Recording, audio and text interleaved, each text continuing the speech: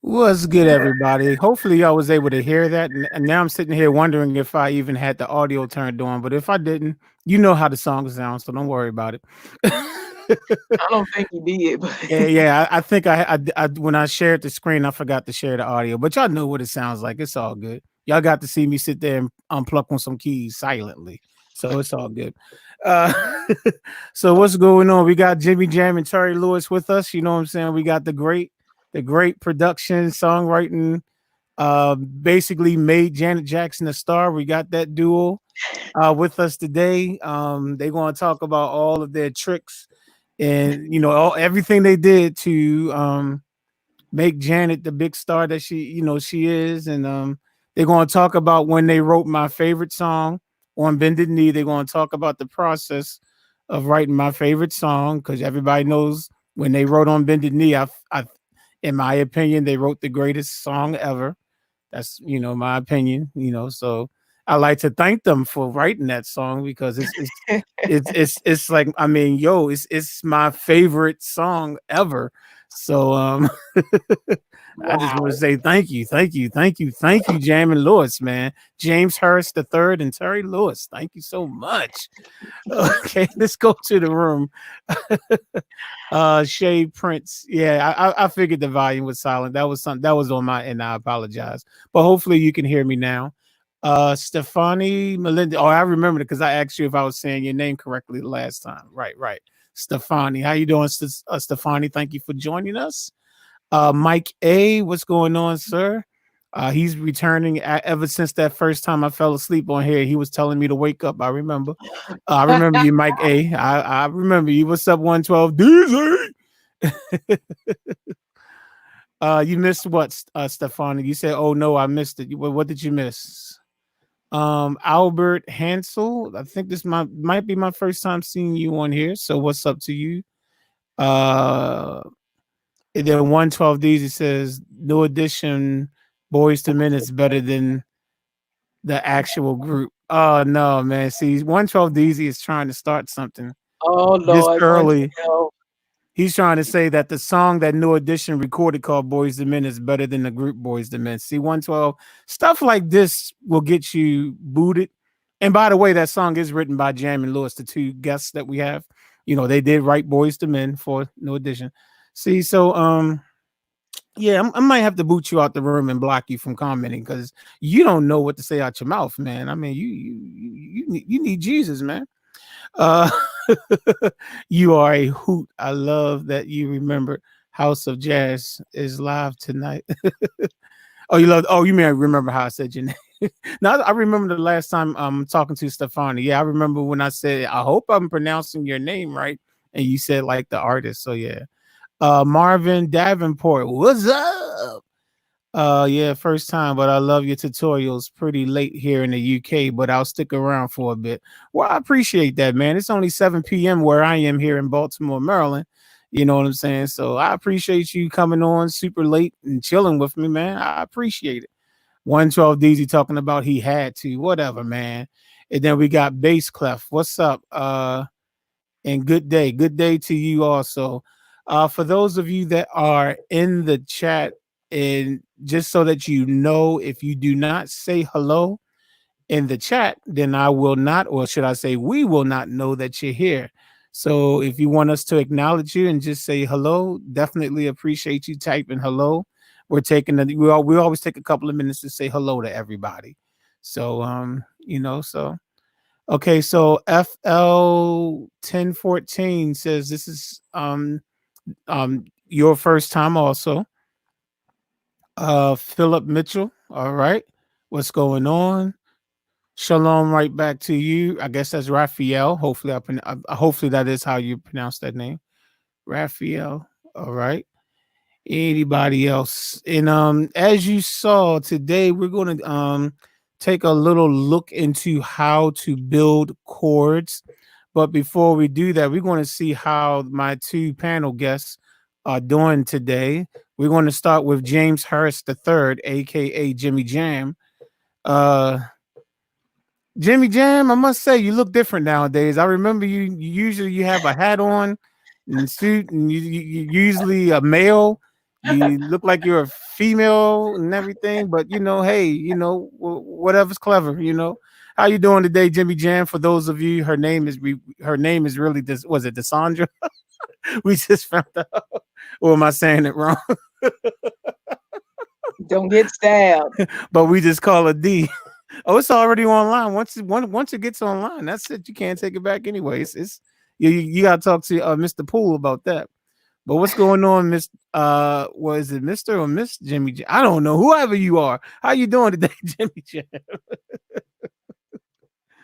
I'm doing just fine today. Oh, well, that's wonderful. That's wonderful to hear. And then I see your partner down there. I know that you're usually in charge of all the vocal recordings when y'all working with artists, and you're also the bass player. We got Terry Lewis. What's going on, Terry Lewis? How you doing? I'm good, very good. You're good. You're good. Their real names, Jimmy Jam is really D, and Terry Lewis is Brandy. Just so that you know who we're referring to, because usually I call people by their real names. So if you hear me saying D, I'm talking about her.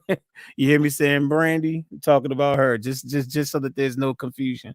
That Uh, Sabrina got us changing our names and stuff. I We need to know, do I know. Yeah, she started it, and everybody then followed it, and I have to hold on to my name so that people know who stream this is. So I can't really go around changing my name because it's like, hold up, wait a minute. I thought this said this was House of Jazz channel. There's no one on here named House of Jazz. So yeah, so I gotta keep my name put. Definitely, definitely. Let me see, Lorato. Good morning to you. From South Africa. All right. Just got finished doing Marvin Gaye. What's going on? Thank you. Oh, you just the tutorial I just did. Oh, speaking of Sabrina, there she go right there. There she go. Y'all cutting it up with the names today. Well, Sabrina, you know you started it, sweetheart. it. You definitely started it. So how you doing today, Sabrina? Jimmy Bass, Root. What is he my saying? man, what's good? Grant Scriver. I'm sure I probably messed that up too. Uh, but what's going on with you? Enjoy the bantering and insight on your live stream. Oh, we got somebody who name really is Jimmy. Looks like. Hold up, Jimmy Jam. I'm glad you enjoyed. That's the reason why. We come on. For those of you who don't know, normally our live streams are on Saturday only, but since the quarantine happened, it was suggested by Ron a couple weeks ago that maybe we do some more live streams since people are sitting in their house and bored to death. So Yes. we've been doing like two extra ones. So far we've been doing them on Wednesday and Thursday. So we're just kind of sticking to the script for right now. And and if we need to change the day up to a different day, that's fine. But for right now, it looks like we're doing Wednesday, Thursday, and Saturday. So but I think did everyone just get to say hello? I guess everybody said hello. All right. Well, like I said, I wanted to start off with well, let me bring up the what I'm my community tab. A lot of you, I think over 100 people did put their I put a poll up about a week and a half ago, maybe, under my community tab. Let me see if I can find it. I'm gonna put it on the screen so everyone can see it. Hold on for a second. And I actually was a little I was kind of amazed by the answers. The question was simply, what do you need help with? And as you can see, we had 108 people take the poll, and the options were inversions, modulating, building chords, and scales. And then, of course, you could select all the above. Whereas you can see, we had a whopping 64% of the people saying they need help with everything. I was like, oh, okay, everything, okay. And so I looked at what was the next highest thing with the votes, and it was building chords. So I said, well, maybe what I'll do is, we can talk about that, at the beginning part of the live stream. I don't really have any topics per se for the rest of the live stream. So we always usually find something to talk about and banter about. As somebody was saying, they enjoy our bantering. We usually always find something else, but we'll definitely go ahead on and start. Okay, look at Stefani says she need help with everything. Oh, she said we. She didn't say she. She said we. Okay. She like, don't be putting me up in this. I'm known as Jimmy Jam in the Metro Atlanta area. I'm a vocal arranger in studios working with upcoming. Oh, ain't that something that y'all decided to call yourself Jimmy Jam, and then we got somebody that works in the studio. Look at y'all, man. Oh my goodness. How y'all like that? See, we always bring positivity to the show. Oh, is that what it is? That's Positivity? it. That's it. When people comes out the woodworks, when you start renaming your names and then they all comes out. If you say so. Okay, now I'm just fine. It's all good. Raphael Burns said, "Do you have a Cash App?" I don't have Cash App, but I do have PayPal. My PayPal information is actually in the description of this video, and I'm also on Patreon also, and a link to my Patreon is there also if you want to support the channel that way with a monthly donation. And of course, PayPal is for the one-time donation. And there's also a super chat button right here in the chat. So if you wanted to donate via super chat, you can literally do it right here on the YouTube live. So those are three different ways if you wanted to just support. We definitely definitely accept all support and appreciate it all. So we got Ron. What you say? Ron for life. Yeah, I was gonna say we got Ron up in here, chilling in the chat room. I don't know why he ain't in here, but it's all Right, good. exactly. That's what I was getting ready to say. I don't know why he ain't in here. Christopher Ward, man, you late, man. and looking, Sabrina's right on him too, tiptoeing in church late. That's all right. Sabrina need to be on here too. Look at all y'all, everybody trying to stay in the chat room. Yeah. Lorato, thank you for having my favorite artist, Jimmy Jam and Terry Lewis. Truly, let me put this on the screen so y'all can see what I'm reading. Said, thank you for having my favorite artist, Jimmy Jam and Terry Lewis, on the live stream House of Jazz. Truly appreciate it. You also pronounced my name. Okay, he said I pronounced it correct. I am looking forward to the show. Okay, that's cool. That's cool. Yeah. Yeah, we always got to bring big time people. We had Eric Poole on here Saturday, someone who has traveled the world with artists such as Peebo Bryson, I'm sorry, Luther Vandross, and now we got Jammin' Lewis, who's written on Bended Knee. They wrote my favorite song ever. So oh, okay. Thank you, Rafi. I appreciate that. And Ron said he'll be on soon. Okay, that's what's up. That's what's up. All right, well, enjoyed his spirit. Oh, you're talking about Eric Poole. Yeah, Eric Poole was incredible. I mean, that was my first time meeting him. I didn't meet him prior to him literally popping up on the stream, so that was very enjoyable. Got to give a shout out to Jimmy Jam, or should I say D? That is her teacher, and she was the one that brought him on. Contacted him and brought him on, and made it happen. So y'all definitely can give her a shout out for that. And really, I looked at some of the footage again, since the live stream, and I was just like, man, this was just that was really good.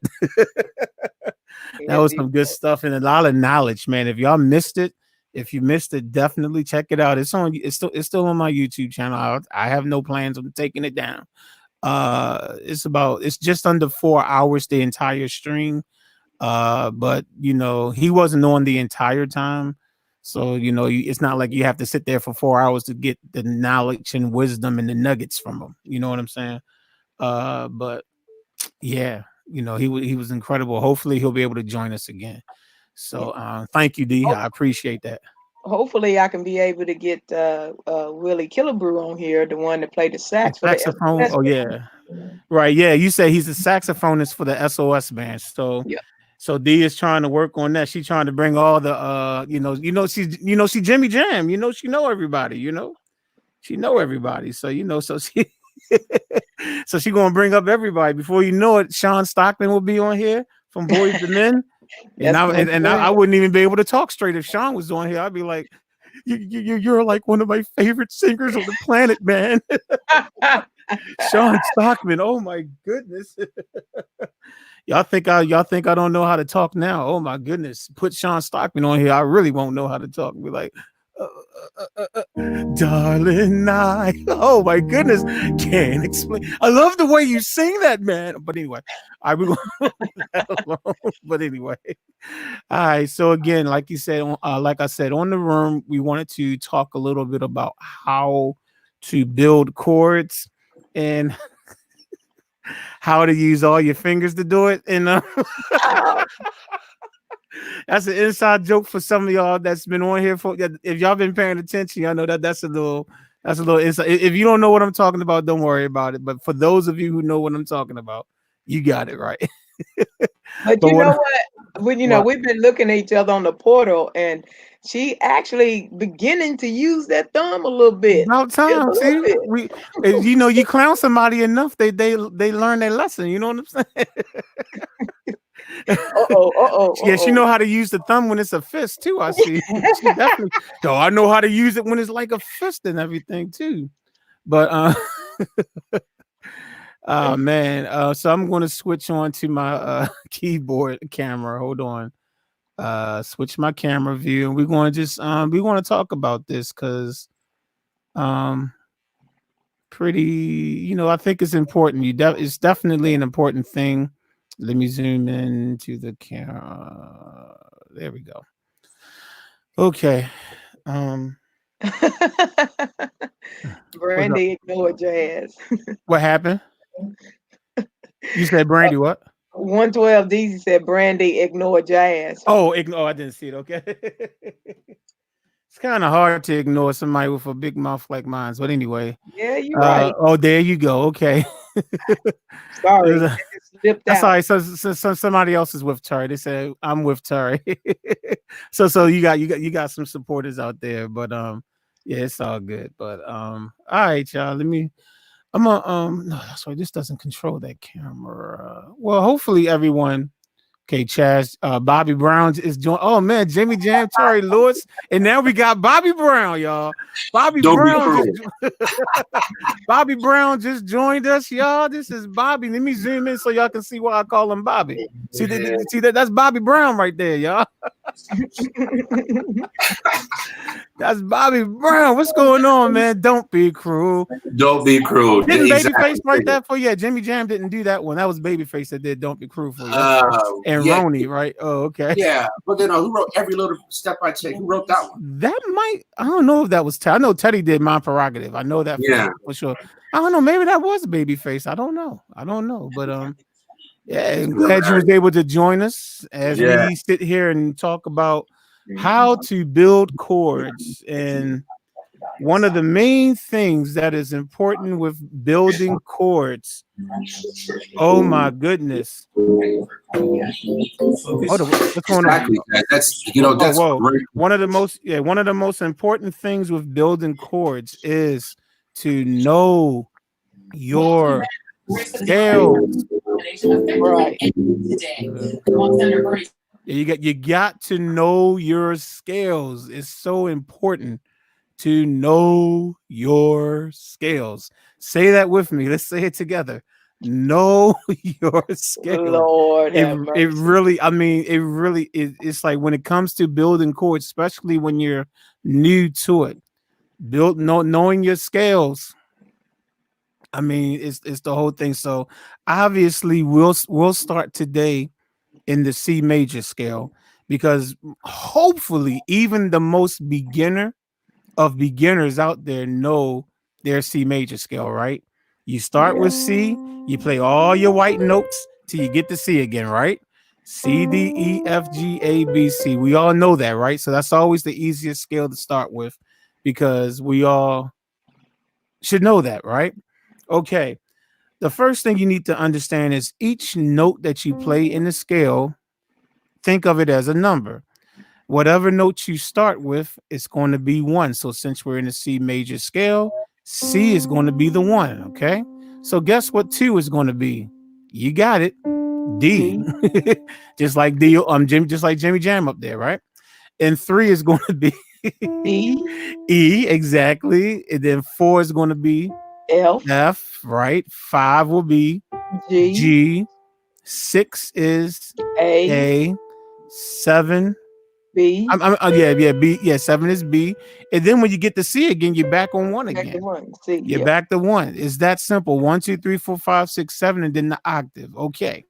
Now, wall that Sanders ran into in this race was because of that. Hey, Jazz. what is that? Yeah, you got something playing in the background. Sorry. Hold on. Yeah. Okay. TV. Yeah. Okay. So what you have to understand is the numbers 1, 3, and 5 of any major scale. Right now, we're looking at the C major scale for right now. When you play the 1, the 3, and the 5 at the same time, you have a major chord. So again, in C major, C is 1. We're going to skip 2, which is D. Skip that one because we want 1, 3, and 5, right? So the 3 will be E. Okay, skip over 4 because again, we want 1, 3, and 5. So you're going to play the G. So this is the reason why C, E, G. All right, so that's your major chord. Now, a lot of you are probably saying, man, but we already know what the C major chord is. Yeah, but a lot of y'all don't know. If I say play an A flat major chord, you don't know it. If I say play a B flat major chord, you don't know it. If I start moving, so that's why I'm starting at the beginning so that you can understand what's going on. When you're playing that C major chord, you're playing C, E, G. That's 1, 3, and 5 of the C scale. Okay. Now you have stuff that is called inversions also. But let me finish before I go into inversion. No, this is probably a good time.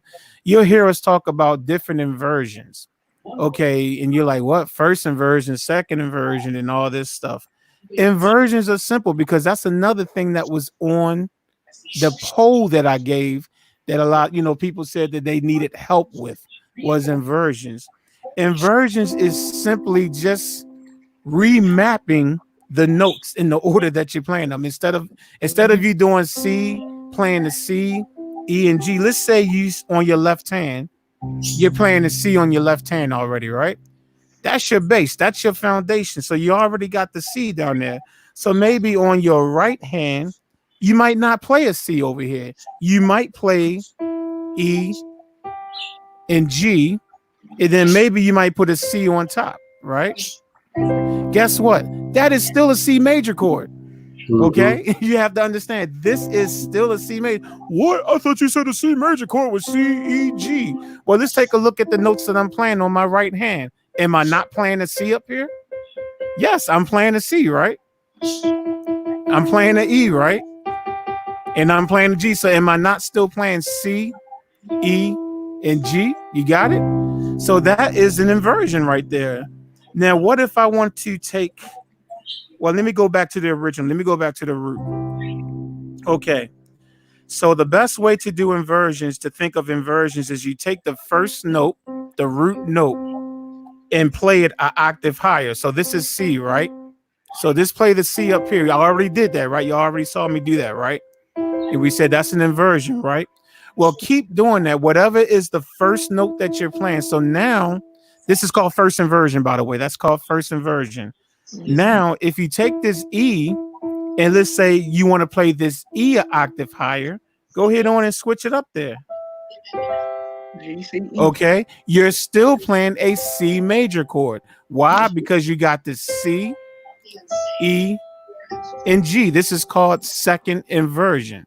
Okay. Hey, Then Jazz, you know, I'm sorry. yeah, let me finish this and then I'll take your comment.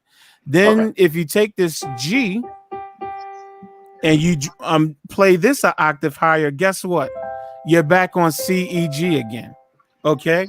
So you still got C major. So you got root position, first inversion, second inversion, and then you back to root again.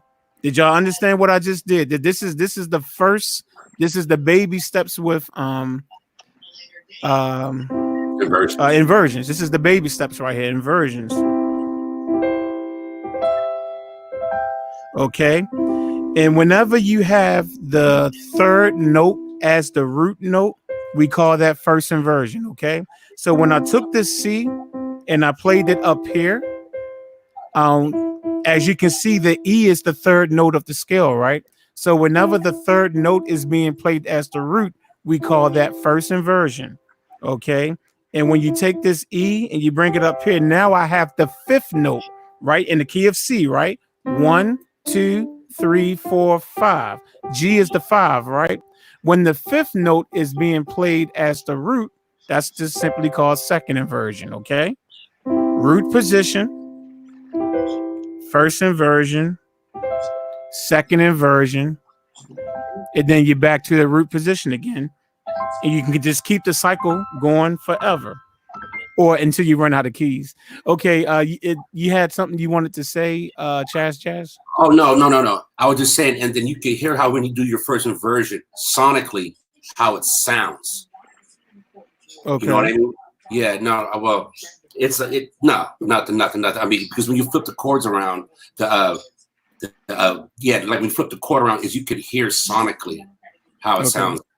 And I guess you'll tell them like later on other reasons why you might do inversions. Because I know that you do a lot of different versions when you do your tutorials. You'll say, well, you know, on this one, I showed you that inversion. The second time I'll show you like this inversion. Because sonically, right? I mean, yeah. I mean, it's just the sometimes a certain inversion just sounds better when you're playing it in the song. I mean, yeah, it's just you can say sonically, it's just the way it sounds. It literally, it's like you can play the correct chord, but if you're doing a certain inversion, it'll sound like it's the wrong chord. You know what I'm saying? It'll sound like it's the wrong chord. So this is the reason why we're learning inversions. So and we're learning how to build chords too. So I'm going to jump back to building chords now. Okay, so we looked at how to build a major chord and how to invert the major chord, right? Well, let's talk about the major 7 chords. When I do a lot of my tutorials, you will hear me call out major 7 chords and major 9 chords all the time. Now, the major 7 chord is as simple as just taking the major chord that you have and adding what? If it's a major 7, which number you think we're going to add? The 7th, right?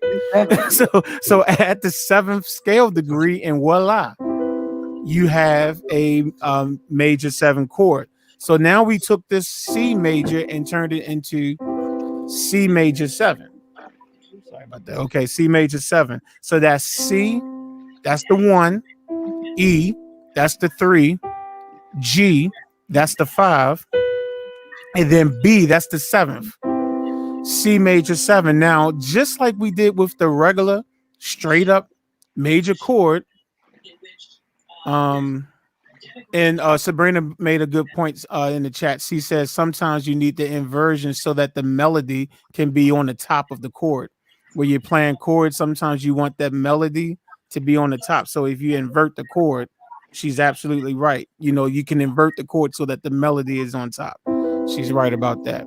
Now, just like we did with the C major chord and we did different inversions, you can do the same thing with the major 7. So if you take this C and you play this C an octave higher, even though it sounds funny, this is still a C major 7 chord because you got your C, right? You got your E, you got your G, and you got your B, okay? And especially if you, as long as you have that left, as long as you have the C down on the left, it's still a C major 7. Now, I will admit that in this inversion, It sounds funny. You'll probably next to never hear me use this inversion of C major 7 when I'm playing. But just for the sake of theory right now, I just wanted to show that to you.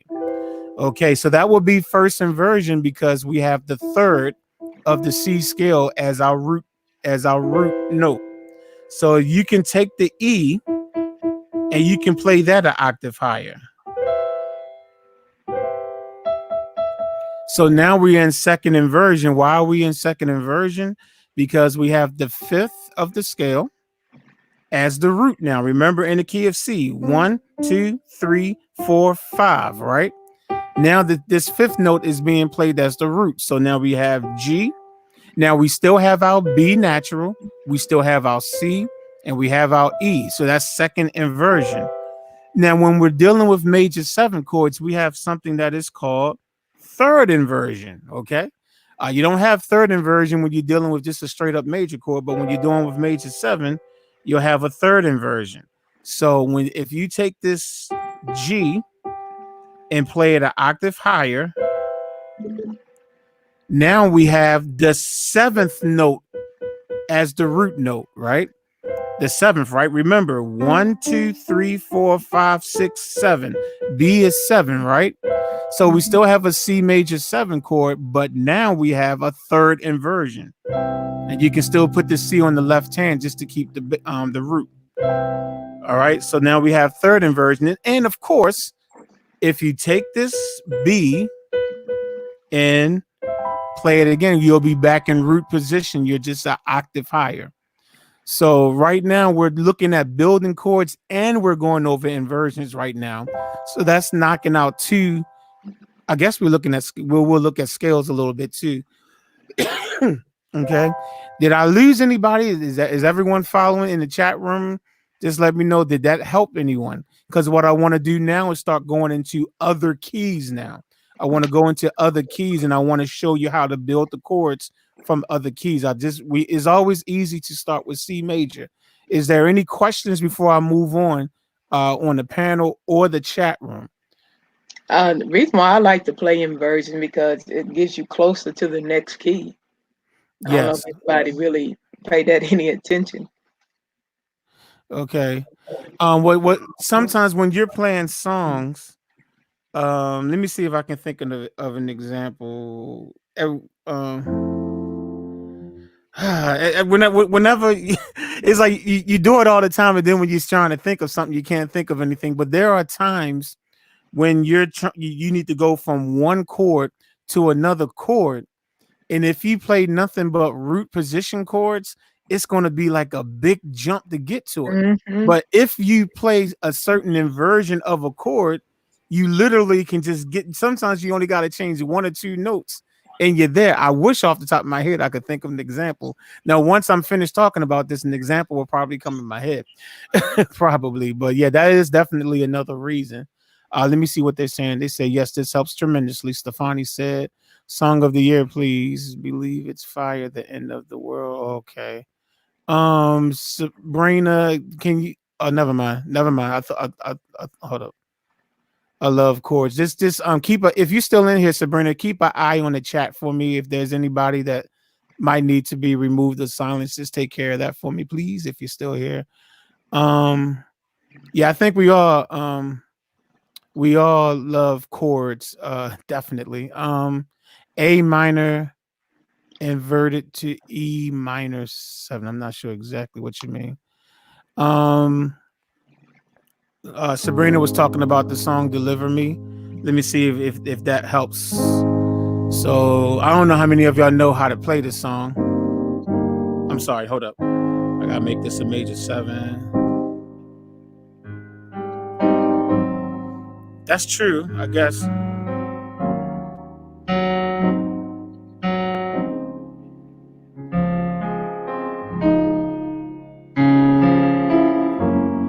Okay, yeah, let's take a look at Deliver Me just for a second to show you why inversions definitely helps out. If you look at Deliver Me, it starts with an A flat major chord. For those of you who don't know, we're talking about Deliver Me by Donald Lawrence, Leandra.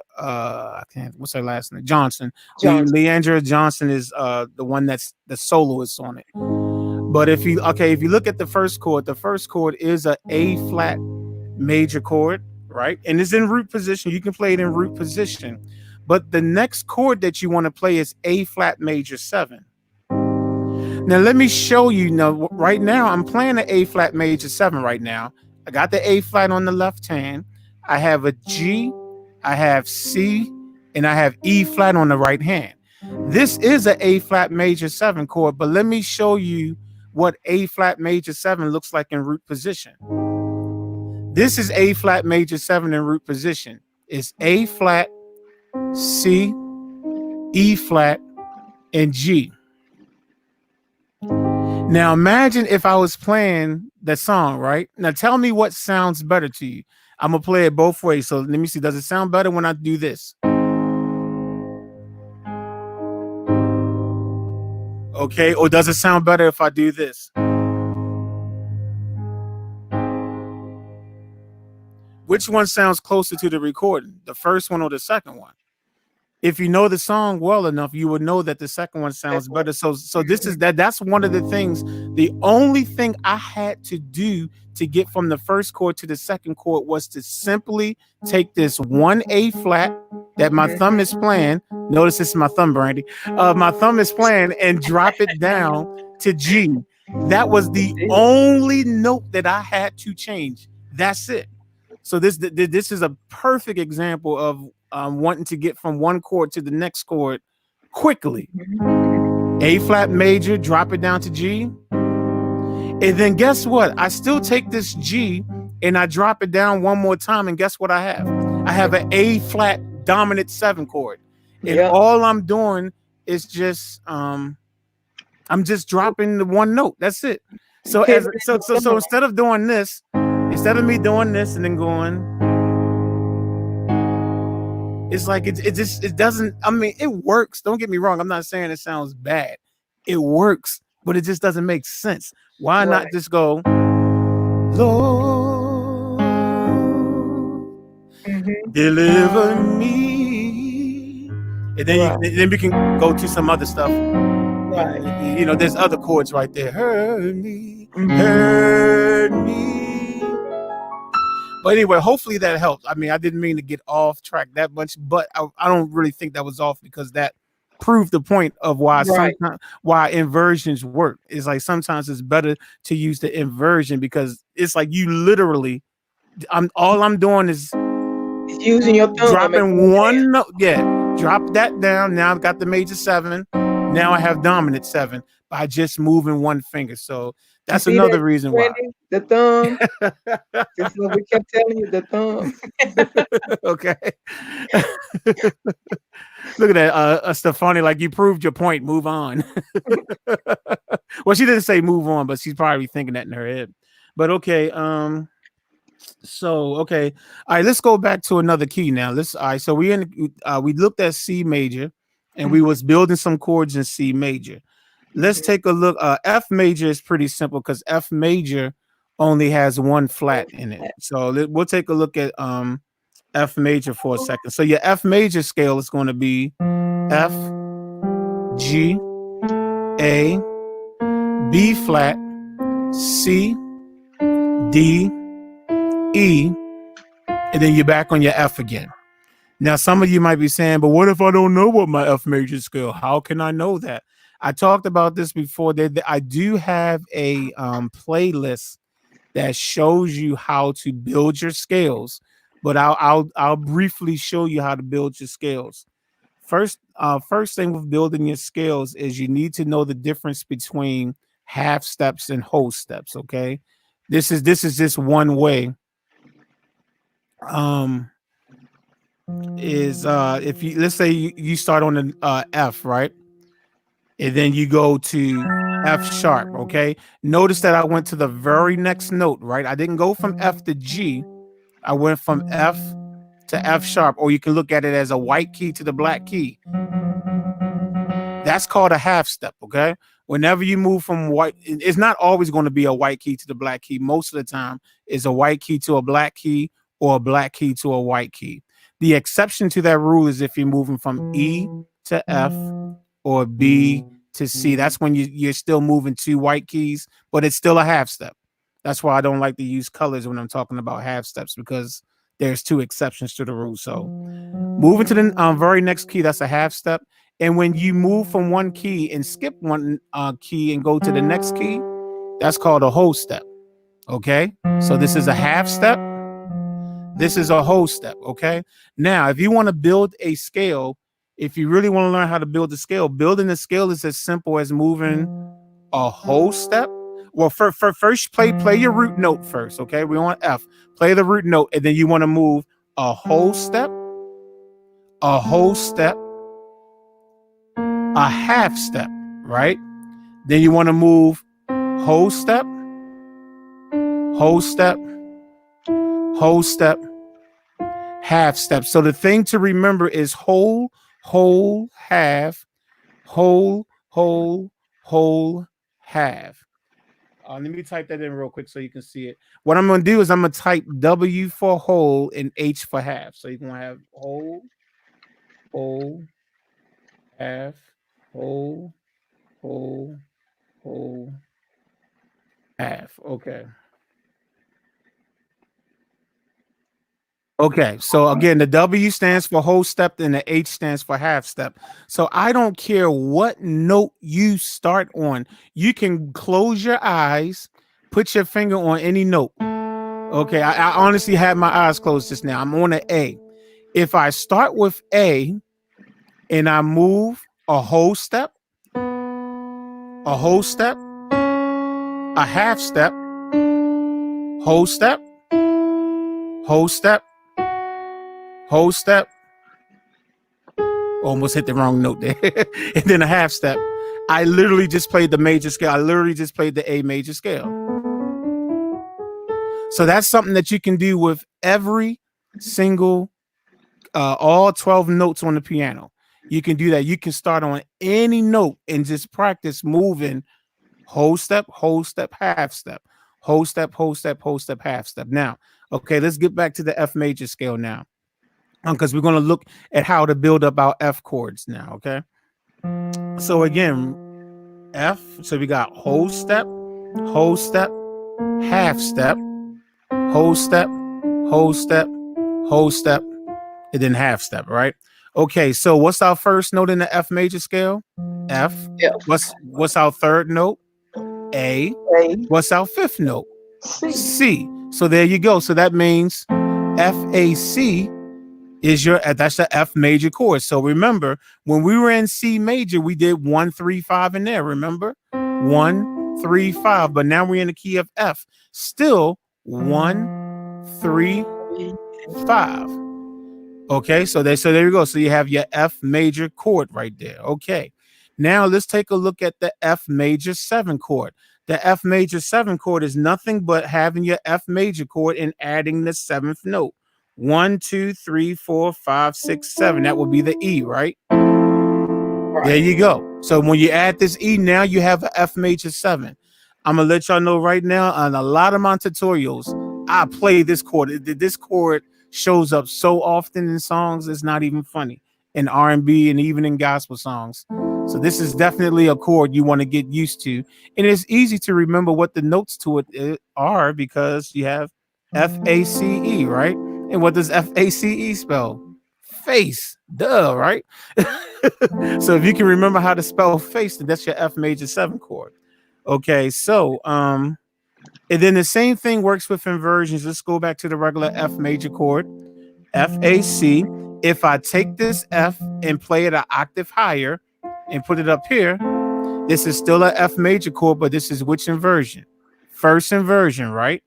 Now, if I take this A right here and I move it up an octave, still playing the F major chord, but this is second inversion. And then when I take this C and I play it up here, I'm back in root position again. Okay, so I'm back on the F major again. All right, so y'all get that? And you can literally just keep going up until you run out of notes. You know what I'm saying? And that's a good practice for you. That could be a good practice. If you're looking for things to practice on the piano, take one chord and practice inverting it all the way up until you run out of notes. That's always a good practice. And the same thing with the F major 7 chord. You can just, again, you take the root and play it an octave higher. Okay, that's your first inversion. Take the third note, play it an octave higher. Now you're in second inversion. You take the fifth note, play it an octave higher. You're in third inversion. And then when you take the seventh note and play it an octave higher, you're back on the root position. For those of you wondering, you may have just came in the room. I see someone type what I have on the screen, WW. The W represents whole steps and the H represents half steps. It's the formula that I personally used when I was a teenager to learn all my scales. This is 1000%. This is how I learned my scales. I learned this one formula and then I just practice in every single key. This formula. This is how I learned my scales. So I just wanted to share that with y'all, just in case. I know there's people coming in and out. So just in case you didn't know that. So okay, so let's take a couple of more keys and look at the major. Now, right now we've only looked at major and major 7 because I'm not trying to throw too much at y'all right now. I just want to keep it simple. I wanted to, we always try to keep things simple on this channel. So F, let's take a key. Something like E flat. We're going to take E flat because E flat has 3 flats in it. Okay. Let's take a look at the E flat scale. Let's build it using that formula that you're looking at. Oh, I can't even point to it. Right there you go. I made it look like I'm pointing to it. Let's do it using this formula right here. All right. So if we start on E flat, if I move a whole step, remember a whole step is when I skip one note and move to the next note, right? So if I go from E flat to F, that's a whole step, right? Another whole step means skip a note, right? All right. Then it says half step, right? So that means go to the very next note, right? And then another whole step, so skip a note. Whole step, skip a note. Sorry about that. Whole step, skip another note. And then half step at the end. So that means my E flat major scale is that simple. Is that simple. Literally just learning this. If you learn, I'm telling y'all, if you're having issues figuring out your scales, learn this formula. Whole, whole, half, whole, whole, whole, half. It's 2 wholes and then 1 half, 3 wholes and then 1 half. Use that. I'm telling you, you'll get your major scale. Okay, so again, our E flat major scale. This is the 1, that's the 2, that's the 3, 4, 5, 6, 7. And then we're back to 1 again. Let's look at the E flat major chord. Let's build the E flat major chord. Again, you would need what? The 1, 3, and 5 of the scale, right? E flat is 1. G is the 3. B flat is the 5. Voila, there go an E flat major chord right there, okay? Now, if you take now let's look at the different inversions. You can take the root, which is E flat, and play it an octave higher, right? When you do that, you have first inversion. Now you can take what you have as the root right now, which is a G, and play that an octave higher, and play the G up here. Now we have second inversion, okay? And then if you take the fifth of, this B flat, which is the 5th, and you play it an octave higher, you're back in root position again. Okay, so you got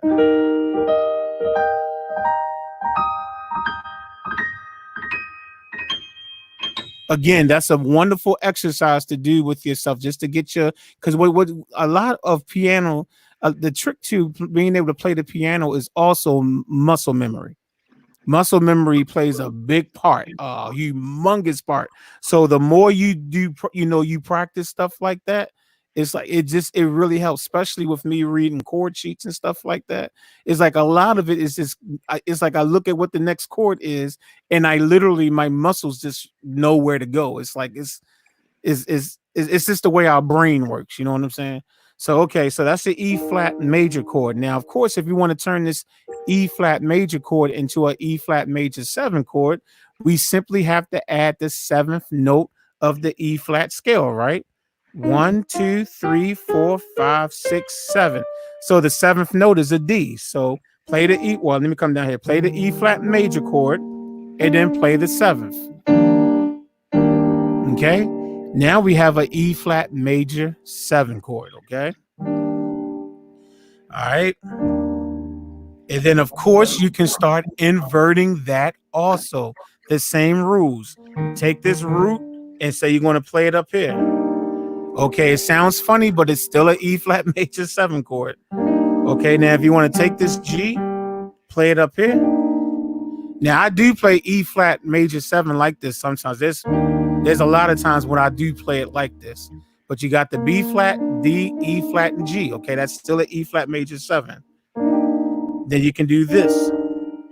Okay, D, E flat, G, B flat. And then of course you can take the D, put it up there, and you're back into the root position again. Okay, so I'm telling y'all, it's not an overnight process. It's going to take time for you to be able to do that in every single key. But if you're serious, and I do mean super serious about learning the piano and being able to do some of the stuff you see some of us do, like you've seen people come on here and play songs and stuff like that. If you really want to be serious and understand the theory behind it, these are things you need to do. So I want to encourage everyone. We want to stop the lesson here because like I said, I don't want to put too much on you. We looked at inversions, we looked at building chords and how to build the scale. Okay. So maybe next Wednesday, we might do another theory lesson. Maybe I'll just take it to the next level. We'll look at the minor chords. And we might even throw in the major 9. We might throw in some dominant chords or whatever. But for right now, we're just going to keep it simple. Major 7 chords, and then your scales. Okay. Now, are there any questions? If there are any questions from the chat room, you may type your question in right now concerning what I just went over. And of course, if there's a question on the panel or a comment, you may say something now. So let me switch my view. We can go back to this now, and I can change my camera so y'all can stop looking at my stomach. Okay, there we go. Back to my face again. Don't y'all love my face better? Okay. So let me see if there's any. You said you have big hands. Did you not just notice my fingers, man? They're fat, man. They're very fat, man. I mean, and with that, and I see a lot of times you make that stretch, but sometimes I have to kind of get it towards where it's closer to me. Sometimes you be making a stretch, but I be like, sometimes I have to do my own little creation and version to. You just lazy. You don't want to do it the way I showed you. You're supposed to play it the way I showed you. I Look do at these. play the way you Look showed. how short, stumpy, and fat my fingers are. So if yours look like they're longer than mine, to be honest, But they're not. They're they look short. like they're longer. No, I'm saying the mines. I'm saying they look like they long. Your fingers look like they're long. So any chord that I can play, you should be able to play because you got the same. Oh, we just do like Brandy and just do this. Yeah, you can. Oh, yeah, Look, even when she make the fist, she be holding the thumb in. Look at that. She be like this. See, I have small fingers too, but I can still stretch it. Yeah, and you can bring them all together like Voltron and threaten to punch somebody in the face too. Let me see if there's any questions. Excellent teaching. Oh, thank you, Dev White. Great job. Thank you, Cowgirl Payne. I don't think I said hi to you before, or Dev White. So hello to the two of you. Stefani said, "What's the best warm up?" Because I have small. Everybody's talking about small fingers. Girl, we all have small fingers, okay? And I mean, the can't only reach thing you can certain do things. is honestly what Eric and the one we had on last week. He also, which he failed to say, that he taught me to just take something and just constantly just take something and just make your muscles strong in your hands. Right. You And to exercise and then stretch. I mean, that's and something that she can and try. actually playing the piano is going to strengthen up your fingers too. Yeah. And my suggestion is weighted keys. You know, if I mean, obviously we don't all have grand pianos or even upright pianos in our houses. Okay, I don't have it. You know what I'm saying? And I've been playing for over 20 years, and I don't have a real piano in my house. But if you going to learn and if you can afford it, there are digital pianos out there that are just a few $100s that have weighted keys. You know what I'm saying? And those are the best things to use to especially when you're starting because you don't want to it's I mean obviously now let me be clear. If all you can afford, and this is not even a joke, if all you can afford is just a cheap Casio board with cheap plasticky keys and that's all you can afford, use it and still learn your skills, learn how your chords and everything, use it. You're looking at someone whose first keyboard was a Casio cheap keyboard because I don't, I may have told this story before, but I'll make it quick. I'll do the quick version. But my father, when I got into let me move this over a little bit. When I got into high school, that was the first time I really got into music. And by my 10th grade year, that's when I joined the music. And a lot of people in the choir, I joined the choir. A lot of people in the choir could play the piano, they could doodle around. So I'm like, I wanted to be able to do that too, because the dudes would be sitting at the piano, playing, girls standing around. I'm like, I want girls to stand around me. All right, cool. So, okay. So then, I'm like going to my, I asked my father for a keyboard. He was like adamant, no, I ain't spending no money on that. You use it once or two times and then you never used it again. That's a waste of money. No. Long story short, my mother convinced him to get it for me. About a year later, my father didn't live with me.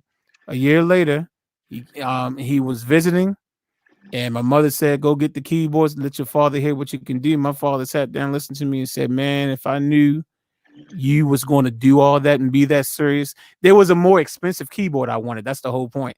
When I went to the store, it was like maybe $300-$400. I'm like, yeah, this got a bunch of buttons. They said I can record on. My father looked at me and said, "No, I didn't want to get the keyboard, but if I'm here, I ain't getting that. You either get this one, or you don't get nothing." I was like, okay. And so that was a Casio. It was a Casio, and it was a very cheap, plasticky key. So trust me. So I just say all that to say that if that's all you have, don't feel bad. Use it. I learned chords. I learned scales. I learned a whole bunch of stuff on a Casio keyboard. I know I've done a lot of jokes on here about Casio keyboards and everything. And some of it's for fun.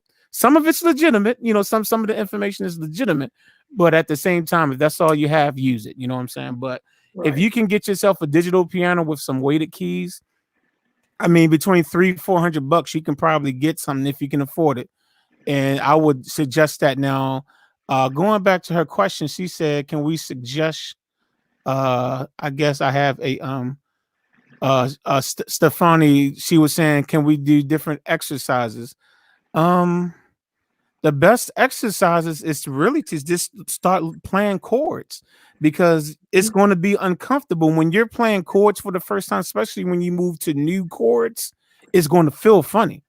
It's like for me, it's so natural. If it feels good when I'm playing chords, it feels good. You know what I'm saying? But it didn't feel good the very first time I did it. So really, Stefani, I would say pick a key, start with C major, learn how to build, learn the chords in that key, and then start practicing just playing those chords. Because what's going to happen is you're going to get muscle memory. You're going to get muscle memory in your fingers. And the more you do that, the more your fingers will just, they'll just start to evolve. Practice playing your scales also. Practice playing your scales because that's going to loosen up your fingers. Okay, and I just showed you how to build your own skills. Practice the major skill. Don't worry about saying, "Oh, I gotta learn every single skill." No, just do the major skill for right now because all you're trying to do right now is just loosen up your fingers. You know what I'm saying? So that would be my suggestion. Um, uh, Sabrina has said there are small kids that can play full chords and improvise. So if they can stretch, so there's they can stretch, so there's no excuse. Uh, I can't deny that. I watched the clip the other day of some 10-year-old. They said it was a 10-year-old playing Spain, Chick Korea. I mean, just 10 years old. I'm like, so yeah, definitely. Let me see if there's any other questions. Quote from my mentor. The alternate tone and standing for a semitone. Okay. All right. Someone was saying that instead of using I'm sorry, WWH, they were saying you can use tone and semitone. If that works for you, that's fine. When I was learning it, I used the whole half. That's how I used it, so that's why I taught it that way. But if that works for you, that's cool. Yes, the Yamaha has the best for 449. I actually have that digital piano. It's the digital piano I had, and I mean I made probably 500 tutorials on the piano. So it's like y'all seen it without knowing y'all saw it. The piano I had before the one that's here it's called a Yamaha P45. P as in piano 45, and I think it costs around 400, 449. Totally weighted keys. Keys are totally weighted. I love the feel of those keys. I didn't get a new keyboard because of the weight of the keys. I got a new keyboard because I wanted the motif sounds. I'm just being honest, okay? But it had nothing to do like the feel of those keys. I have no issues with the way those keys feel. Now I only had like 7 different sounds in that keyboard, and this one I got thousands. So that was the reason why I got a new board. Oh, okay, yeah. Same. I didn't realize he said that already. Leroy. I'm sorry. Small hands might have problems playing jazz chords. This is true. That's you might have to do close. That's why you have to sometimes make your chords close. If you notice on my tutorials, a lot of times the chords, the inversions that I'm playing, I always keep them cramped and close together. There's a reason why, because I have issues playing wide chords too, because I don't have fingers like Ron. And everybody, I don't have long fingers like that. So that's the reason why I choose the inversions that I choose. I have a Casio. You know what? The Casio Previa, those keyboards actually are decent boards because they're weighted keys too. So they're weighted. So those are pretty, I don't know if I'll say the sounds are amazing, but they're definitely good. I don't know if I'll use the word amazing, but to each their own, Honestly, I have a Casio preview, and I just use it because they are weighted keys. Uh-huh. So, but no, you're right. They doesn't have the best sound, but it's just an exercise that you can do and to strengthen your hands or whatever you would like to do. Somebody said they appreciate the spirit. Well, no problem. I'm just being me. Just being me. Unfortunately, yes. Oh, she said unfortunately. Okay. So I'm glad that you find it fortunate. Who said that? I appreciate the spirit. Let me put whoever said that. Yeah, thank you. I appreciate that. I appreciate you appreciating me. Okay. I wish I could plug my keyboard into a computer, weight it, and have a pedal, only missing that one feature. Huh? I wish I could plug my keyboard into my computer, weighted, and has a pedal only. Oh, so you don't have a USB, is what you're saying, on your keyboard? Now, if you have MIDI, Yeah. you still can connect your keyboard to a computer. You just have to go through an interface. Usually, if you're making beats or doing any type of production, you usually get an interface. I have an interface by Personas that usually, if it's on sale, you can get it for like 80 something bucks. And I think the regular price is $99.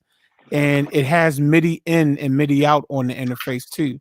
So the interface itself, you can MIDI the interface to the computer, right? So I'm sorry, USB. I'm sorry. You connect the interface via a USB cable.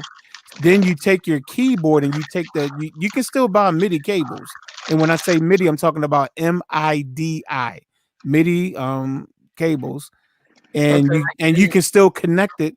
What you do is from your keyboard, you will connect MIDI out, and you plug a cable into it, and then you will look on your audio box, and you will plug that into MIDI in, and voila, your keyboard is connected to your computer.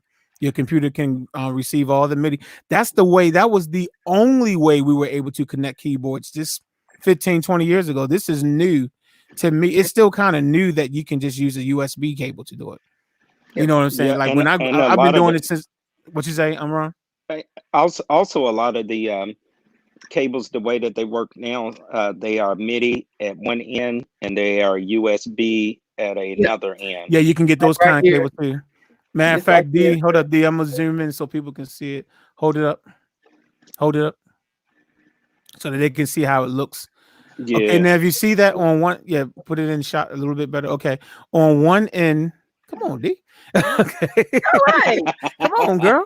Okay, on one end it's USB, right, and then on the other end, it's regular MIDI cable. So that's another alternative of connecting a keyboard if you have MIDI cables. Okay, so yeah, and you can still buy those. Those are pretty, Guitar Center or whatever would definitely have them. So Yep. yeah, so that's another way of connecting to the computer.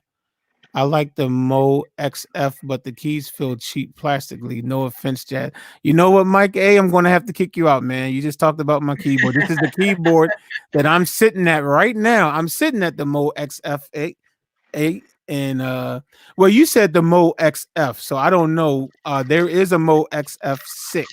Now, if you're talking about 6, then yeah, those keys are going to be plasticky and synth. But if you have the 8, nah, you're gonna have weighted keys. So you said, so which one are you talking about? Are you talking about the 6 or the 8? Are your keys weighted? Mine's? Yeah. Of course, yes, man. That's the rule, man. Yeah. That's the Uh, rule. That's the rule. Yeah, I would never go from that digital piano that I was using to a keyboard that didn't have weighted. No, no, no.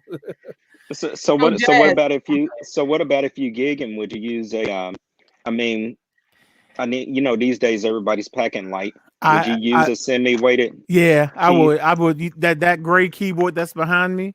Hmm. That's the Mo 6, which is motif sounds. I used that the last time I had to gig somewhere. I used that, and that's just because yes, I prefer having my 88 weighted keys, but I can't carry a lot of stuff because I know what's wrong. I have health issues. Like serious, like number one, for those of you who don't know, I only have 9 toes left. Okay, I lost a toe about a year ago, so I got I got to be careful. So yeah, I will definitely use unless I can get my nephew to go with me or something. He's 26, and that'd be different. If he going with me, I'm like, oh yeah, well then yeah, take this. You do all that.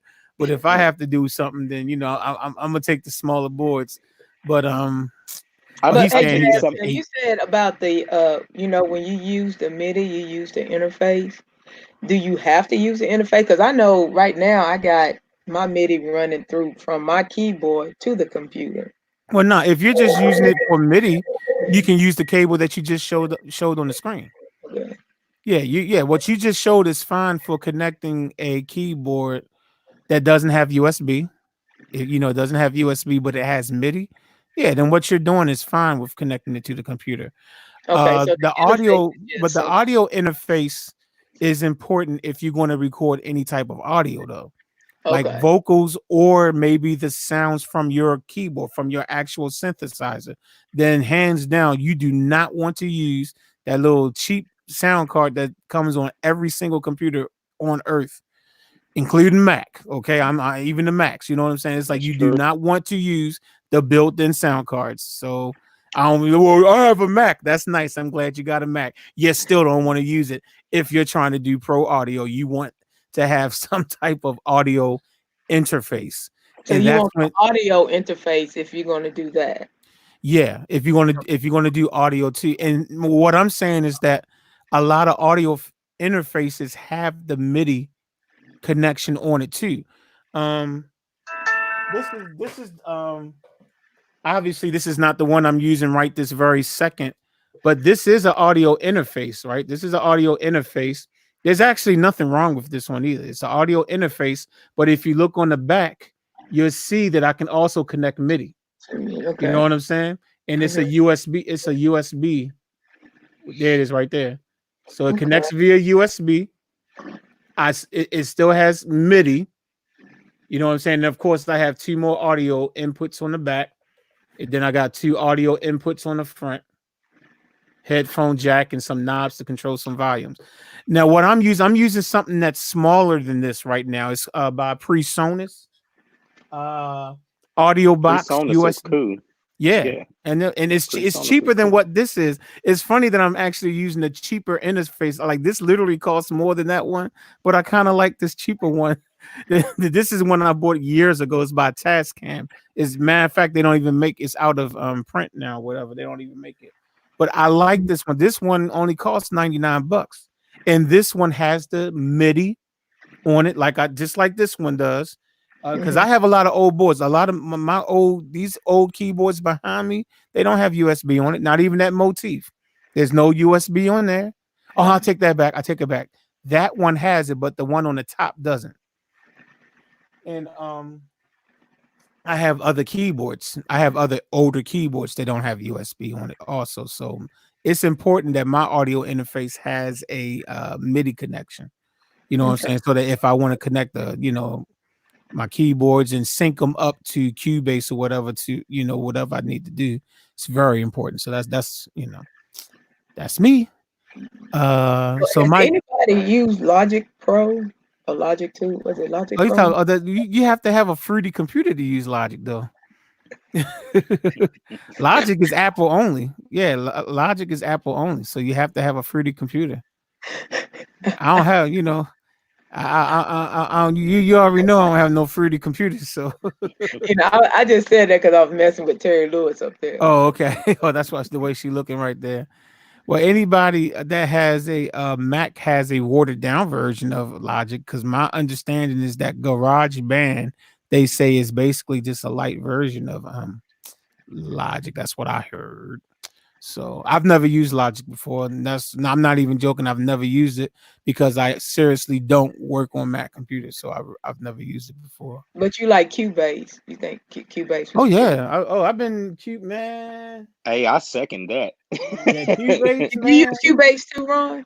Yeah. Yeah, man. I used to use Pro Tools, but I was just trying to keep up with the Joneses. But Cubase, yeah, that's where I Yeah. Now this is an older version. This is version 6. I bought this thing probably 2010 or something like that. And then I recently finally upgraded it. Just download it. I just purchased it digitally, so now I have Cubase 10.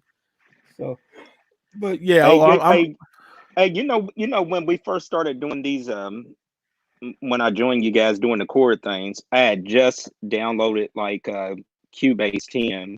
Okay. And it went great that first time we done chords. The second time that we done it, man, it wouldn't audio mix down, man. I mean, I was going crazy. But they came out with 2 critical updates in I think it was like 2 weeks apart or 3 weeks apart. And it cleared it right up, but it drove me nuts, man. I was like, I knew I should have upgraded. Right, I know, but you know what? I feel the same way because I just upgraded mine's back in October. I've been using 6 forever, and the thing about it is that when I do my tutorials, after I record it and before I upload it to YouTube, I like to pull the video into Cubase, and on Cubase 6, I can pull the entire video. It'll separate the audio from the video, and I just do some light mastering on my audio. Like I put compressor, a little just slightly EQ. I have something that's like a template that I go to already on Cubase. Like I just open up this particular file, and it has a compressor, limiter, maximizer, and a little EQ. I don't even change it. I just keep it the same. And so I pull my video in there and then the audio separates, and I like the way the audio sounds, and then I mix the audio down by itself. And then with Cubase 6, you can go and replace audio and video. There's a feature that lets you do that. And so what I'll do is once I mix down the quote unquote mastered audio, I'll go and I'll click the file replace audio and video. And when I do that, it'll say, okay, which video you want to use. You click the video, and then it says what audio file you want to use. And what it will do is it will snatch out the original audio and put the new audio in there, which is the same audio, but it's EQ'd, it's compressed, so that it's a more balanced sound. So that's my, I do that all the time, right? To this day. Now I told you I upgraded Cubase back in October. To this day, I still can't figure out how to get Cubase 10 to accept my video files, man. So I still have to use. I still have 6 on my computer installed just for my tutorials. It's like every time I take the video and I drag it into Cubase, and it's like it's a no-go. It's like I don't know. Well, what is this? So, that's to this day, man. I still haven't figured it. Yeah, I'm gonna have to talk to you about that video thing, because I've been, I promised D I'll do that I got the victory for, but I wanted to do it in a way where I shared my screen, where I just didn't have my camera pointing down at me so she can actually see the chords that I'm playing, as I call it out. So I'm gonna have to get with you to find out what to do. The tricks of the trade. yeah, man. I mean, because I was like, I started, I was like, man, I can't send her this video of of my head all in the way and stuff, because she'll start cracking on you, right? Right. I already got a big head, you know what I'm saying? and she'll let you know. Yeah, she'll let you know. She never hesitates to let me know anything.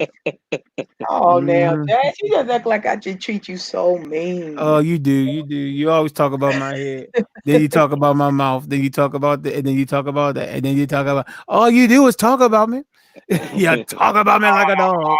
Now, Jazz. Talk about me like a dog. Talk about me like you don't like me. Don't feel bad. Oh no, it's all good. Nah, we come on, man. This is all we do on here. What'd you say? What'd you say, Hey, Brandon? where has Mike been at? He popped on maybe a week or so ago for like literally 3 or 4 minutes and said, "Okay, that's all I was coming on for." And then he actually came on, but he's he hasn't said anything to me. He just stopped showing up like that. I saw him. I think one week he popped on for about 5 minutes, and then the following week I saw him type in the chat room towards the end of the stream, and then that was it. All right, Stefani, thank you for joining us. She said good night. You gotta go to Betty. You gotta go to Betty. Bye. Funny. Was the R&B? Oh my goodness! Yo said Zero Gap said when he was younger, he thought Chris Brown was the R&B. Sir Jazz introduced me to the real R&B.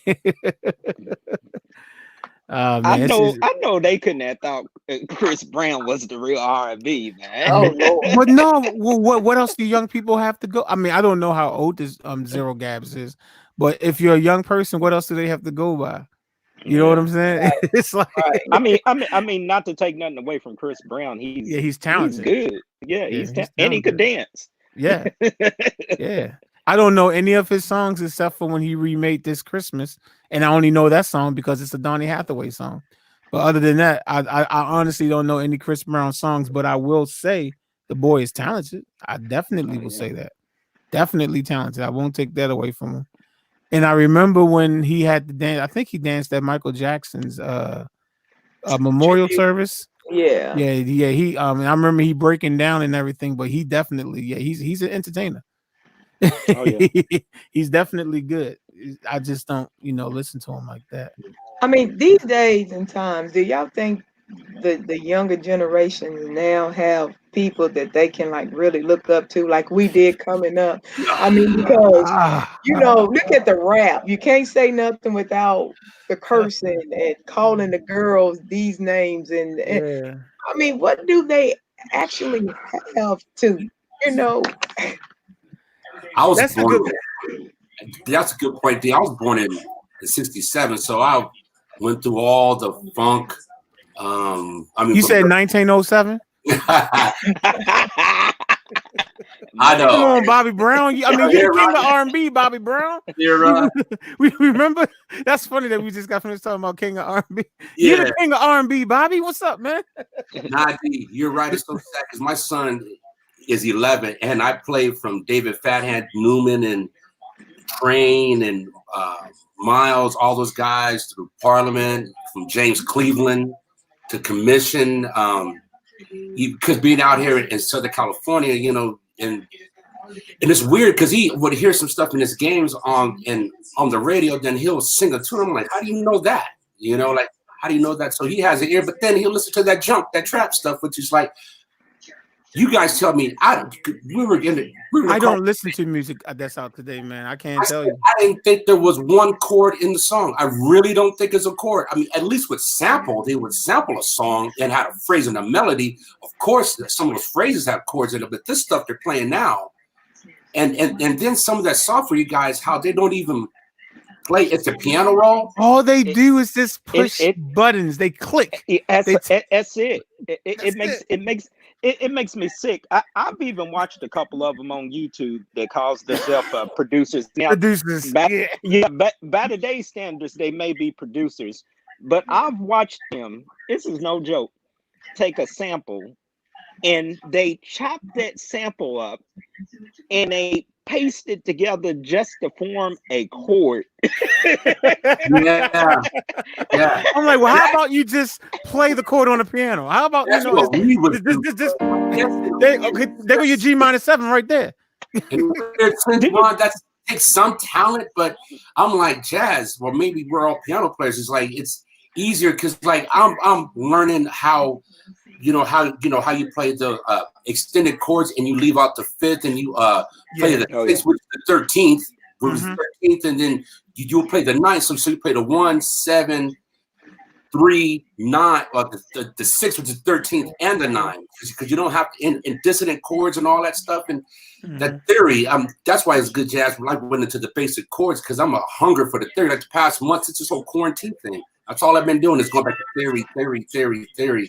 Right. But yeah, these guys, they will do the piano roll, and then they'll quantize it, then they'll move the pitch up and down. I'm like, and they go, yeah. And I'm sitting here like, dude, just play it on the piano. Breathe. And sometimes how you strike that note, maybe how how you hitting certain your fingers, you can hit it. It's supposed to be a mistake in there. It's not supposed to. Everything should be quantized. Right. Things should breathe a little bit. Yes. Yeah, it's too robotic. Yes. It's too robotic. There's no human feel to it. I grew up with Parliament, P-Funk, Slave, all of Shalimar stuff. I mean, all that stuff. Right. James Brown. I mean, if you want to education, listen to James Brown. And Prince was just another form of James Brown. He even got Mazio before he died in his band. Prince was a serious musician. I mean, a serious musician. Mm-hmm. And speaking of Mike, me and Mike was like going out first sounds because he dissed Stevie Wonder. I'm like, Stevie uses slash chords, and if you understand slash chords, you could use them because part of that slash chord is in the chord family of the chord you're playing. Okay. It's like, and it's hard to listen to because I try to give my son a second, and I try to listen to it. It's just like I just shake my head. I'm like, oh my god! And they can't do one take, Ron. When they make that stuff, if they do more than one take, I'm mad because how do you mess up something like that? I don't even understand. Hey, I tell you what. Like I've got native instruments, and some of the things I buy for them, really, I feel like is really I've wasted a whole lot of money because a lot of that stuff is meant for people that do not play an instrument, that do not understand theory. And I've noticed with some of these patches that they got, they have patches just for the key of D, just for the key of F, for the key of E. Wow. So it keeps you in that key. And on the pad, it's just different versions of playing a chord or, doing rolls. I don't know, man. It's just crazy. It's just so much simpler to me just to play the chord and just go on with life. Right. Just play it. You press record, you play it, and go go on with life. I don't even use my arpeggiator on my keyboard. I very seldom even touch that button. Or sometimes how you hit a button and you hit it, or Yeah, and You they go know? do Yeah. that for you. Right. Same similar Well, thing. I have that on here, I think. Every keyboard has a page rater because that's where those guys want to do that that other music that with the that stuff with a 1,000 RPM. We call it the house or that trance, whatever they call that stuff. Yeah, I don't know. Oh, yeah. I know what you're talking about. Yeah, I mean, there's a style of music that use that. Yeah. It's, oh, here you go. I was, Techno, I think. yeah, Techno. That's the I just pushed the the arpeggiator, and that's what it did. And just hold one key down and play a bunch of chords for you. That's not as bad as I thought it was going to do. Yeah, see, I'm the same. I'm almost the same age That's as my first time using this. By the way. as Jazz and D, and I was really blessed because I started playing drums when I was like 10 and saxophone and played saxophone throughout college. But I also grew up around a lot of older musicians also because you know I was a young musician. And I was luckily able to get exposed to that, and I was able to, you know, play with live bands that were older cats, you know. So I was exposed to a lot of that music, and so I thank God. I mean, I was born in the 70s, but you know, I was a baby then. But to be with musicians that wanted you to play 60s and 70s music and 50s music and 80s, I thank God for the exposure because I may not have never known how good the music, you know, how good the music was. And now it's just in my soul. Exactly. I love a thumping bass line. Oh man, yeah. Hey Jazz. Yeah. Hey, you got cats in the thing called me Bobby Brown. You something else. Oh yeah, I mean but Mayoli been called you. No, Mayoli. That's just Mayoli. Mayoli be on the panel sometimes with us. Nah, he's called you baby Bobby Brown to your face before. So I mean, well, at least on the panel he's called you Bobby. So yeah. But you know who has a good bass line, and that's that dude in Sky, the group Sky. Oh yeah. I said I was going to look at that. Yeah. I'm not. His bass line was something. These Ohio players, all those bands in the 70s, all of them. Oh yeah. All those because it was a band. Yeah, Ohio players. They had. I had to learn some of their horn lines on the keyboard. Man, some of Skin Tight was hard to play. especially that very beginning of Skin Tight. That was tough to play, man. Yeah, and then even old Commodores before Lionel Richie, some of that old stuff. And Cool and the Gang, they were a jazz band before they first came out.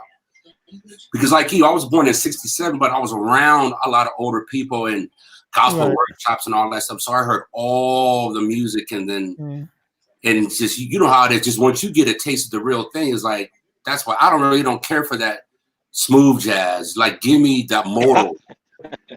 Those great musicians, but it's all pop jazz. Yeah. I question if some of that is really jazz. Some of it's not. Just like the songs that they are calling country music today. Those are not country songs. Those are pop songs. That's true. They got a bottom end on the song too now. Right. What you say? I said, you know, and some songs got the bottom end because Jim and Jam. I think you out there in a country out there, right, D? Out there, Tennessee somewhere. So you hear a lot of that country music out there. That stuff got some, it has a bottom end on it now because it has a little boom to some of that stuff now. It does. And they talking about beer and whiskey and the dog and all that. Hey, wait a minute. I love Tennessee whiskey now. Me too. Tennessee whiskey. What's that one song Cheryl Crow rock? I love Picture. What was that, Ron? The song called Picture, Cheryl Crow and who is it? I wouldn't know. Kid Rock. I picture away. Oh yeah. I don't know that. Hey, y'all, I'll tell you one song I do like, and y'all gonna think I'm crazy. I like that one I'm a redneck woman. I ain't no high class rock. What? Shania You got Twain, it. baby. What? I love some Shania Twain. I Yeah. love Shania Twain. I'm a redneck woman, and you listening to Hey, that, Ron? I I'm promise about to you, give you the side eye, man. I'm about to give you that the you gotta listen to the His lyrics. Once you hear location, it, Jazz. His you gonna location. be mad. That's a nice song. Oh, It it's a is a good nice song. song. I Okay. like. See, I like country singers like Lori Morgan, Tim McGraw. Mm, I even like Garth Brooks. And mm-mm. what is that one? What is his name? I'm gonna love you forever. What's his name? Uh, Forever and ever, amen. What is his name? I'll leave it for Oh, y'all country people to figure that one out. I don't I'm know. telling you, Jazz, me and you out. even what's the girl's name? She hasn't done much in a while. Every once in a while, what's her name? Leanne Rhymes. Also, I like her. oh yeah, yeah. Uh, I I love only that. so some of these names that y'all call, I only know them by name. Only like Mhm. I've heard the name, but I can't tell you any of their music I though. tell you one song. Leanne Rhymes, yes, I've heard of the name before. Can I tell you any of the music? No. Now, Jazz, one of my favorite groups. I was listening to a couple of their songs today. Man, the Jets. Oh, but you know what I did? I love look. I love that song. You got it all. I love that Man, so she was bad. talking to me back in the day. Yeah, I know. Slow cut. But I learned that song. I did a tutorial on that song. That was just something I did because I wanted to. No one paid me. When I did that tutorial on that song, I love that song so much Oh, I'm that I about to said check I it out. got. Oh yeah, I was like I got to sit down and figure out how to play it. And it's in so many different keys. They keep switching the key. It's like when it's just it's incredible. Yeah, check out the tutorial so that you can see Yeah, exactly what man. they're doing because they keep switching the key. Then they'll go back down and then they switch it. It's cool. It's Randy interesting. Travis, that's his name. Randy Travis. Randy Travis. See, I Yeah. know his name. I've heard that name before, but I can't And tell you I any of his also music. like Jason Aldean, especially when he did that song. I think it was with Kelly Clarkson when they sing "Don't You Want to Stay Here for a Little While." Yeah. That song right there is Yeah. just. You That's like right. country. You like country music. You done routed off too many. I listen to it all. Well, I she's listen in to Nashville. country. She's in Nashville. What, Yeah, I yeah, mean, yeah. well, Tennessee, I should say. She's in Tennessee. So I That's mean, that location. she's But right around like the corner from Eric said, Nashville. you listen to it all. I listen to country, jazz, blues, Yeah. you name it. I listen to it all. I mean, I Music. like I it hear all. you. I Pop, hear I you. don't give a pop. I even listen to rock and roll. I love Guns and Roses. I love Oh White man, Snake. Walk what you talking this about? way, talk Man, this I like Aerosmith. way. I You only know, know that song I like because them of Run all. DMC. I Welcome to like the Queen. jungle. I even like Queen. Oh, Oh I yeah, know you no, like Queen. those are Oh man, musicians right there. yeah, love Oh boy, Queen. what was his name? The lead singer, Um, Mercury, Freddie oh, Mercury, right? Eddie, Mercury. yeah, Yep, Freddie Mercury, Mercury. I've heard He that was a name. serious musician. yeah, he was. And you know what's good about that? How music, especially back in the 60s and 70s, Motown, all those jazz guys had to go overseas because with the racism. And then it's always amazing how the one common language in the world is music. You could go to these spots in Asia. These people don't know no English, but they know the song is something about those chords can touch it. That's what I've always admired about Stevie and every great writer, how they can write something that can hit that spot in your soul. You know what I mean? Like hit that spot right there. Hmm. It's an amazing gift. Amazing gift. I mean, I listen to the It really Eurythmics. is. I listen to Cyndi Lauper, Boy Oh yeah. George and Culture Club.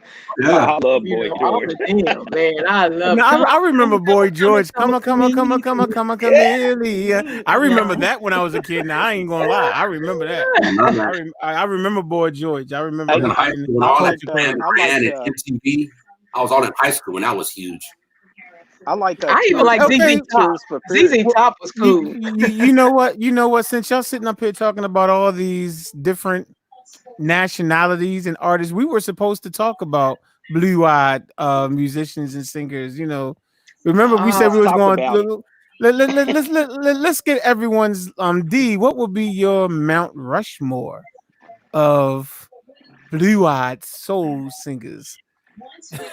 And that's now let's just say if you wind up picking a group, the group just represents one. Okay. So you say like you can still say like 4 groups, because we know the Mount Rushmore is 4 presidents, right? We all know that, right? So, but Hey, if you can you pick a skip to group, somebody then else? the group. Somebody's at my door real quick. Can you Oh, skip to somebody else for a okay, few well, minutes? we're gonna go to Ron because Ron seems to know these blue-eyed soul people, man. Who's on your Mount Rushmore of blue-eyed soul singers? Woo. I don't know if y'all know, but I am a big Michael McDonald fan, man. Sure. Yeah, Michael. He definitely got he's a white dude with a black card, no doubt, no doubt. He's definitely on my list. Dang, who else? Kenny Loggins is rough. If you listen to some Kenny Loggins stuff, Who's that? Kenny Loggins, you go back through his catalog. Oh, yeah. Oh, he's incredible. Yeah, Kid Paul Rock and is. Hmm? Who else? Man, you done threw me out there. Now I gotta think. Yeah, you gotta get your Mount Rushmore. So you saying Michael? So are we talking about ones with soul, or are we just talking about in? Well, we were supposed to talk about the ones with soul back then. Remember So, when we said that? because Yeah, I'm a Tom Petty fan, also. I mean, because Michael McDonald stays on there. Soul. Yeah, Michael McDonald can stay on there because if we talking about soul, yeah, he definitely stays on there. All right, Michael McDonald. Who else? Blue Eye Soul. Who else? So golly, yeah, my mind closes up. How about Vanilla Ice? Oh, come on, man. Vanilla Ice don't even like to be called Vanilla Ice no more. I know, right? Oh, really? He goes off. Really? But I don't even know what his real name is. So He goes by. I forgot what his name is. I know but he he's a goes rock. off. I know he does rock music and stuff like that now or something. And he flips houses. I know that's what he invested his money from Ice Ice Baby into that. That's how he stayed afloat. But Yeah, I don't know if Slash is one of my favorite guitarists. I'm just talking about Blue Eyes. Slash he's awesome to me. Well, it doesn't. I mean, since you're having a hard time, it could just be blue-eyed singers. We won't say blue-eyed soul for you. We'll just say blue-eyed singers. So go ahead. Okay, I'm ready now. Yeah, I love the Bee Gees. Oh yeah, but those that's soul though, man. Yeah, they go is. into soul. Yeah, there you go. Yeah, they. And then also, and what was Linda Ronstadt. I love her. Why do we have not saying calling itself Ron? I'm gonna get into that. You give me a minute. Okay. I mean, we already got the real Ron, who finally used his real name for the first time in a long time. But anyway, go ahead, Ron. Okay, well, when I say Ron, I'm talking to Ron, not him. Okay, go ahead, Ron. Go what you say? You said but them boys are soul, man. How deep is your love? How was Bee Gees? Yeah, the Bee Gees. Yeah, that's soul. Yeah, and I'm in Tears for Fear. Mm-hmm. Yeah, Tears for Fear was one of my favorite bands. Also, who else? Guns N' Roses, definitely. I'm a big fan of theirs. Who else? So did you get 4? So you said Michael McDonald. Yeah, I guess I got 4. All right, so make Michael McDonald, Bee Gees. Bee Gees. I want to trade Linda out for Tina Marie. Oh, Tina Marie. Okay. Yeah, Tina Marie. And who was that one? I said Guns N' Roses. And Guns N' Roses. Okay. But you know what? I'm gonna switch out Guns N' Roses for Queen. Okay. Queen, Tina Marie, Bee Gees, and Michael McDonald for the real Ron. And Jimmy Jam said that she. I'm ready. I don't know. I'm used to calling Jimmy Jam. I'm thinking of him as a he, but it looks like it's a beautiful lady right now. But anyway, okay, Jimmy Jam. Blue Eye Soul. My Blue Eye Soul would be, of course, Daryl Hall and John Oates. Mm-hmm. Okay, so that would be one. Michael McDonald, can't forget him. 2. John B. Okay, and John. Robin Thicke. Robin Thicke. Okay. Oh We got yeah, Tippity, yeah. Tippity Chop is backstage. Tippity Chop. We got 6 people on here already. But what I'll do is I'll Oh, pull you know what? myself out. Let him in. I'll let him in. No, I'm gonna let him in. I'm gonna pull myself out so he can get his he can tell his blue-eyed soul. So I'm gonna pull myself out and put him in. Hold on. I know I came up before, but I gotta add Justin Timberlake too also. Lady T's the baddest. You want to see, I got a cat around the same age as me, man. Me and Mike probably got the average white man. Cold. Yeah, yeah. If y'all, that's AWB. Tina Marie's the baddest white woman to ever touch my ever.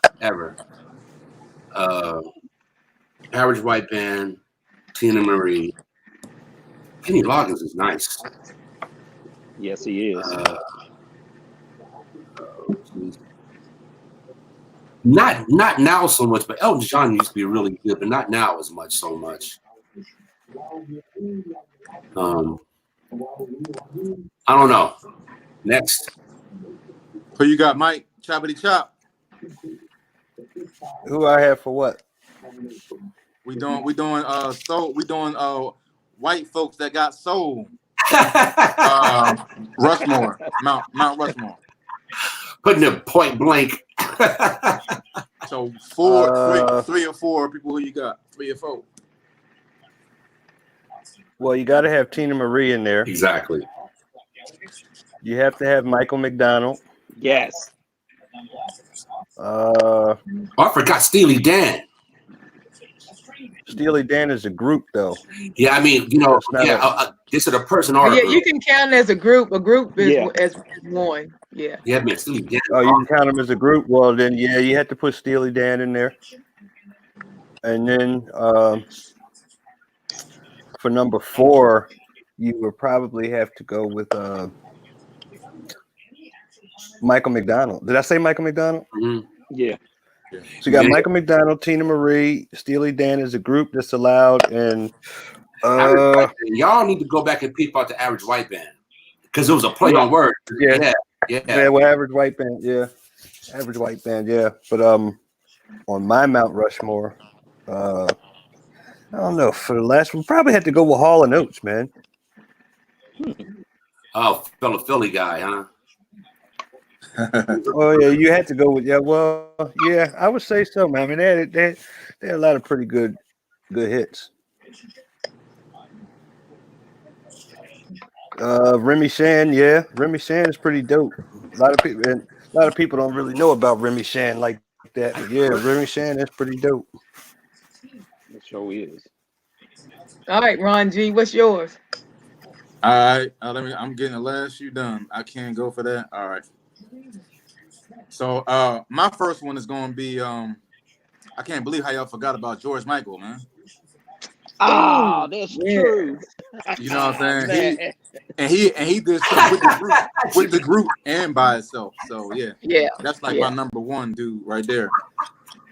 He did some good things, man, but you can't put him over Hall and Oates, man, or Steely Dan. You can't put him over that. He did some good things, though. You can't lie. Yeah, he's definitely not can't over them. I agree with that. You can't overlook the guy, but he's not up there like that, though. Oh, I didn't say that, but he done did it. He did his thing. He did his thing. Yeah. God rest his soul. Yeah, he out of here. Who else? Who is? George Michael. Yeah, he died like what? When was that? Last year? It was Christmas Day a couple years ago. Yeah, a couple years ago. Yeah. What did he die from? OD. He's something with his liver or something like that. His liver swelled up, something like that. Yeah, so something crazy. All right, I know he did die, but they never said what he died from, though. Yeah, they didn't say exactly what it was, but I think he was drinking because I think his liver had gotten really big. Oh, okay. I think it was AIDS. Nah. Yeah, I've heard that also. Because my man was gay as a bird. He was shooting up. They said. He was doing a lot of stuff, man. So what was your list again, Ron G? Who else I got? I gotta throw Billy Joel in there, the old Billy Joel. Yeah. He killed it too. He killed Yeah, it. you can't overlook him either. Vanilla Ice. Quit it, guys. Cut it out. He's up here clowning. Yeah, Vanilla Right. Ice. I think Vanilla Ice only had one hit, right? He That's only it. had one hit. That's definitely got to be a joke. Yeah, he's joking. Because somebody said something earlier about what he said. Who else? Is I don't know. Well, Paula Abdul is Spanish, right? Mm-mm. Yeah, she's Spanish. She's right. Who else? I did like Elton John too back in the day. You know what's funny? No one Somebody- mentioned, and I don't even like her. She has talent, but she doesn't suit me at all. Is Who? Mariah Carey? Oh, I mean, really? the first She and doesn't second have album. no soul. The first You can hit a album. note, but I'm sorry. Go ahead. The first and the second album, she killed it. But I think after She that, was cool kinda- till she started. She was cool till she started going slut. she just, I don't know what happened Pretty to her. much. Oh, hey, She got married to Tommy Mottola. That's what happened to her. what's her name? That girl, the little kid girl. Like she used to be a judge on The Voice. Christina Aguilera. That little girl could sing. Oh yeah. She can. She was tight. She was tight too. That She was little tight. girl could sing. I mean, she's no Ralph Schmo. Where I'll give her some honorable mention because all these little new ones like that, the Appointed girl, they'll do a run, and it's bad when black folks, and especially church person, how they do a run and they don't come up out of it, but they hear them others like do a run. I was like, it's bad when a black person do a run, but then they done got you doing these runs. Oh, that's messed up. You know, Jazz. Oh, Michael Jazz. Jackson. What you say? You know, He Oh was yeah. That's he right. got jokes. So he must be talking about Michael after Off the Wall. After Right. that, Yeah, yeah. After that, He yeah. talking about Thriller Michael. Yeah, after the Thriller, Michael. Oh, bad Michael. Yeah, he. I don't know what was up with him, man. Like, first he went from the afro to the Jerry curl to the relaxed stuff, man. Like, man. Well, if you had Right. vitiligo and got half your head burned off, you probably do the same thing. No, I go bald like I am right now. Can you imagine Michael Jackson with a bald head? He would look horrible. He would look horrible. Okay, Brandon, what's your Mount Rushmore? I'm gonna have to say Rod Stewart, Michael McDonald, I forgot about Rod. Josh Stone, and Tina Marie. Come on, look at Jazz. Jazz got jokes. Shimon. Oh, yeah, I like y'all forgetting Lisa Stanfield got a couple hits too. Oh man, Oh, yeah. yeah. I forgot about her. Yeah. I forgot about her. She did Been Around the World, right? Been Oh Around the yeah, World. Mm-hmm. I never got Jazz on that one. That was my joint. And then Puffy did the remix. Puffy and Mace did the little redo. Oh yeah. And Biggie, yeah. And she had that been around the world, but her biggest joint was that song "You Can't Deny It." That was the joint right there. Yeah, that was tight too. Oh yeah. Nice. I don't remember. Who else was light skinned that did a little something? Let me look. Y'all can't forget what's that bald headed girl? Sinead O'Connor. Yeah. Come on, man. I did like that Come one on, song she had. That one song she had. She only had one song because she got banned. Yeah. Nothing compares to you. Oh yeah. That was, Hey, Choppy, hit it. Come on, Ron. How do you do it? James, Ron. Hit it once. Oh, no. oh, where's James at? Where's James? James in there? Oh, yeah. I don't know any other music. Tom Jones. You know what, man? He was hard for his day. Oh, Tom Jones. Believe it or not, Frank Sinatra had a little soul. Who's that? Frank Sinatra. The Oh chairman. yeah, Yeah. yeah. He was a crooner.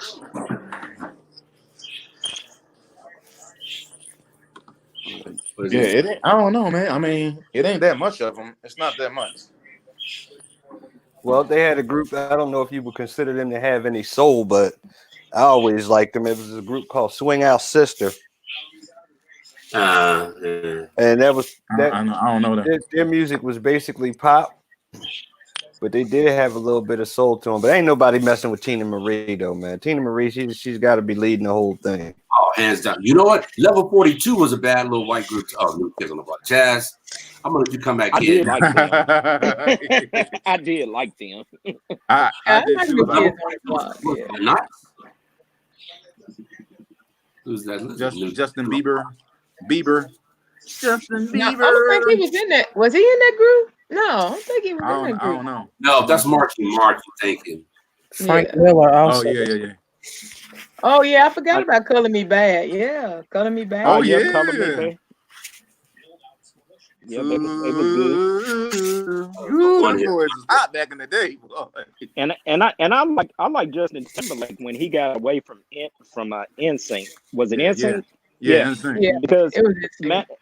man, he done one live concert that used to come on Showtime, and I seen right there how talented he was. He played the piano, he sang, he Right, danced. I mean, I was like, man, this guy's awesome. You're right. Wow. You're right. I wasn't feeling him at all until I seen that. I said, you know what? Okay, but I don't want to get on that because you know it's just kind of disappointing. All these brothers and sisters got talent, but they can't crack a break, and then some of our vanilla brothers get out there, and but that's another subject. But yeah, that's a whole another topic because I've got mixed feelings about the whole thing.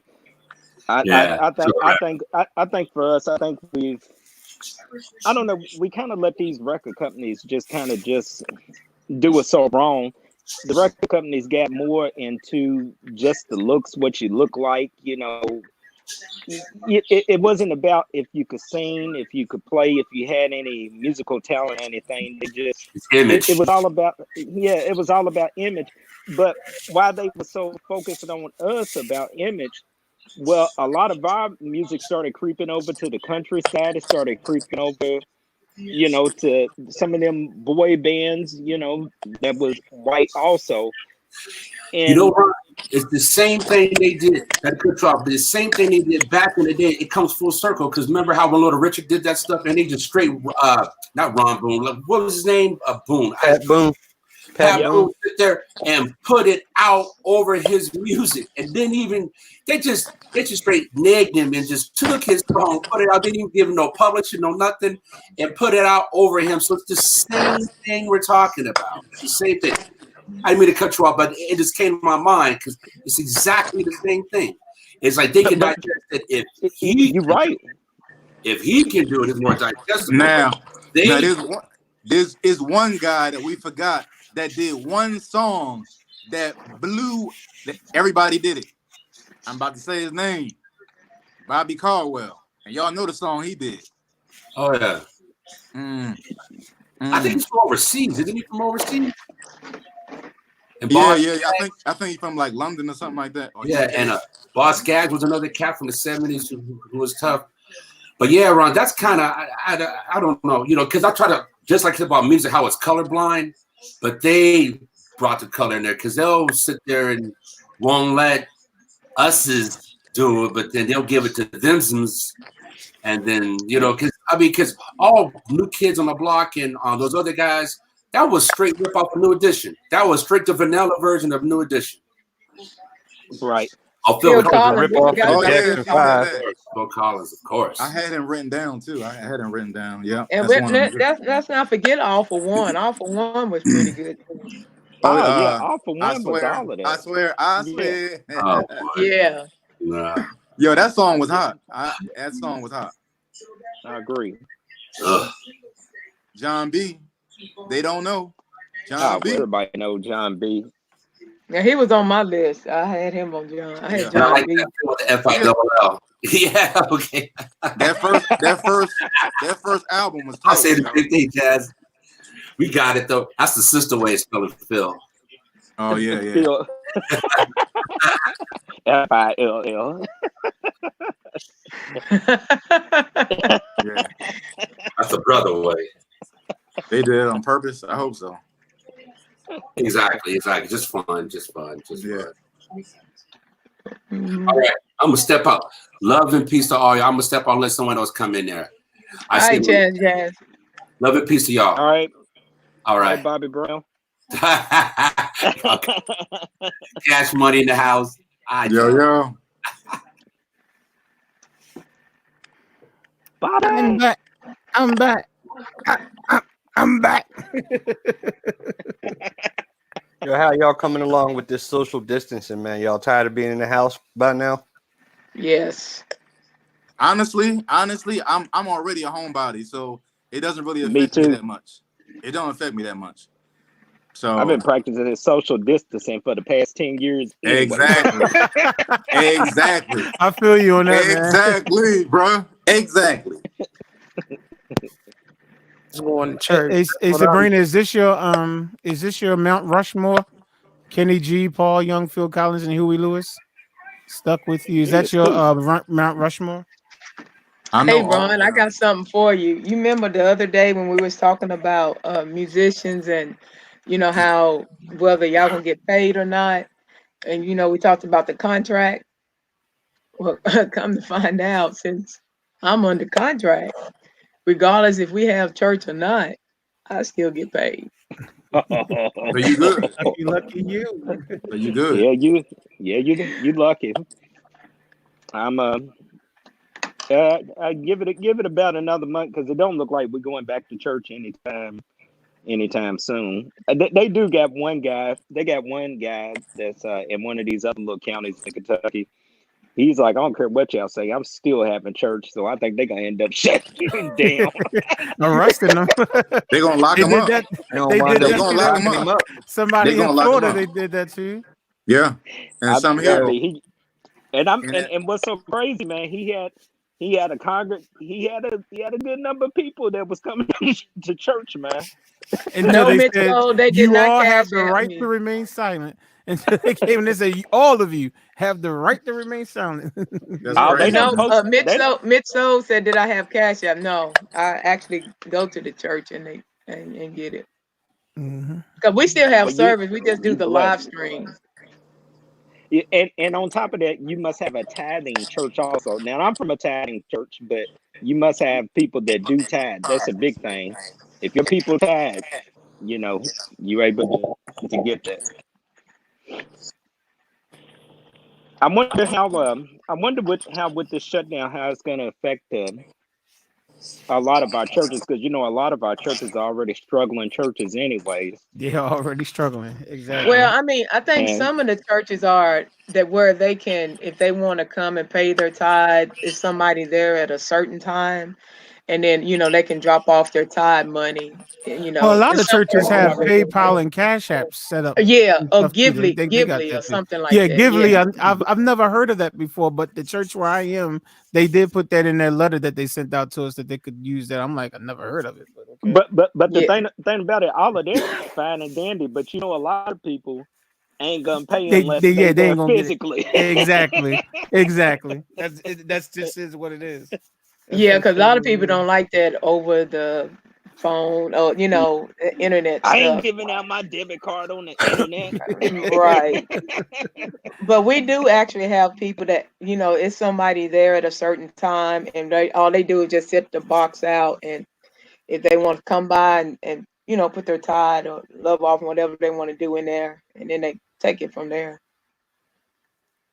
Yeah, that's cool. I just wonder how much is this gonna hurt a lot of a lot of Oh, our it's gonna hurt. churches, Oh, I'm sure it's Oh hurting them yeah, now. Because, like you yeah, said, you already made the point when you said that they're already struggling. It's a lot yeah. of Yeah. churches they're already struggling. So yeah, it's And the But see, so people are struggling too. what you yeah. So say. how they doing? How they doing with us? They pay us 2 weeks at a time. Oh wow, Oh, not okay. 1 week. Yeah, you must Yeah. got some strong tithers in there, even when they're not there, D. If they can pay you 2 weeks Yeah. at a time, wow. So During we don't this know how time, long they can keep going now, but yeah, Yeah, I get it, paid once That's a a month. blessing. That's a blessing that you're still mhm. able to get it. Yes, indeed. Yeah, Yeah, I haven't seen anything from a payment from church since the third Sunday of March. That was literally the last time I got something from my church. Was the third Sunday of March. That was the last thing I seen. That was it. oh, and I feel bad for a lot of my musician friends. Only all they do is gig, and they can't gig at all. Right? Yeah. Yeah, yeah. Unless they gig online, but they ain't gonna get paid to do that. So Yep. Especially Yep. clubs like BB King and those type of Hmm. clubs right there. They have bands that comes in. And that makes me think. I know about everywhere's got it. If you should join up, what do they call it? What's the thing that musicians join? hey, Normally Drea it's is backstage, so I'm gonna let her come in so she can say a few words. I'm letting you it in, it, it Drea. don't they got like a musician union or something that you could join? A musician in union. Yeah, like some type of union that musicians could join, kind of like how I don't know. I never heard of it. Hi, yeah, everybody. Okay, I hey, don't know where Hello. Nassim went, so I came back. Hey, what's going on, Drea? Hi, how y'all doing? We's alive. How about you? Live and grateful. Groovy, groovy. Oh man. So I'm sorry. Somebody was saying something. What was y'all saying? Y'all was talking about He was something. was talking Ron was about some asking type of about the musician. union. Drea might even know this. I think even they find you work and stuff. If you are part of an orchestra or in a band or something, they could Yeah. find you work. Or are you protected underneath this musician? I forgot what it is. Some type of organization that you could join. You pay your dues. Also it's like the union or something. Musicians union, something like that. Oh yeah, Yeah. I know what you're talking about. I don't know the name of it. Yeah. I might be able to find out. I have a book with the union names in it, but I forgot. I'm sorry. Yeah. It's Yeah. not. Well, I need to since join one Drea, of those. since Drea just got on here, we should try to get her. I didn't mean to come that close. We should try to get her. Mount Rushmore of blue-eyed soul singers. Oh, Everybody just gave their blue-eyed soul. So you saying that how many can I pick? Yeah, your Mount Rushmore. So if you pick a group is the equivalent of one. So if you Okay. pick a group, that's the equivalent of one. Everybody else kind of gave theirs, and so let's hear yours. The Doobie Brothers, but definitely Michael McDonald. I think he's been on everybody's list so far. Yeah. Okay, I think he's been on everyone's list. my girl. Yeah, right. Yeah, love them. Obviously, Tina Marie. She's on pretty much everybody's list. Yeah. I mean, I have Vanilla Ice on mine personally, but everybody keep thinking I'm joking. I really like Ice Ice Baby. I'm sorry, Ice Ice Baby. No, I am joking, just for the record, y'all. I am joking, but okay, go ahead. This white lady from England. I might not have her name right, but I think her name is Lisa Stansfield. Oh yeah, her name came up. Oh yeah. I can't find my baby. Yeah, her name did come up. That. Yeah. Love her voice. And I forgot about Celine Dion. We can't forget about her. Oh yeah. Celine is definitely on the list. That thing can sing. Yeah. Undoubtedly. Tori Kelly Okay. is on my list. I guess she would be one of the newer ones. Okay. Okay, how many have I done so far? Like 3, 4. You might have did your 4. I'm not sure. Okay. There's I others. think it was 4. Yeah. There's definitely others. I'm cloudy minded. I just got off a Zoom with my church and I had to put the kids to bed. They never want to go to bed. So. Oh well, of course. The kids, of course, it's a battle. I'm like, it's bedtime, y'all. Oh no! Oh. This is the end of the world. Don't put us to sleep. Don't you love us, mother? Don't you love us? I am a fan of John B. Oh yeah, he's came up. Yeah, he came up with I some love nice list. Yeah. I know he didn't have a bunch of hits. Didn't he like work behind the scenes? I think he does. I think he does some stuff behind the scenes too, if I'm not mistaken. I think he does. But I mean, he had a couple of hits. He had the one with Babyface, which was his first single. That duet. And then he had that real big hit, like his second album. It was like probably his big. I can't even think of it right now, but it was a big hit for him. There's this group out. They're musicians, but it's a very soulful group. I feel like they're probably black. Like I feel like they lying about their ethnicity. Okay. They're contemporary. They're like soul, jazz, R&B-ish group. They're called Moonchild, and it's two guys and a lady. And the lady sings, and the girl can sing. Like it's not a joke. She can really. Okay. But not just that. Like they all play their instruments masterfully. Like she plays the flute, and then you just hear the chords that they do. It's just they are extremely soulful. And I'm not even sure if all of them are from the States. Like they did their homework, or their grandmother is from Alabama or something like that. I don't know, but phenomenal group. I love JoJo. She's a singer. Nick Furtado. I'm not sure who that is. I just saw the comment he put up. Yeah. But then there's this one other guy. I forgot his name, but I think he went to Berkeley, but he made all of these amazing cover videos. It's a white guy. I forgot his name, but he's amazing. He like plays a bunch of different instruments as well. So if I think of his name, I'll add that to my Mount Rushmore. Okay. You got a very large Mount Rushmore, though. I tell you that, girl. Yeah. Hey, I was gonna say it's funny. I know on your YouTube feed how different things just pop up. I guess they pop up suggestions.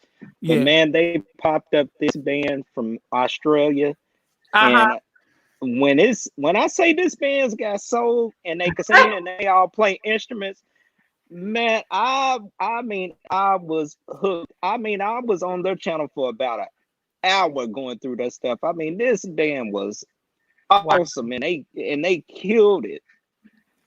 I would like to check them out, whoever they are.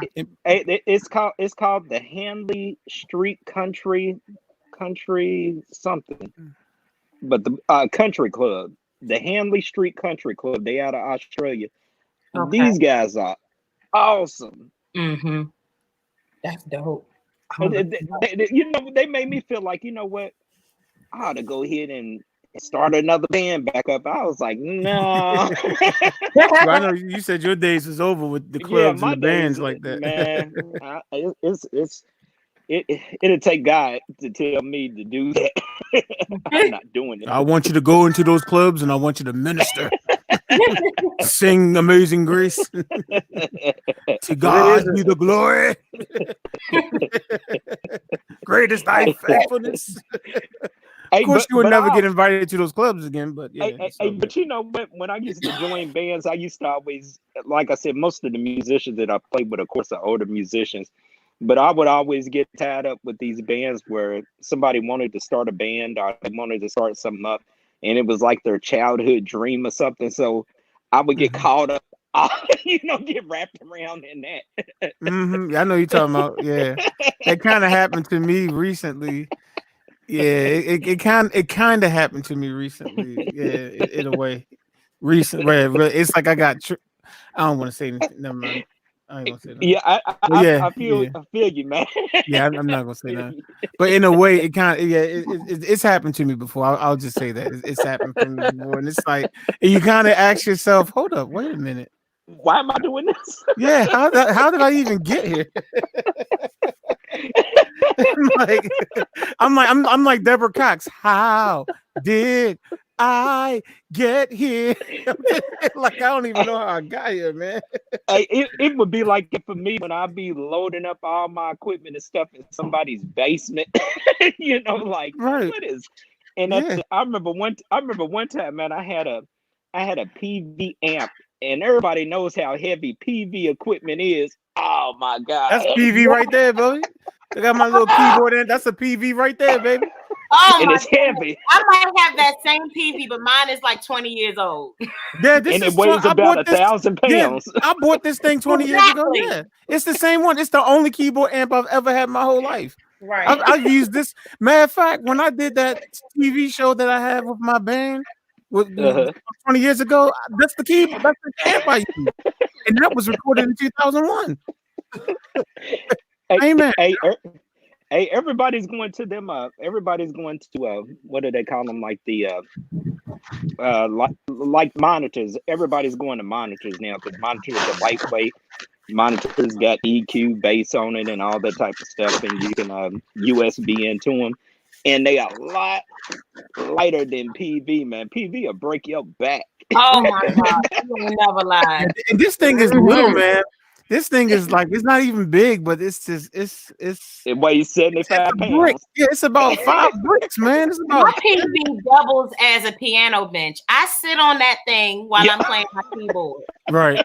And I've done it before. I've performed that way with that keyboard amp in the that past. thing. Oh I my have performed like that in the past. Yeah, just sit on it. Yep. But they sound good. They do. sound- It's a and they quality. built to last. I mean, quality piece of equipment. Yeah. Last. Yeah, because mine's been working for, like I said, 20 something years. I got it probably in 2000 or 2001, and it still works. Because I had to, I thought I was going to have to sing at a funeral about a week and a half ago, and I was going to bring my own equipment. I want to use my own microphone and everything. And I plugged this thing up. That thing still came on. Everything still worked. Sabrina said, "Have we heard of?" Well, of course we heard of BB Winans, but she said Korean soul. Those Yes. Korean guys can sing. I've Oh never my goodness. heard of them. Okay. They are straight up black. I just commented to her. Oh, okay. Oh my gosh. Like they've been studying Mighty Clouds of Joy. Like seriously, they sound like they can sing anything, but they sing quartet. I think they sing other stuff too, but they sound excellent. Yeah, they've been popping up in my feed, and I haven't checked them out. Yeah, Mhm. They sing with I need BB to One. check them out. No, All right, guys, y'all have a good Korean night, man. I'll soul. catch up to y'all later. All right, Mike. Okay. All right, Mike. So she was just saying BB One, but BB One is black though. Did he discover them? Because maybe that's what Oh, she maybe. Yeah, that's probably what she's saying. They sound like. homework. But yeah, because She she said probably saying they BB sound One. like BB. Yeah, Okay, she probably yeah, is saying that they what you're sound like saying? Oh yeah, is that what you're saying, Sabrina? That they sound like BB Winans, or are you saying that BB Winans? Because BB's black, so you know he's definitely not. He's not blue-eyed soul by a long shot. I seen his mama and daddy. I know, right? And his sisters, and yeah, his sisters and brothers, right? I like that. I seen his mama and daddy. Sisters and brothers too. But did everybody get their groups out, man? They White Eye Soul groups before we move on. White House. The White Eye Soul, but yeah, they said she said they sing with him. Oh, she said he discovered them, but now Oh, really? they're doing their own thing. Okay, oh, so he Gotcha. discovered them. Okay. Cool. Yeah, I've never heard of them before, but y'all said they good. Y'all said they They're good. good, yeah. Did anybody have Mariah Carey on their list? Yeah, you know. Yeah. Yeah, we said no, but some people was just like, I don't know if that's soul, you know. So it was a conflict with some people saying they don't know if that's soul or not, though. Mariah. They said when she first came out, she was good. Yeah, when she first came out, and then married Tommy, whatever his name, whatever. Mottola. Yeah, from Sony Records. Yeah, the one that probably killed Michael Jackson because Michael Jackson put him on blast on that. Did y'all ever see that thing where Michael Jackson was saying he's evil? Tony, remember he did that thing? I'm like, man, if that's not what marked him for death, I don't know what did. When he got up there, that was a public platform. But anyway, yeah, I was like, ooh. they started plotting that. They said we'll give him a couple more years of life, but yeah, they definitely plotted that, I think, but that's a whole different conversation. That is a whole different conversation. But speaking of icons, I like to ask this question. What makes, and I've asked this before, but we had different people on the panel, but now that we have this group, and it's been a long time since I asked this question. What makes an artist an icon? You know what I'm saying? What are the qualifications that makes an artist an icon? And who are some of the artists that's out there that you think are on their way to becoming an icon that some people might even say are icons now, but you would say, well, not yet, but they're on their way. But let's get the definition first. What's the definition? What makes someone iconic in the music industry? Anyone can take this. Okay, Andre, you saying farting with your mouth? I just don't know. That's like my brain hurts. I got to think about that for a minute. What's your thoughts, Ron or Jimmy Jam? I don't know. When I think about someone that's an icon, I guess Michael Jackson. You know, he was able to reach the masses and was able to touch people of all, of all colors, races. Somebody like Michael Jackson, most definitely, because you go anywhere in the world, and I know they know who Michael Jackson, is. He just left a lasting impression. I mean, you remember back in the 80s, you would see his concerts and people be passing out and stuff. They had to. And all he would stand there. He would literally just stand on the stage, stand there for like 5 minutes, and the ambulance gotta come take him. And all he's doing is just standing there like, right. I mean, they would be going. Yeah, that's definitely anyone. I don't care if you don't like Michael Jackson's music, but to say he's not iconic, you crazy. Yeah, you can hate his music and still have to say, but the man was iconic. I don't know if there's any place on the world that you can go and someone don't know who he is. Yeah, when somebody leaves a lasting impression on, like that, that's iconic to me.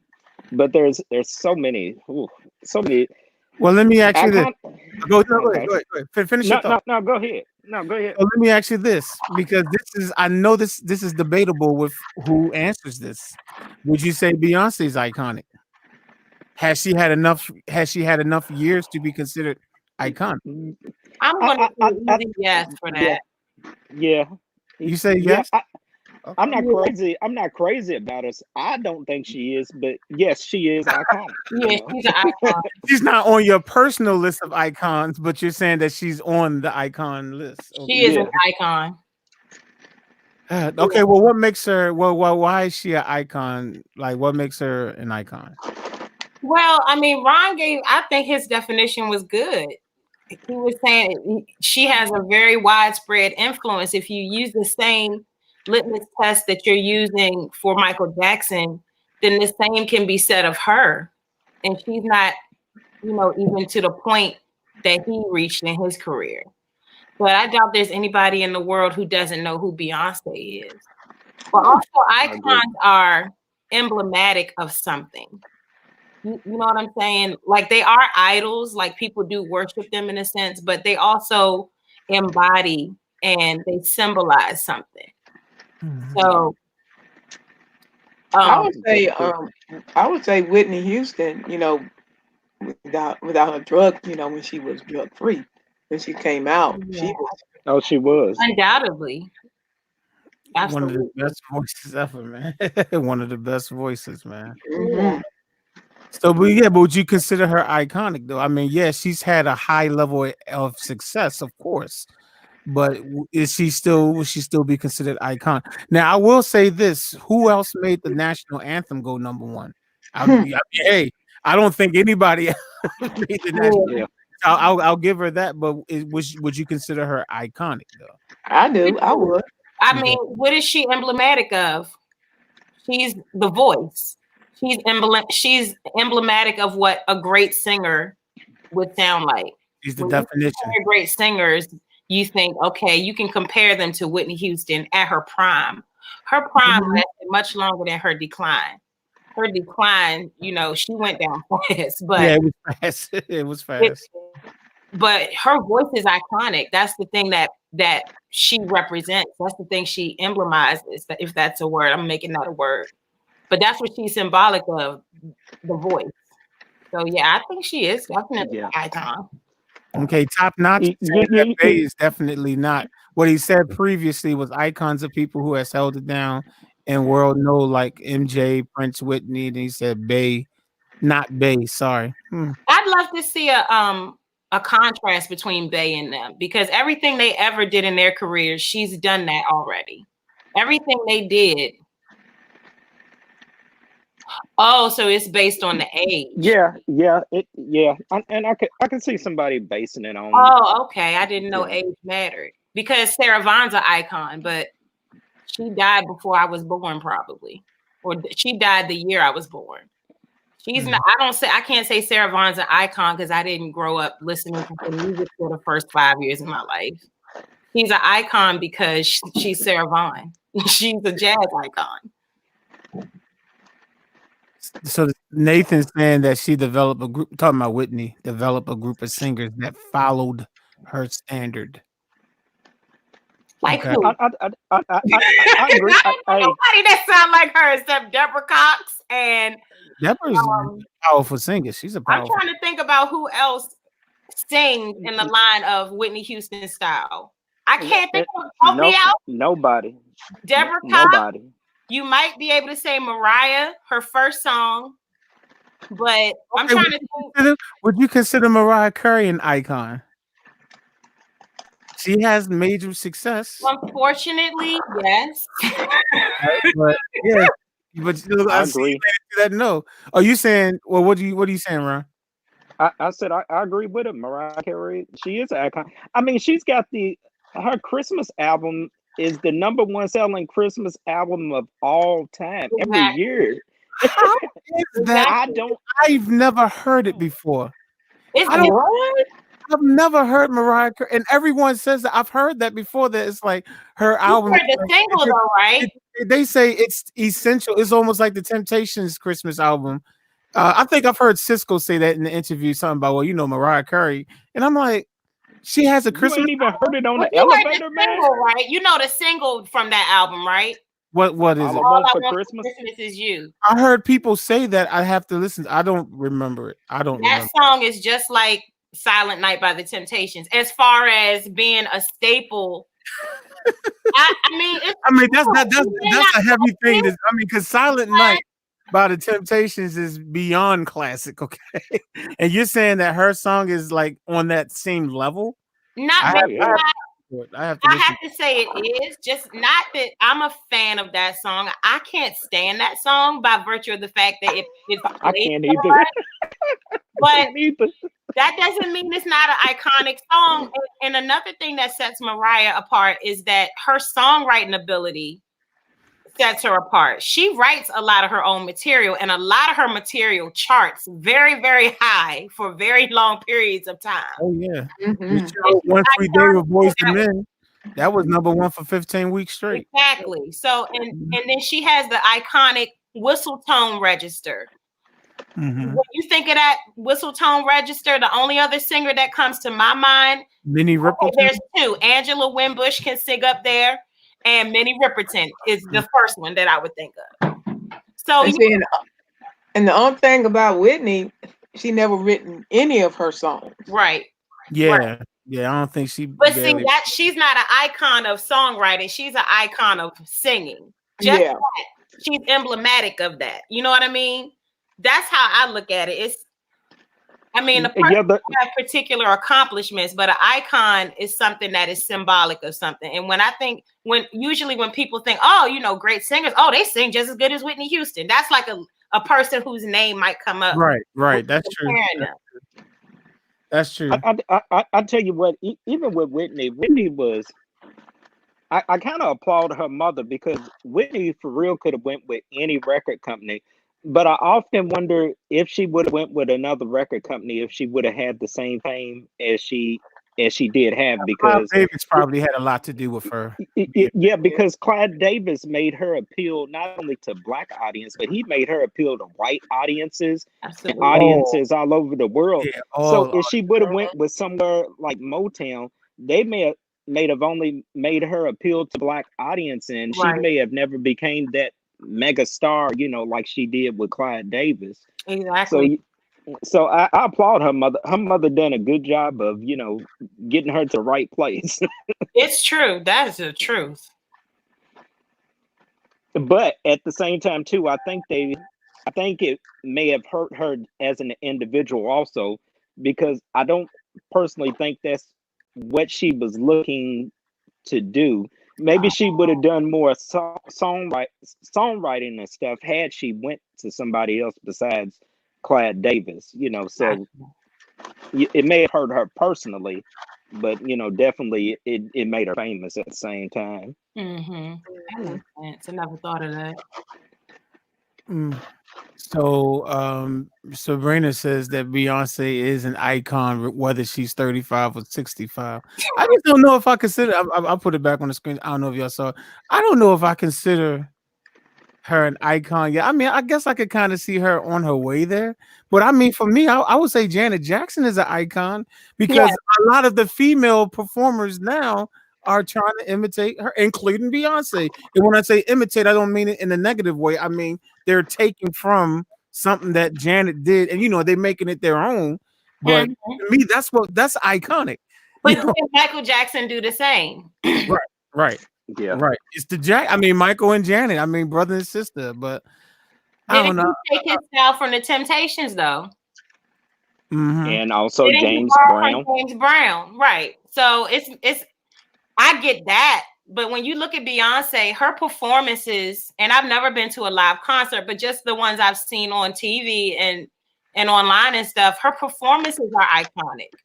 Yeah, they are. I think that a lot of people, even her contemporaries, she set the bar for all of her contemporaries. They have to bring it like her. And if they don't bring it like her, then they're not really taken seriously. I mean... Yep, she set a bar. Yeah. I'm not saying. I mean, I was only a Beyonce fan when she was in Destiny's Child. I never followed. Yeah, I never followed her as a solo artist. Destiny's Child or Beyonce. I've never streamed it. I've never purchased it. If it came on the radio, I let it play. I'm not a fan. I didn't like Destiny's Child. Yeah, I wasn't a fan. No, I was cool with Destiny's Child. I mean, I wasn't a major fan of them, but I was good with them, and I did have their albums. I like a few of their songs, but I'm not a fan. And so when I say she's an icon, I'm not biased in saying that. I'm observing from the outside. I'm actually surprised that she made it that far. Hey, what's so funny? I really didn't care for Destiny's Child, but I like each one of them individually because they are awesome. Latoya Luckett, she's awesome, you know. Mm-hmm. And so is Kelly Rowland, she's awesome, and also Michelle could sing too. Yeah. Michelle has some. I feel she has some issues fitting in though. Oh yeah, she just didn't look she just never looked like she was supposed to be a part of the group. That's all. Yeah, and that's not really a diss to her. She just it's not a diss. Yeah, she just didn't look. It was. I don't even know what to say. That's all I can say is she just. And I do respect them as a group. I just personally have never been a fan, but just over the years, like when Beyonce came out, I think I was a sophomore in college, and when Destiny's Child came out, and I think the thing I remember they did that remix. No. Wyclef remixed that song, and they was no. And I was like, oh my goodness. I was probably more into Faith Evans, Aaliyah back then. Oh yeah. So I was, you know, when they came out, I wasn't super impressed, but I was like, they're a good group. But I never caught on as being a fan. And when Beyonce broke away, I think she just started to distinguish herself as a particular kind of performer and a particular kind of professional. You know, she gets a lot of criticism as a singer, which honestly, if people are really honest, Beyonce can really sing. And the thing is, she doesn't just sing, she sings and she jumps and runs across the stage.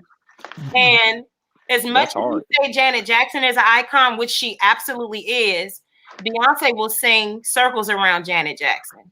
Of course, yeah. Oh, yeah. Janet Jackson is not that great of a singer. Right, but she's. And you know what? I was just getting ready to ask that. Do y'all think Janet Jackson is a singer? is Janet a good Jackson is singer. okay. She got like a 8-note range, and she knows how to use it. But she's not like. Oh yeah, I love her. I love her. She has a pretty voice. She has a pretty, Yep. but she's I not. think she's just a good entertainer. I just Right, her that's it. singing. yeah. It's She is, but understand when Janet Jackson came out, they had that 80s feel.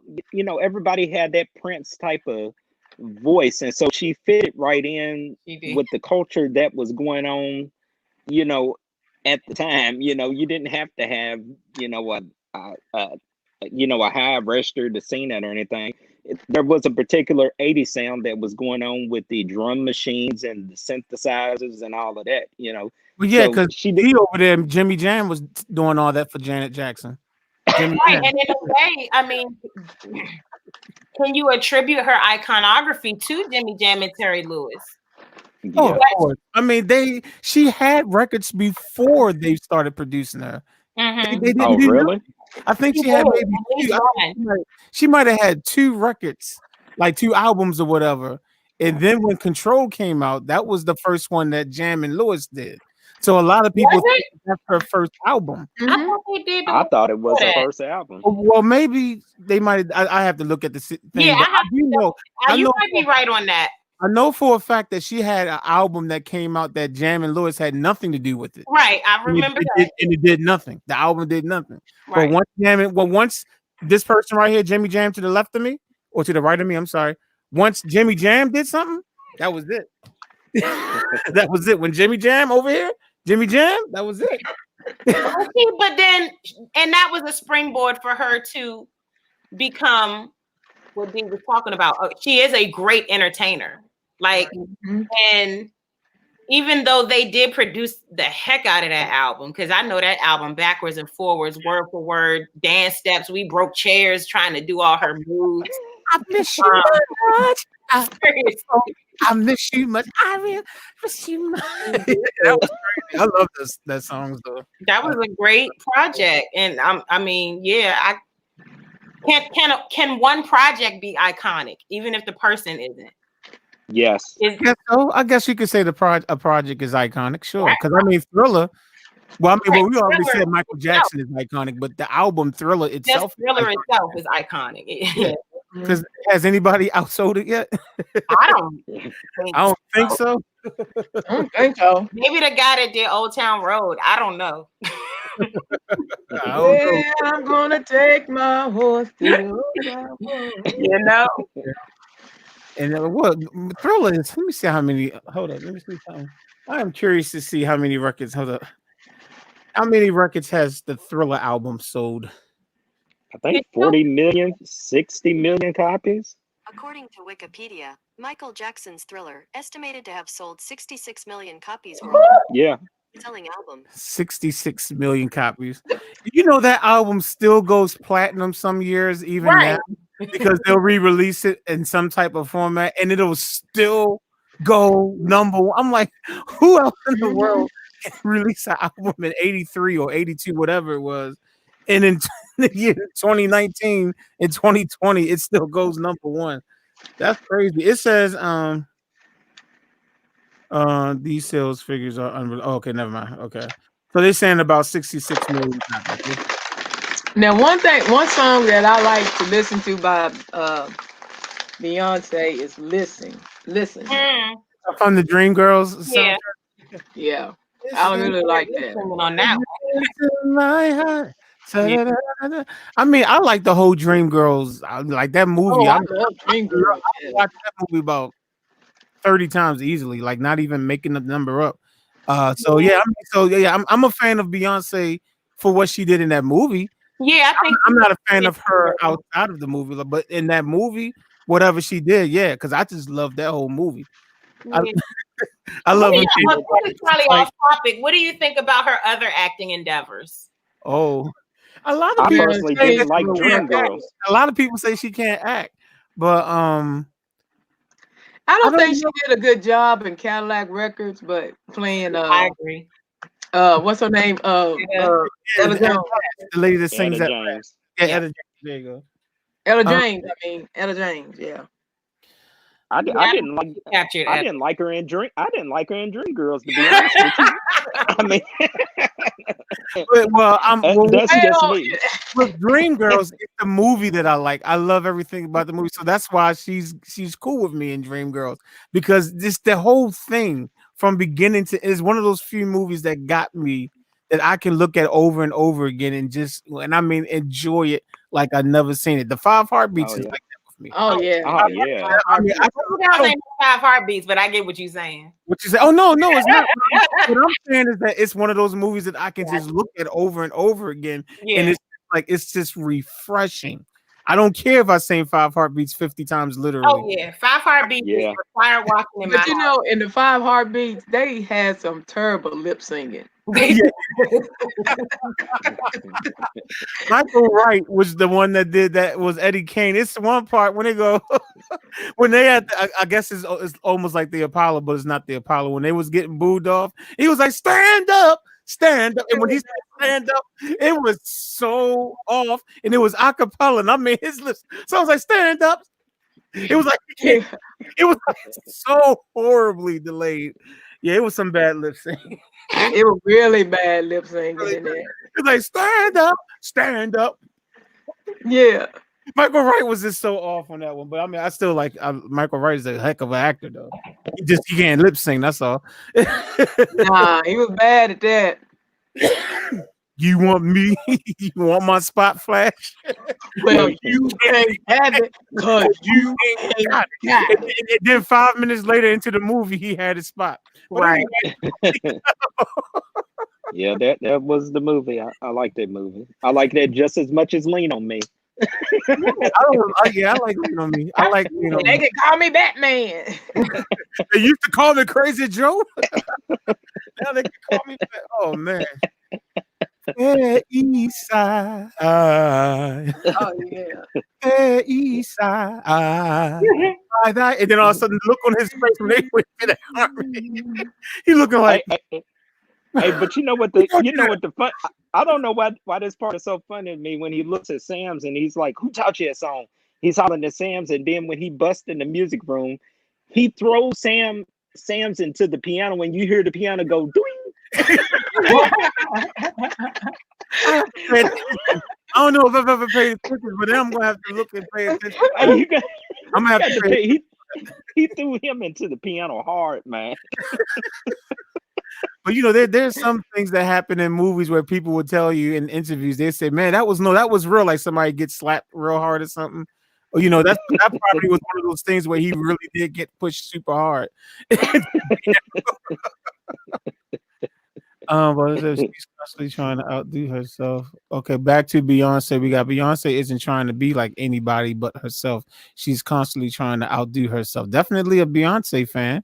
Well, I agree with that. Even as a non-fan, I appreciate her work ethic. Oh yeah, she works. Oh yeah, she works. I don't agree with that comment. But it says Whitney starred in The Bodyguard and was one of the first female singers to do both acting and singer. Well, I mean, Diana Ross did acting and singing. She did The Wiz. She did the Billie Holiday. Too. That was all in the 70s.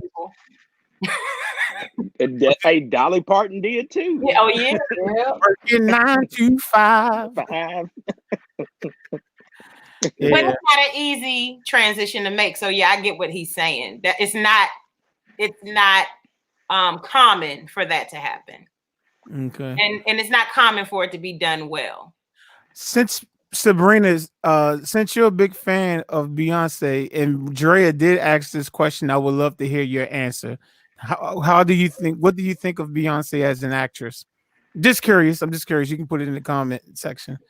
I'm just curious. But yeah, so y'all don't think she's a good actress? Nah, she needs a little work, but you know. I liked her in Dreamgirls, and there was one other movie where I thought she did better. It was a movie where Fighting Temptations? Fighting Temptations? You know, that was a good movie, but not because of Beyonce. It was okay.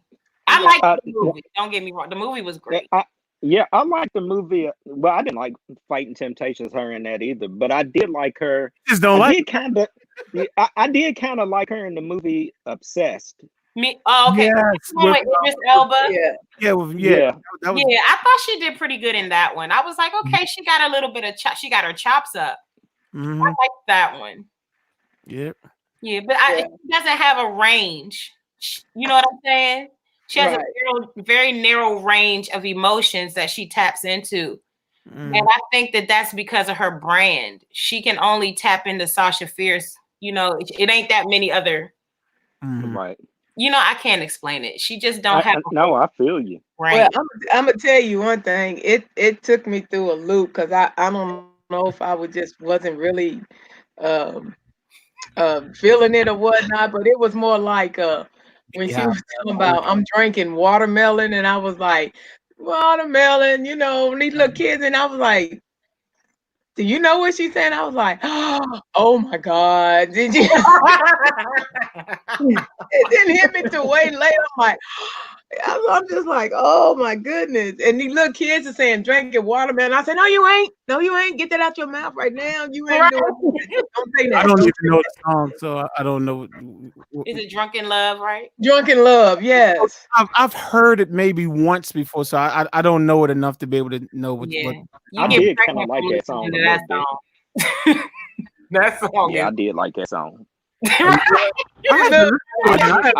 you like it, I know you don't like it. You don't really like it. If you like it now, I'm gonna have to listen to it now.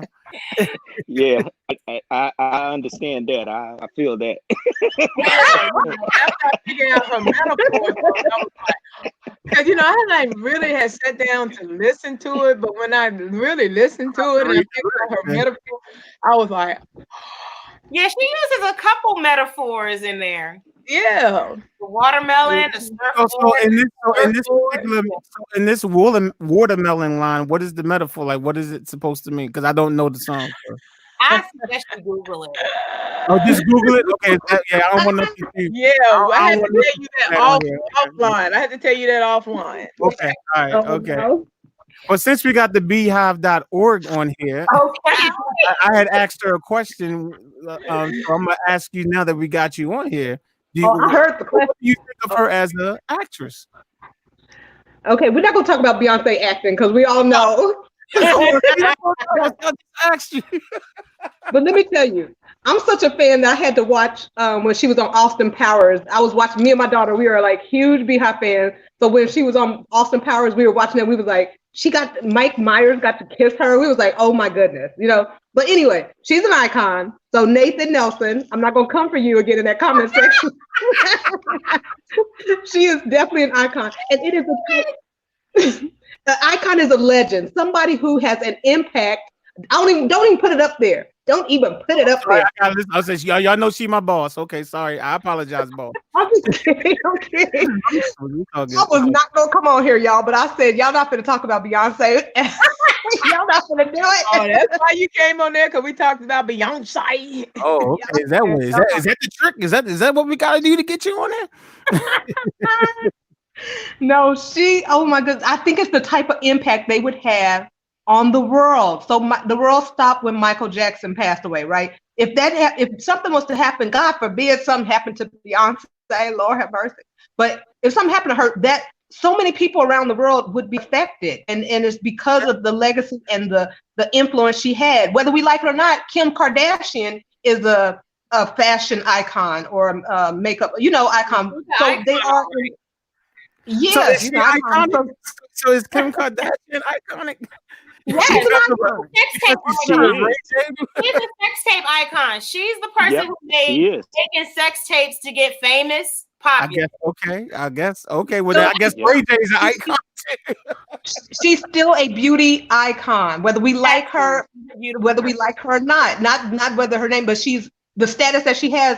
However she got it, she's a beauty icon, a fashion icon, and those are the titles that they got because of the type of influence they have on the world. So they're gonna have people that don't like them and that do like them, but the people that do are extreme. So it's like it's so extreme that it's catastrophic if something was to happen to them. So the world stopped when that happened with the Lakers with Kobe Bryant. And he's iconic in basketball, no doubt. Yeah, no doubt. Right. And that's the thing. You'll see the level of legendariness when when it's too late, so to speak, but you'll see that. But fortunately, we get to see the impact. If we actually look closely, we can see the impact that certain people have on people's lives. And if we open up to see that Beyonce is influencing so many young generations, and I know we was dancing around the songs that my mama was listening to, and I didn't know what the words was. And I'm sure it had some tone like watermelon and all of that. But but I gotta look up this watermelon thing. I'm sorry. Y'all keep bringing it up.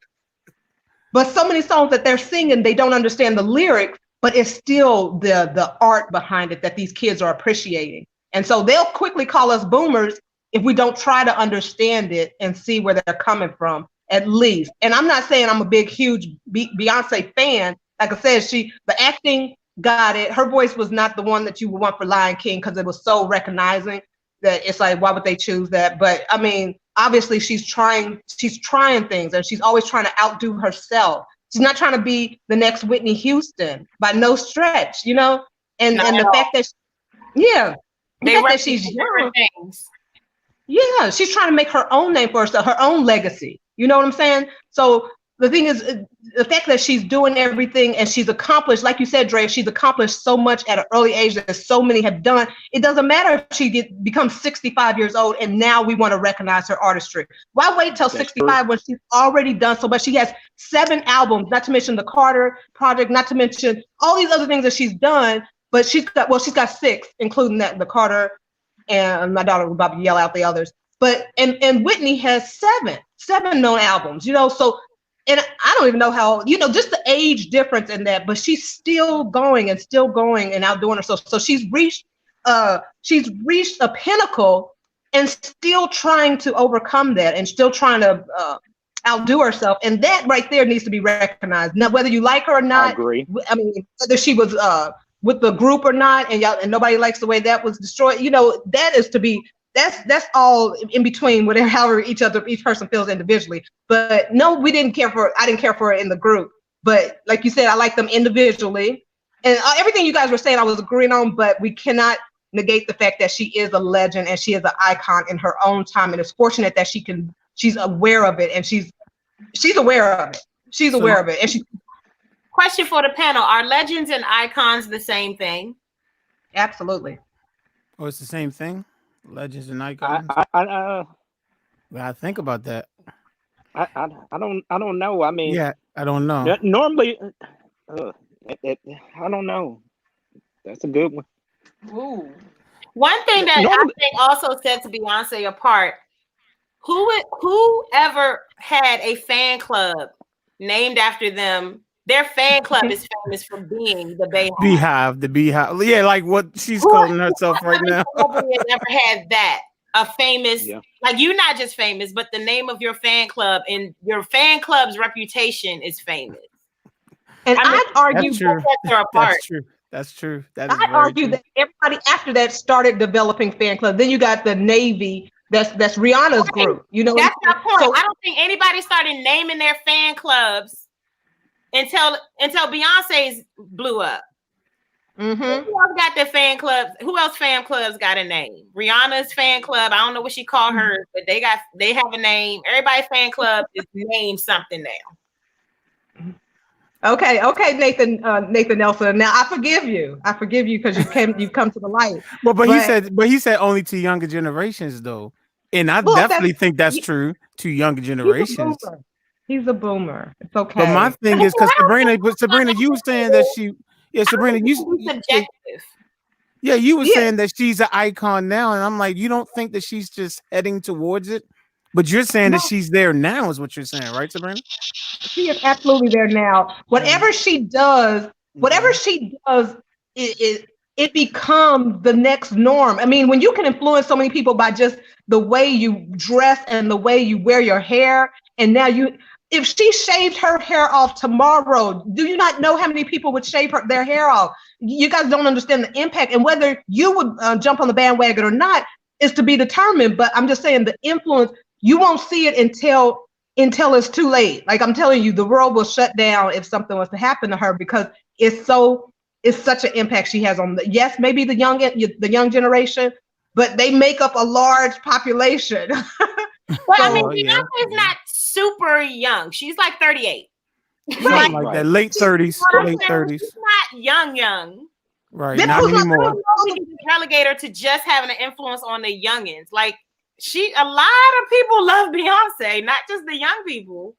But how many people can say that? How many artists did we grow up with that if they had a concert, only we are going to their concert because we can recognize, we can kind of understand their art. She has everybody across the spectrum. It's so hard for somebody to be of our age to have been doing the industry way back then to still be captivating till this day. That's the artistry to another level. So that alone. What you got to say about that, Nathan?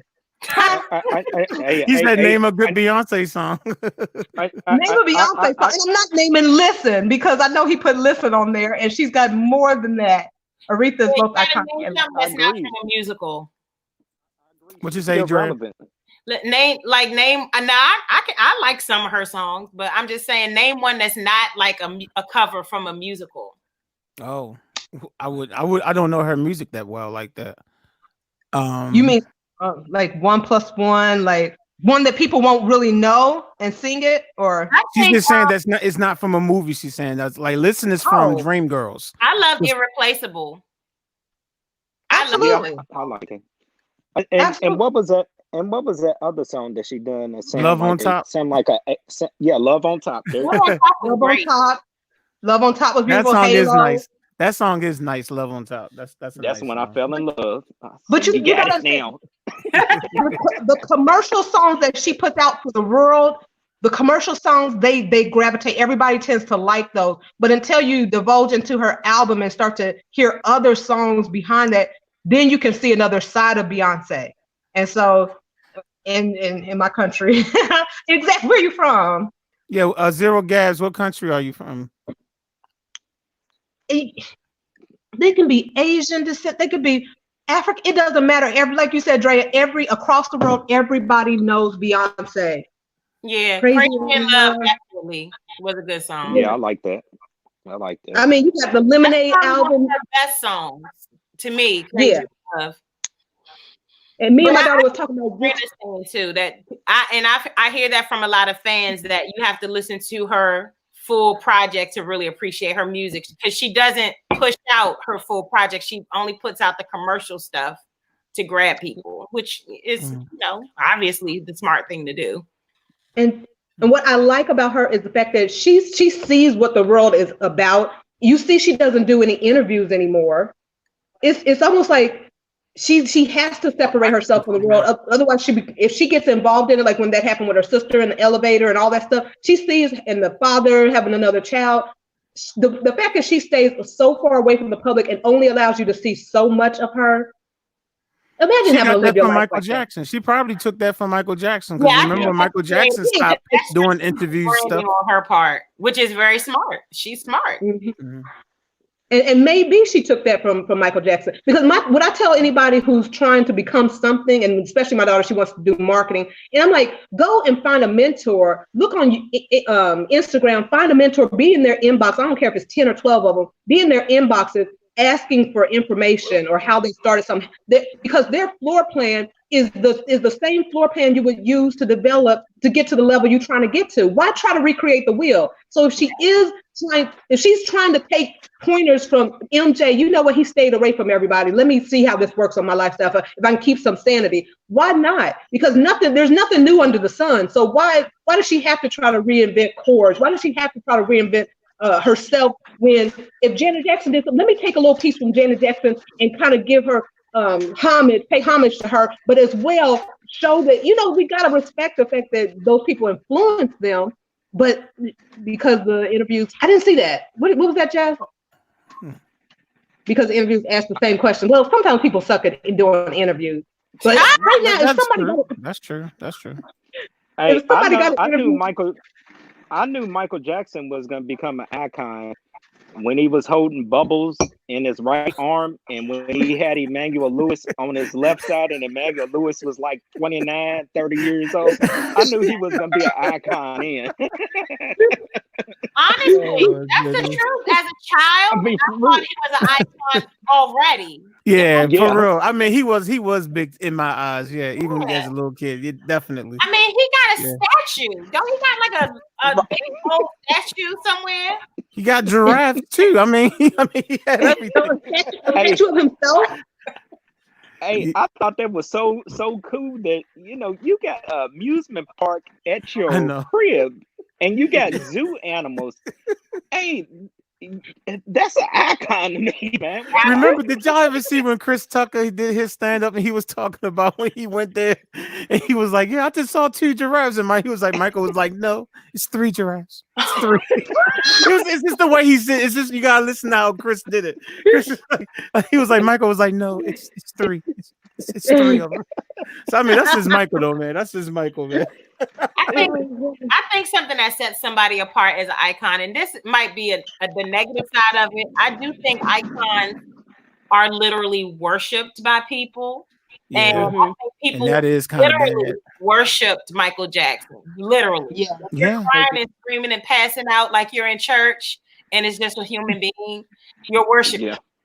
And fortunately, and that's dangerous. same can be said about Beyonce. People worship her. They do. People cry. People get very emotional about Beyonce. So whatever she did to obtain that status in people's eyes, I think she did it. She's mastered. She did. She does a very good job, and I agree with you. She has found a way to remain relevant. Also, because she's been out a long time. She had, and, like 96 or 98 is when Destiny's Child came out. So yeah, and to still be relevant. Hey, that does speak volumes. Yeah. Right. Yeah. And not just relevant, but sell out concert shows. Like you got stars that are starstruck when they meet her. So what I can respect is the fact that well, first off, if you are trying to make yourself to that statue, you have to be untouchable. You got to be unreachable so that when you are available, people can appreciate you more. Because if you're always out there and being seen and doing interviews and you got a Facebook, Snapchat, everybody can get to you, then how valuable are you? So she's taken herself out of that spectrum, and all you get is the bits and pieces that she gives you. And that right there, I hope people know that sets the tone for how you need to do it in the future. So that's definitely legendary, iconic, and setting the. Hey, that is because you know very, very little about her personal life. Very little. Mm-hmm. And some people now that with everybody wanting to go viral, they want to tell you so much. The red table stuff, like they need I wish to I keep could some of that stuff to themselves. I'm sorry, Sabrina. Go ahead, Sabrina. I would have put Jada and Will at that kind of up there. I definitely will put them up there, but I think they're making themselves too available to the public, and so they're. I don't know how likable they're trying to be right now, but if they were untouchable and people didn't know only what they released, only what they gave to the public, then I think they would be on a different level as far as their relationship too and their status. But I mean, it's great when we can actually interact with them and talk with them and see some interaction with them on a daily basis. But you shouldn't be that available to your public, to your fans. They're superstars, but I don't see icon with them. No. Yeah, And I think, like I said, not with Will Smith. Okay. Yeah, Will Smith. Yeah, they could. I don't either. If you seen him in the airport, I remember who was it? Kev on stage. Kev on stage. He keeps every other video. He keeps saying, "Oh, by the way, I met Will Smith." He says that on every other video. He even got a shirt made with the picture on it. I've got a picture of Will Smith when he came in town for Muhammad Ali's funeral. I caught a picture of him when they was riding down the street in the limousine. Oh, okay. Did you put it on your shirt like Kev on stage did? He took a picture with Will Smith, made shirts, and every other episode he does online. Oh, by the way, I know Will Smith. It had nothing to do with Will Smith. But yeah. So But so yeah, I still I'm debating on if Beyonce is iconic yet. I do believe she's heading there, but I mean maybe she is. I don't know. I don't know. You know who else is probably going to be iconic, but I don't think that I don't see how. Deserves it. But I really think God, what's her name? She sings with Bruno Mars all the time. Her? No. No, what's the other Oh. girl's name? Ex stripper turned into a rapper. Oh, Cardi. Cardi Yeah, B. yeah, Oh, okay. yeah. I think she's headed there. For me I don't know personally, I why. say I no, don't but know I think why. she's headed there. I don't know. I don't know any of her music, but I know this is, in my opinion, it has to be garbage. But I don't know. Yeah. I like Cardi B. I like Cardi B. I like Some Cardi of B. I'll you have to know, listen to it. I'll give it. I'll admit that I haven't listened to it, so I can't really Yeah, give a I like honest I some of like her that. stuff. true opinion. What was the red? What was that? What is Are you gonna say that? Red And she's funny too. Yeah, Yeah. her personality sets her apart. Even if it's not her music, with her, I guess for me the jury's out. I like her personality or whatever, but Yeah. I would have to see what is it that she's coming to represent in culture. She represents Strippers that became famous, maybe. I don't know. Yeah, there's so many things. Yeah, it's and you know what I'm saying. So it could be. Well, I mean, the thing about Cardi, what I like about Cardi, because I love to not like her, but you just have to like her. I agree. I like where she came from and how she's still so humble and she's relatable. And so when she goes live, and mind you, I don't follow any of these people like that, but when she goes live or she's really raw with who she is, and she again makes herself too available to the public, which I would never. I don't care if somebody says something bad about you, you never want to respond. You don't give it that energy, but she's still on that level. So it's like we can see a little piece of ourselves in her. Whether I ain't saying we all got to be ratchet or ghetto, because I'm not even calling her that, but I'm just saying how we can be so real with our opinions and so forthcoming. And I like that about her. Oh, she just clowned what's his name? Idris Alba. Yeah. Oh goodness. No, don't say that. Not Idris. Yeah, she just clowned. She clowned him because she was talking about these celebrities that came out and said that they had the coronavirus. Mm-hmm. And she said she thought it was so wrong how these people that had money that were celebrities were getting these tests done before people, that couldn't afford the test, and she felt like that it was taken away, from people who couldn't afford it. And she voiced her, and I agreed with her in a lot of ways, Yeah. Yeah, and I'm sure she. Yeah, I'm sure she said 100 curse words while she said it. Right. I'm sure. I'm sure that's what makes her. Yeah, I'm sure. But the thing about that is so amazing to me is that even though she does, her branding is ratchet. Her branding is hood. Her branding is I'm a gang member. But she's actually very smart. And she has political views and she voices those and they come out sounding like Cardi, but at the same time, you can tell she's thought out her views. She's not no dummy, is what I'm saying. She's good, but she's very intelligent. Right. So I respect that.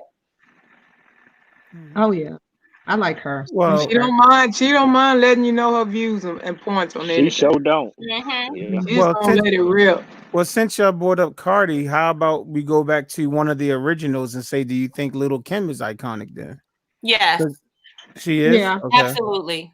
Okay. Because Little Kim can actually rap her tail off. Okay?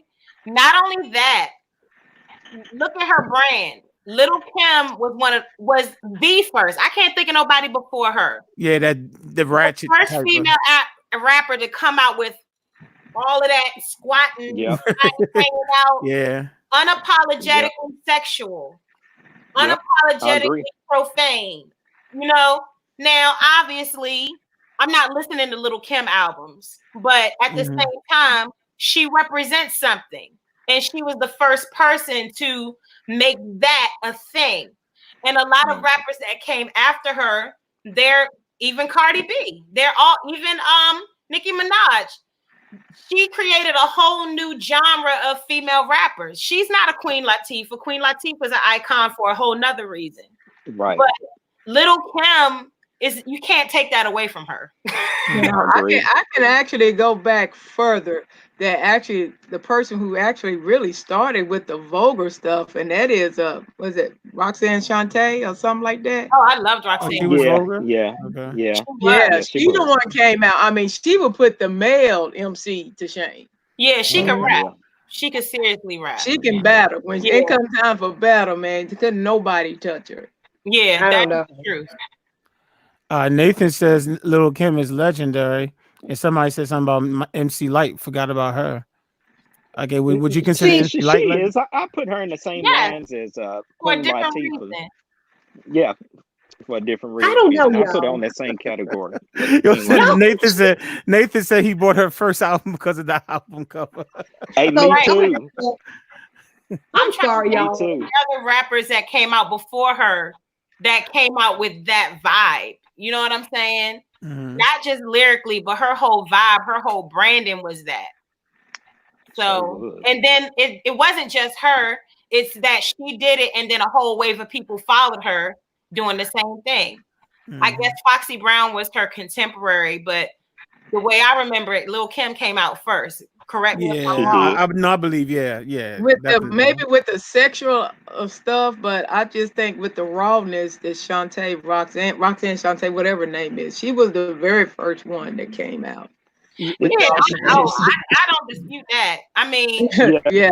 Oh yeah, she came out in the 80s, of course. With all that, I think it's like she has a lot of, like, she was the first to do a lot of things, so she paved the way for all of them. Yeah, I look at her as like a trailblazer. Yeah, you know, there's a lot of things that would not have gotten done if she didn't come out first. Yeah. I think she got treated wrong in her career. She did, but see, Roxanne Shante, they did didn't they do a film on her, a biopic on her? Mm-hmm. Yeah, I believe just like a couple of weeks ago, right after Drew Hill's, if I'm not mistaken, they did Roxanne right after Drew Hill. And then she also got a movie on Netflix as well. So. And like she's another one who's not dumb. Like I don't think she didn't end up broke. Roxanne Shante ended up buying part of her block, and like she does well. And I think she's a very smart woman. She might not have like become a music superstar, but it seems to me like she had other things on her mind. Like she was a woman who thought, and she took the money that she made and made something of herself. Oh yeah. This is a good point. No one said what about Salt and Pepper. Don't forget Salt and Pepper. Oh, then Salt and Pepper. I forgot about them. Oh yeah. Yeah, because it's room for more than just one. Yeah, no doubt. But then that song I like about Lil' Kim. I'm sorry, I'm going back to Lil' Kim. I like the jump off. I love the jump off. Yes, she can make a Sprite can disappear in her mouth. Oh my God. Okay. Oh, right. Well, I don't have to ask what that means. By the way, I did while y'all were talking. I did look up what the watermelon thing meant. So I'm like, righty then. Okay, now I did look that up. It's real deep. Yeah. Beyonce's line was real deep too. According to what Google said. Like a nut. Little Kim did not like use a lot of metaphors. Oh no, yeah, she just said what it is. Yeah, she said what it was. She called out body parts and said, and that was it. Hey, Sabrina, I see you sitting at your keyboard. You haven't been there in a while since you usually when you're online. Does this mean you're going to put that A major chord for us before you leave? Before the stream is over, you want to do that for us? We've been waiting for about 3 weeks. I'm just putting it out there now so that you don't disappear without giving it to us. You know what I'm saying? So just keep that in mind. We still waiting for that A major chord, yo. Oh, my signal is bad. Lord have mercy, the signal is bad over here. We've been hearing you just fine. What are you talking about? we honestly been hearing you just fine. Hey, look, and it can't be too bad because we in a storm right now, so it can't be too bad. Oh yeah, yeah, we got that a storm too. But you guys don't get legendary and iconic mixed up with age and time because now when we start just listing random people that just happen to have been in the game, yeah, they might have been talented, and we could throw up names like SWV, Salt and Pepper, all this stuff, and we can be like, oh, they were great, and this and there, that, you know, they paved the way for so many people. But we can't just water down the title and give it to everybody. At some point, okay, well, but you know what, Sabrina, you wasn't on here when I asked the question, the initial question, and maybe you can give us your definition. What is the definition of an icon? Because I initially asked that question. What I'm talking about, Sabrina now.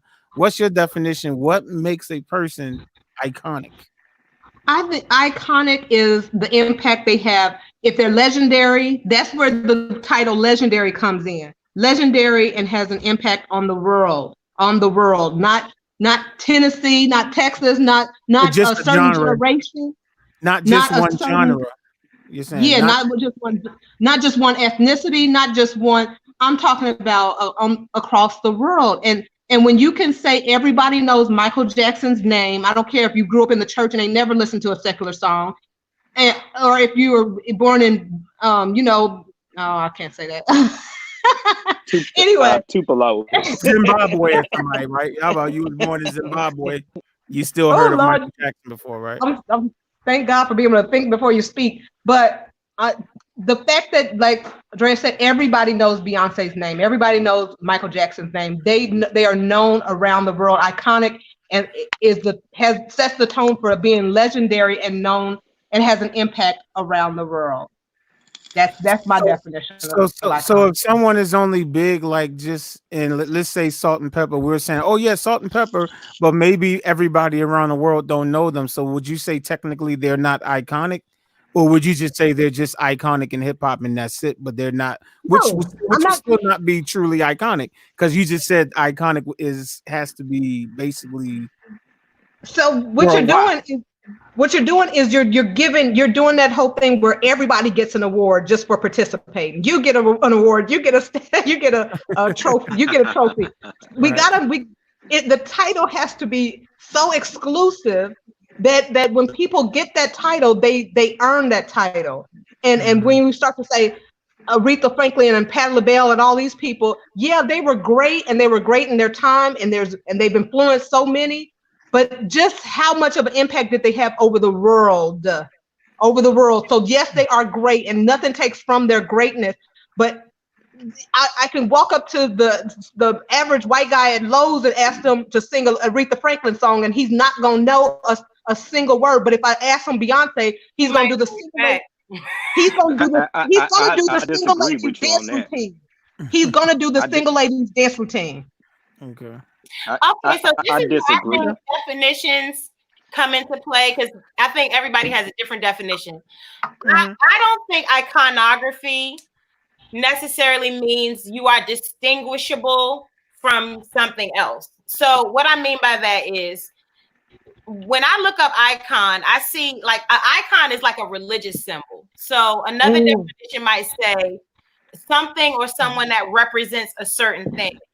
So when I just look at the definition of icon, I'm not looking at something that's necessarily uncommon or unique, or something that is based on having a high level of status or even a wide level of influence, apart from the fact that it represents a certain thing or it makes you think about a certain thing. So to me, when I think about a legendary person, I think about somebody, that's the person that I think actually has the influence. An icon actually, to me, just represents something, for better or for worse, whether it influences you or not. So that's why I use that definition, and that's why I say that both Little Kim and Salt and Pepper can be icons, because what do they represent? Salt and Pepper represent sexual liberation of females in rap music. They do. Okay. I mean, and that doesn't mean they impact the whole world, because everybody doesn't listen to rap. But that, to me, they still represent that. They are emblematic of. An icon is an emblem. They are emblematic of sexual liberation with female rappers. They embody that. Is it possible? I'm sorry, go ahead. Why can't they just be trailblazers? Why? That's the thing. We just give that title out so freely. Why can't they just be trailblazers? Somebody who Well, in opened order for them to be trailblazers, they would have to be first, and that's why I say Roxanne Shante is the trailblazer. Salt and Pepper weren't first, but in the 90s, they came to represent that. You see what I'm saying? And then, but they actually kept their clothes on. And Salt and Pepper actually, they didn't use a lot of raunchy lyrics. Okay. Now, when Little Kim came on the scene, now I noticed somebody said she was Biggie's protege. Doesn't matter. Everybody is somebody's protege. We're all somebody's protege. But Little Kim, her rap skills, first of all, her rap skills, just take, if you remove her gender, her rap skills are like up there. I mean, like of all the MCs, she raps really well, and what she symbolizes is, again, this sexual liberation of the female inside of hip hop music without the clothes on. Right, boom in your face. And without the lyrics that can be played on radio. You can't play her lyrics on radio. You have to bleep everything. She's one of the first female rappers who had the audacity to do that. So that's why I can say, yes, certain people are icons. Now, are they legends? To me, now, if you're talking about level of fame and influence, now you're talking about a legend. So but again, that's just my definition. I think an icon, a cross is an icon of Christianity. Everybody's not a Christian, you know. The crescent moon is the emblem of, or the icon of Islam. The Star of David is the icon of Judaism. Doesn't mean everybody subscribes to that or is influenced by it. It's just, you know, that's what that represents. So that's where I come from when I'm saying icon. Okay, I like that. Hey, again, I say that I am Moses and this is my Aaron. And oh, right. Yeah, Drea is Aaron and you're Moses, right? For those of you who don't understand that, read your Bible. I told y'all that the other week. If you don't understand what is meant by Moses and Aaron, for those of you who honestly don't know, Moses was not that well spoken.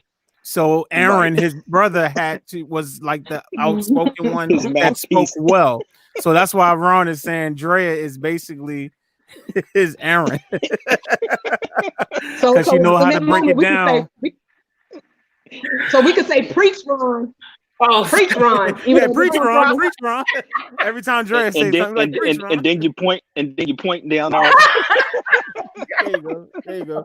I can't get it. There we go. Something like, look like I'm pointing at Sabrina, but I'm really pointing at Drea. Look, I'm a duck, so you can point to it. Oh no, that's all good. No, I like that definition. Iconic, a symbol for that genre, that era, that what they represent, and then legendary. I like that. Still ain't changing my mind, Dre and Lene Jenkins. No. And it's a working definition. I'm not saying it's right. It's just, it's fluid. I don't know. I'm just saying that's the way I understand it. It's important for me to understand where you're coming from too. I definitely hear what you're saying. And then some people don't become legendary until they die. Unfortunately.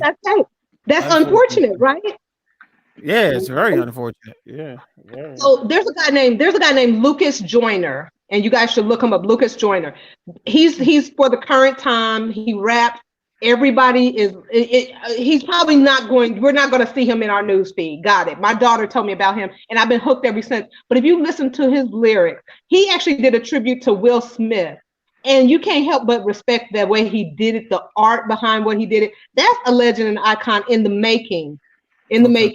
And again, he hasn't put in enough into me. He hasn't put in enough work to get to that level yet, in my opinion. And he might have, honestly. But honestly, what I see on YouTube, I don't even know how large he is outside of YouTube. But when he hits my feed, I listen to his songs, but I listen for the art. I listen past the cuss words, he cusses, but I listen past that part. And it's just the art behind Lucas Joyner. And when he did that tribute for Will Smith, you got to appreciate these people now. That's why I say that about Beyonce. If we appreciate what she's doing now, we don't have to wait until they pass away to see that their impact, like Aaliyah. when we say Aaliyah is a legend in her time, people now are using some of her creative art, musicianship and things that she's done in their their whatever they do. I don't know what they do. What do Their y'all music think about videos, that? That's a their good one. songwriting. Yeah, but even with Aaliyah, with some of the stuff that I liked her earlier stuff, but when she came out with some of her later stuff, I didn't give it a second listen until she passed away. When she passed away, I gave it a second listen, and my opinion or my assumption had changed. How I may have felt about her latest stuff, and now I actually do like it. I don't know how that happens. What's but, interesting? What's interesting? Her earlier stuff was R. Kelly, though, man. Yeah, sure was. I know. And the later stuff was like Timbaland and Missy and stuff like people like that. That's interesting. Yeah. Okay. She was a legend in the making. She was a legend in the making, an icon in the making. But did she get to that level? Not yet. But people are using some of the stuff she's done.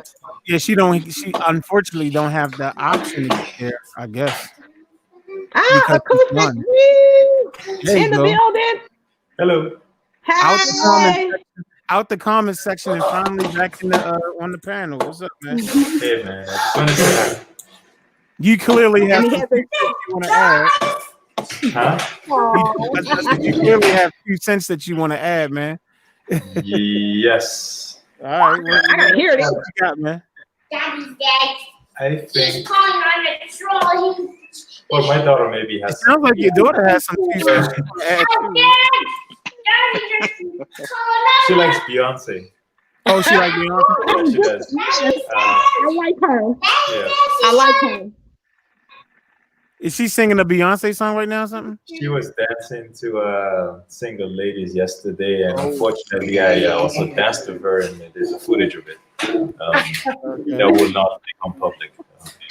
Okay.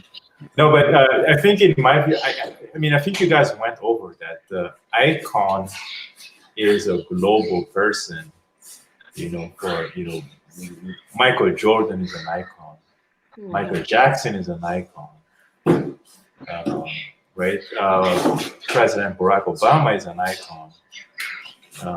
Right? So because of the legacy that you leave, that you left, you become an icon for your acts. A legend to me is where it's because there's a specific skill that you had that made you a legend. That's just kind of how I view a legend. So is Beyonce where there's a guitar legend, but not necessarily a rock. I don't know. A rock icon and a guitar legend could be the same person, but to me, legend seems to be more narrowed down to a skill, as opposed to a being known internationally. Okay.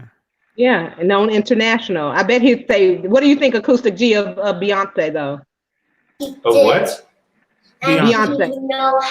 Oh, in my opinion, I believe Beyonce is an icon. And again, you guys can disagree, but that's fine. Just because, she's still one of the acts where, we're in the era where people are no longer buying albums, right? And really you make your living by touring. And I know Lemonade was a big record, but honestly, like in terms of albums, the good albums that Beyonce had were probably in the early 2000s rather than in the late 2000s. But Beyonce can right now organize a tour and go on a worldwide tour, and it will sell out, right? Oh yeah, of course it will. Yeah, and so to me, that makes you an icon because people are like, oh, Beyonce is in town. I'll tell you this. Yeah. In Calgary, I don't want to mention the specific place where I live, but in Canada, in the province that I live, there is 2 big markets, and we always go to the other city because we have a bigger stadium. And every year we keep on, Beyonce goes there, but she will not go to our city because our production, the equipment that they use is so heavy that the roof of our stadium cannot support it, right? But the fact is, Beyonce right now she doesn't have to have an album out, and she can go out and tour. And that to me makes you iconic because your material speaks for themselves. Now, we can disagree in terms of do we like her music or not. I do tend to favor the Destiny's Child records. But if you are really objective of it, you know what? She is iconic because everyone knows who Beyonce is. I am a dancer. Okay. I'm not hating on it though, man. I'm really not. Yeah. I'm not hating on Beyonce. I'm just saying, I just thought she might have needed more time before she could be considered an icon. But yeah, for sure. I hear what y'all saying too. I hear what Sabrina and Richard, the rest of y'all was saying. Yeah. I think it would be fair to say that things are moving faster now than it used to back in the days, right? Back in the days, I mean, Whitney Houston was the only exception where I think her first album had like 5 number ones on it. Most artists had to pound the pavement where no one knew you until your third album, right? Second, right. third. You had to like grind and tour and be an opener for everyone until you became the main act. But the things these days, they tend to move faster because the record company, if you don't do well on your first album, they drop you, right? So there's more pressure to do well at the very beginning. So maybe that's why she's probably fast forwarded herself into iconic status at the age of 30 as opposed to someone who had to wait. I mean, she's always been successful. I mean, she's always been successful. So, Exactly. I mean, even with Destiny's Child was successful. And I get what Nathan Nelson is, mentioning the power of the social media aspect of it. But I mean, again, times are changing, man. Like, back in the days, they would put big money behind these, the Mariah Carey and the Whitney Houston to promote them. But with all the piracy and everything, the budget of those, those marketing are going away, and so you have to turn to social media. Hey, so I don't know if it's fair to say the social. Yeah, well, Nathan with Beyonce, and remember, I'm not like the biggest Beyonce fan, but she was big without social media. Correct. When Destiny's Child came out and when her first records came out, social media wasn't the big thing, and she was big then. So, but what Nathan's saying makes sense because yes, she was big then, but would she be as relevant if she was? She would be relevant to us if she had a concert. We'd go to her concerts, but now that she's tapped into the social media and she's doing what the younger generation is wanting, now she's capitalized on that. And here's the reason why we got to respect it. And I was telling a friend about the book, about the read of Who Moved My Cheese. And it's relevant if we think about the fact that if you don't adapt to what's coming up and what's happening, you will get left behind and you will just sell out concerts with the 80-year-old generation and the 70s and the 60s and the 50s.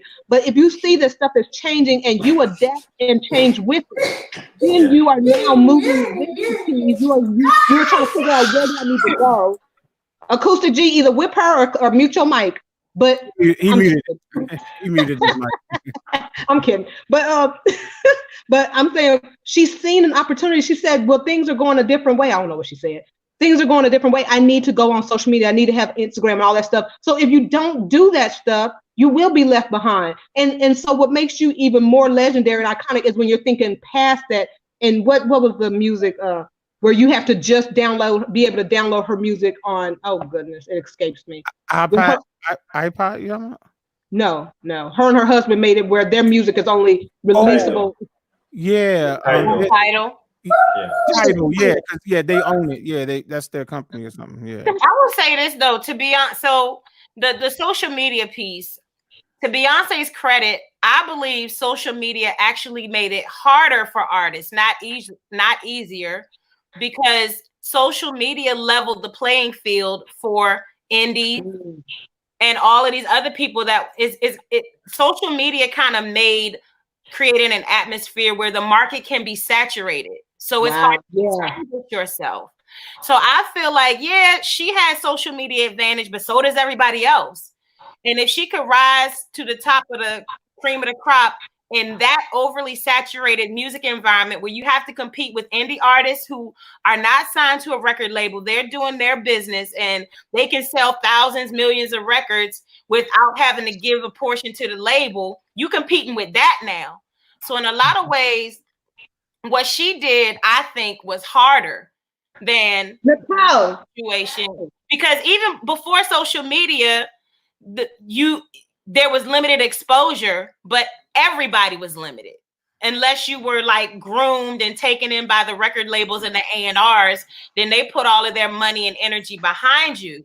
So then you had a leg on everybody else. But if you're in a social media age and you're smart and you know how to work your business, you can compete with a Beyonce. That's true. And that's the world where she continues to excel and be Beyonce.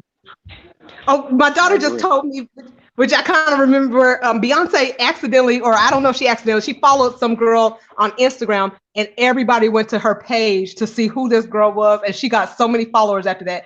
But Beyonce's not following nobody. You got to understand that. So when that happened, I'm assuming Blue Ivy must have had her phone or something. But that goes back to being unreachable. So yeah, these people got those social medias and it's saturated and everybody can get to it, but you still got to be different from everybody else. And that's what sets herself apart. She is untouchable. Like you are not going to be able to just get an interview from her. You're not going to know what's going on in her life. Yeah, that's my point. And that in an oversaturated market, she's still the best. See what I'm saying? It's more competitive to me now that social media is the vehicle that we can use. But I will say this though, we always, I think when we judge those type of talent, we also have to look at the team around them. Because it's not fair to just look at one talent and act like they did everything by themselves. The first Destiny Child album was, heavily produced by Wyclef Jean. When Beyonce went solo, she had a great production team. Where Scott Storch was on those records. And she had I know that when you look at, and again, you have to look at the writing credit to see who helped them write, but usually the way writing credits, and correct me if I'm wrong, Richard, but it's the person that contributes the most, that's the name in front, and then everyone else is following. I believe that's how they list the name. And if you look at her, I've heard that before. Yeah, and if you look at the writers that we had Diane Warren in there, they had a lot of good people. And her dad had, he's an executive, so he had a great, she had a great team around her. And same for Mariah Carey, she had the president of Sony, at her side. And so, we have to take into account that there are people that help you get to the top. You don't get there by yourself, right? Yeah, you definitely gotta have the right team, no doubt about it. You got to put yourself around the like-minded people who got the vision and the idea. And Beyonce just so happened to have had it, starting with her daddy. Yeah. And she didn't have to go through the first, the first contract is always like crappy one. I don't think she had to. Right. Me too. So. Hey, I got a question for Richard. Got a question for me? Yes, I do. So I don't know if I'm going to turn off this camera because my daughter is jumping in the background.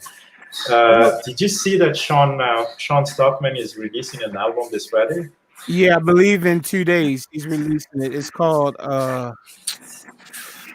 He did an interview on Instagram. Is it Forward or something? Yeah, something like that. It's going to be something. It comes out in 2 days. He's been doing interviews on Instagram. Yes. You know he gonna know about it. You know he's gonna keep up with that. He's a part of Boys II Men, but Sean Stockman is actually one of my favorite singers, even outside of Boys II Men. I'm just saying. I know that's what I'm saying. I know you're gonna keep up with that. Yeah. So my question to you is: so when that album comes out, how difficult is it gonna be for you to refrain from comparing it to a Boys II Men record? Are you? But you know what? No. Sean has a style. I'm used to his style because I know what the songs that he produced on Boys II Men records, like the stuff that he did, like Doing Just Fine comes to mind right now. That's a Sean Stockman record, even though Boys II Men sung it. So I'm a fan of his style. So it's like I'm actually looking for an entire album that has his style on it. And not just an album that might have pieces of his style on it. So it's not going to be hard because I know what his style is. Yeah. I know what his sound is. I know what his style is. Hey, Sabrina, I agree with you on that. Can we hear those chords, Sabrina? I want to hear those chords, Sabrina. Oh, the A chords. Yeah. No, I mean you was just jamming. Like whatever you was just jamming, I would love to hear what you was just jamming right now. You know what I'm saying? I'm composing a whole song. You ain't ready. You're not ready for it? Oh, come on now. Yeah, it's not ready for the reveal. I'm sorry. Oh, Hey, man. it's one thing that we did forget too, which I think is a very much a legend and an iconic is Marvin Gaye. We missed his birthday, April the 2nd. Yes. Mhm. He would have been 80 years old. That's my father's birthday. Yeah. I think I was 4 when he passed away, and 4 or 5, and I just broke down in tears when I found out he got killed. I was already influenced by Marvin Gaye by the time I was 5 years old. It was all in my ear. So yeah. So would Luther be considered iconic too, or just legendary? That's a good question. Or just like I mean, do people really know him around the world like that? I'm talking about Who Luther. is that? Luther Vandross. I think so. Is that the litmus test? They have to have global influence. Well, with your definition, you just said iconic could just be of whatever that generation or that genre is. So obviously, in R&B music, he would definitely be iconic, right? With your definition, there, I'm talking about with your definition of iconic. Yeah, that's what I'm saying. If we're saying they have to have global influence, then no. But if we're just going by my definition, I don't think they have to have global influence per se, because everybody doesn't listen to R&B. So you know what I'm saying? I don't think Luther Vandross transcends R&B. But well, what about? I think I would probably put him more. I'm not sure. That's a good one. I don't know. What about Stevie Wonder? I think Stevie Wonder is Yes. top 10, so definitely iconic. He's iconic. Yeah. But Yeah, but but- is that limited? I don't have no issues with Stevie being iconic. Well, I mean, Beyonce, I might have a little issue, but not Stevie. What would you guys say, Dre? I'm sorry. I'm biased for Stevie, you know. This is an unpopular opinion, but I'm not a super duper Luther fan. Oh no! I'm not No. I know. Can't have you on my panel. Don't put me off. I'm sorry. I love Luther, but it's like I'm not like, you know.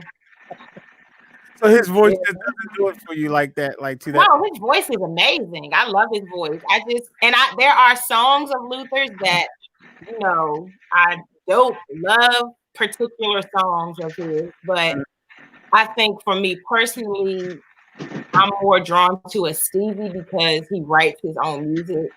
Right. Luther, for the most part, did covers and people wrote for him, and his voice was amazing. But being a female singer, there's probably a lot of reasons. I don't know why that Luther is just not like I'm not a super duper Luther fan, but obviously I respect him as an artist. You're no longer my Aaron. Of course,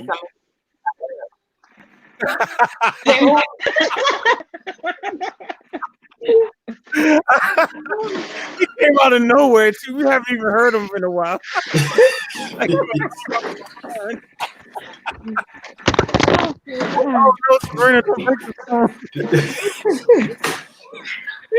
Came out of nowhere, like you know. That's funny. Not my Aaron. Man, Stevie, man, like they invented a new instrument called harpeggi, and it's a mix between a piano and a guitar. Yeah. And I think they had that with Stevie in mind. Yeah. And Stevie learned it and knows how to play it. And I'm looking at the thing like, how do we play this? Like, I can't afford it. Anyway, it's $3,000, but yeah. All right, Nathan. Good night, man. Nathan is disappointed in us with all the Beyonce. I don't know if he said good night for real, if he's just saying good night because he said I wasn't sure, but just in case, I just Yeah. Good night, Nathan. Go listen to some Beyonce. She'll help you sleep. Hey, can I say something in the drill real quick? You can't say nothing to her. Be quiet now. Permission to speak, sir. No, I was gonna say. So a few lives ago, you talked about the voice training and teaching someone how to develop sing, Yeah, she was knowing how giving to sing. Sabrina some lessons. Yeah. Yes, it really resonated. I did take a few courses a couple of years ago, and a lot of the stuff you said were consistent with those lessons. But what I really appreciated was the fact that you really emphasized that everything is learnable. And that to me is important because sometimes, especially in North America, we tend to emphasize natural talent where someone either have it or they don't, and that puts a lot of people at a disadvantage, right? Because like for me, I play guitar, but I didn't always play guitar. I had to learn. Right. And I played piano because Richard taught me how to play piano. I didn't have a natural talent. And so if someone came out and said, you either have this or you don't, that can be quite demoralizing, to someone who's interested in an instrument or learning how to sing. So I don't know. I just want to say thank you for that because it's just knowing that everything is learnable, that gives people the confidence to actually learn something and be the best that they can. Oh, no problem. I don't even remember saying that, but I definitely know it's true because I put myself in that category. I had to learn. Yeah. Somebody had to help me. Yeah, that's very true. Hey Sabrina, have you been doing the things that Dred was giving you that time when she was giving you the lessons? Have you been continuing? Oh yeah. I've been all through the house. like her spit is everywhere, right? Her spit is everywhere in the house. Yeah, you gotta do a mask now if you're gonna be buzzing your lips because we can't be spreading the COVID. Oh yeah, that was pre Rona. When we did that was pre-Rona. we in post-Rona. Well, she gonna kill someone. I'm trying to learn how to sing. Like, girl, you killing me.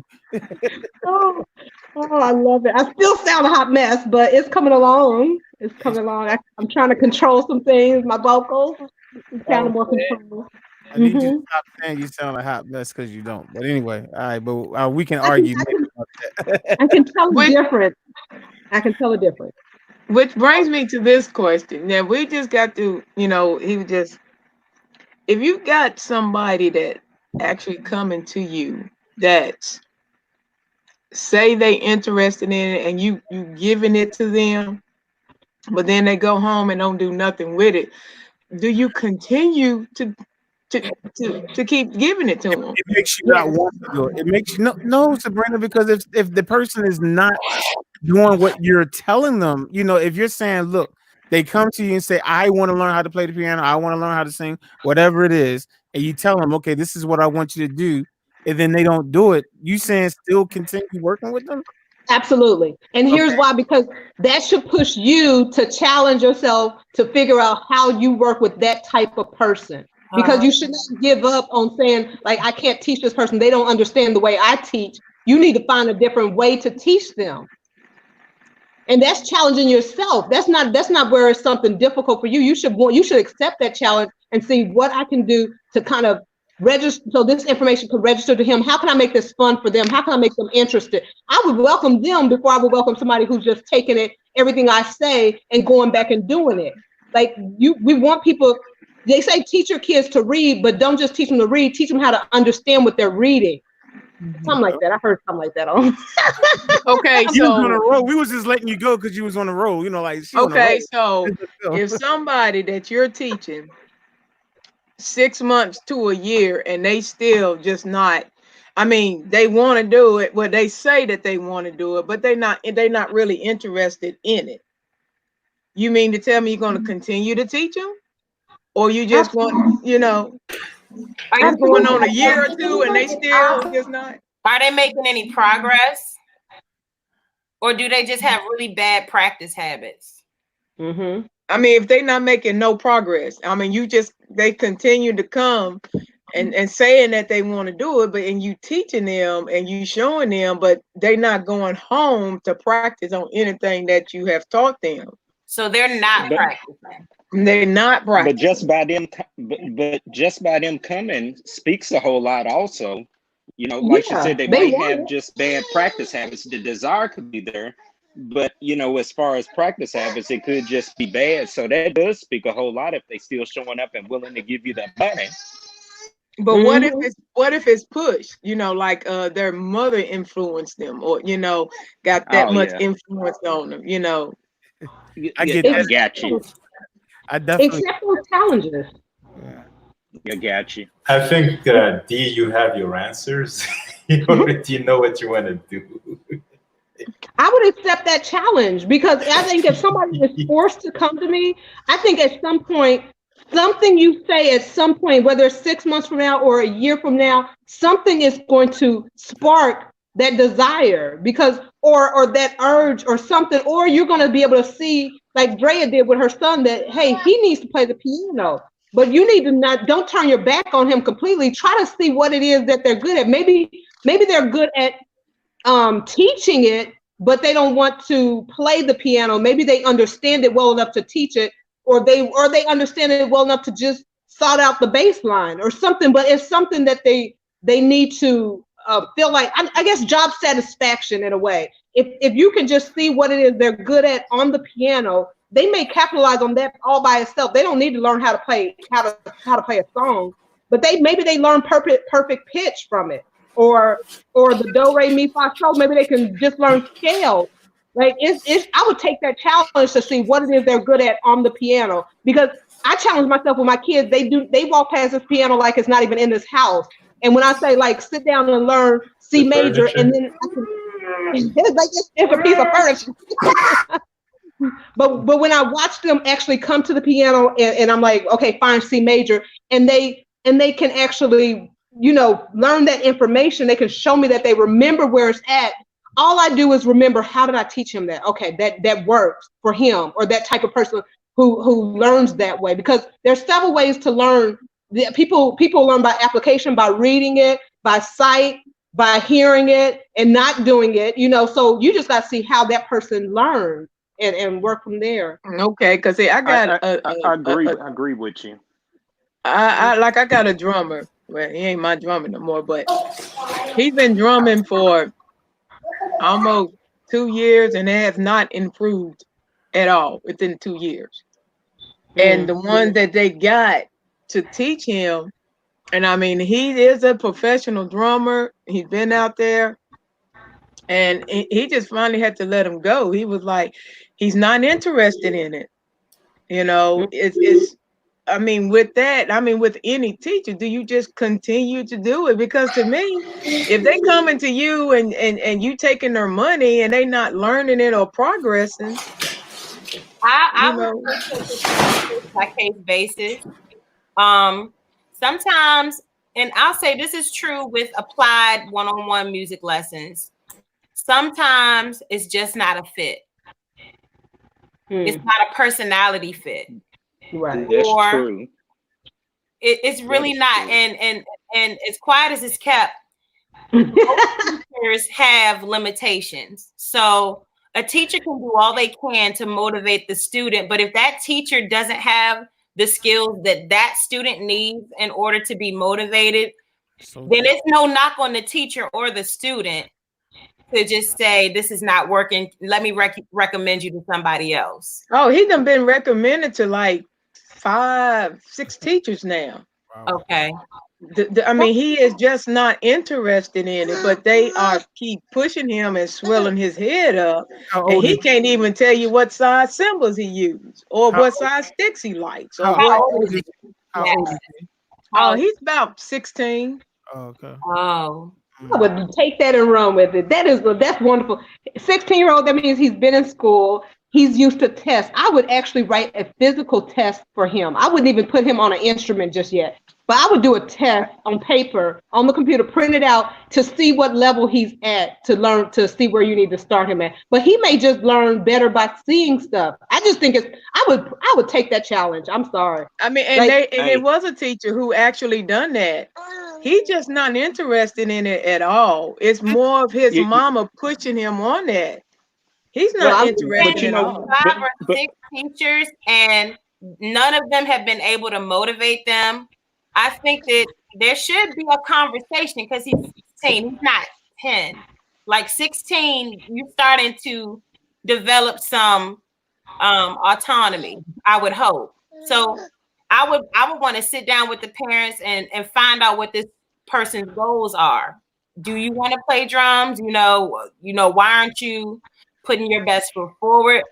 I see what Sabrina's saying, and in many cases, because I can say I went through this personally, where I wasn't performing my best in my lessons because there was a disconnect between me and the teacher. It wasn't nothing wrong with me. It wasn't nothing wrong with the teacher. Yeah.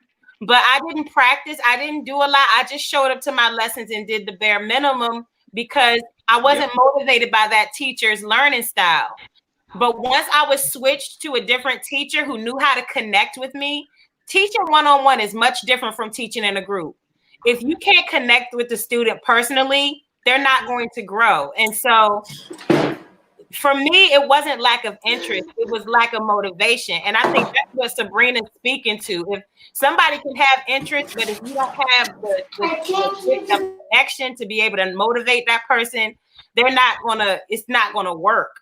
But if you've been through 5 or 6 teachers and you still don't see any level of motivation, I think that is definitely a time to have a conversation about maybe we should try something else.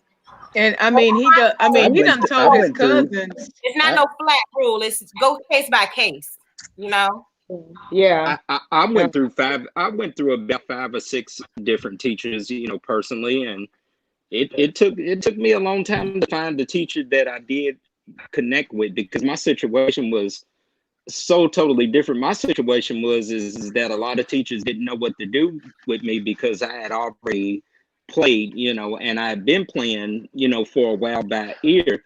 So for them to start me out as a beginner like they would normal students, well, that just didn't work for me, But when I finally did find somebody, and the guy was only charging $1.50, for a half an hour. Now he was teaching me how to play music. He was teaching me how to play music without reading. He was getting to what I wanted. I wanted to play songs right off the bat. I didn't need the basics. I already understood that in my own way, maybe not the teacher's way. So sometimes like she said, sometimes there is a disconnect between student and teacher. It doesn't mean anything's wrong with either one of them, but it's just that person has to find the right fit. And if the person still is showing up for a lesson, I would say there is some type of interest still there. But if the parent is pushing, okay, maybe you do need to have a conversation with the parent.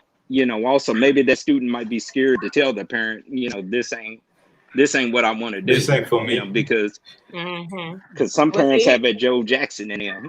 And I don't think he's going to do that. And because honestly, it's just no growth. It's a verb now, Joe Jackson. It's no growth. It's no growth within his playing.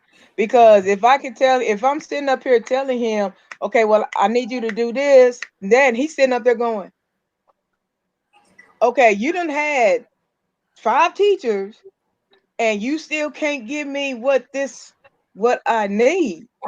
What's going on here?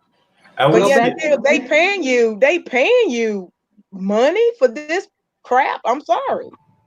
I would say go ahead. No, go ahead, Acoustic.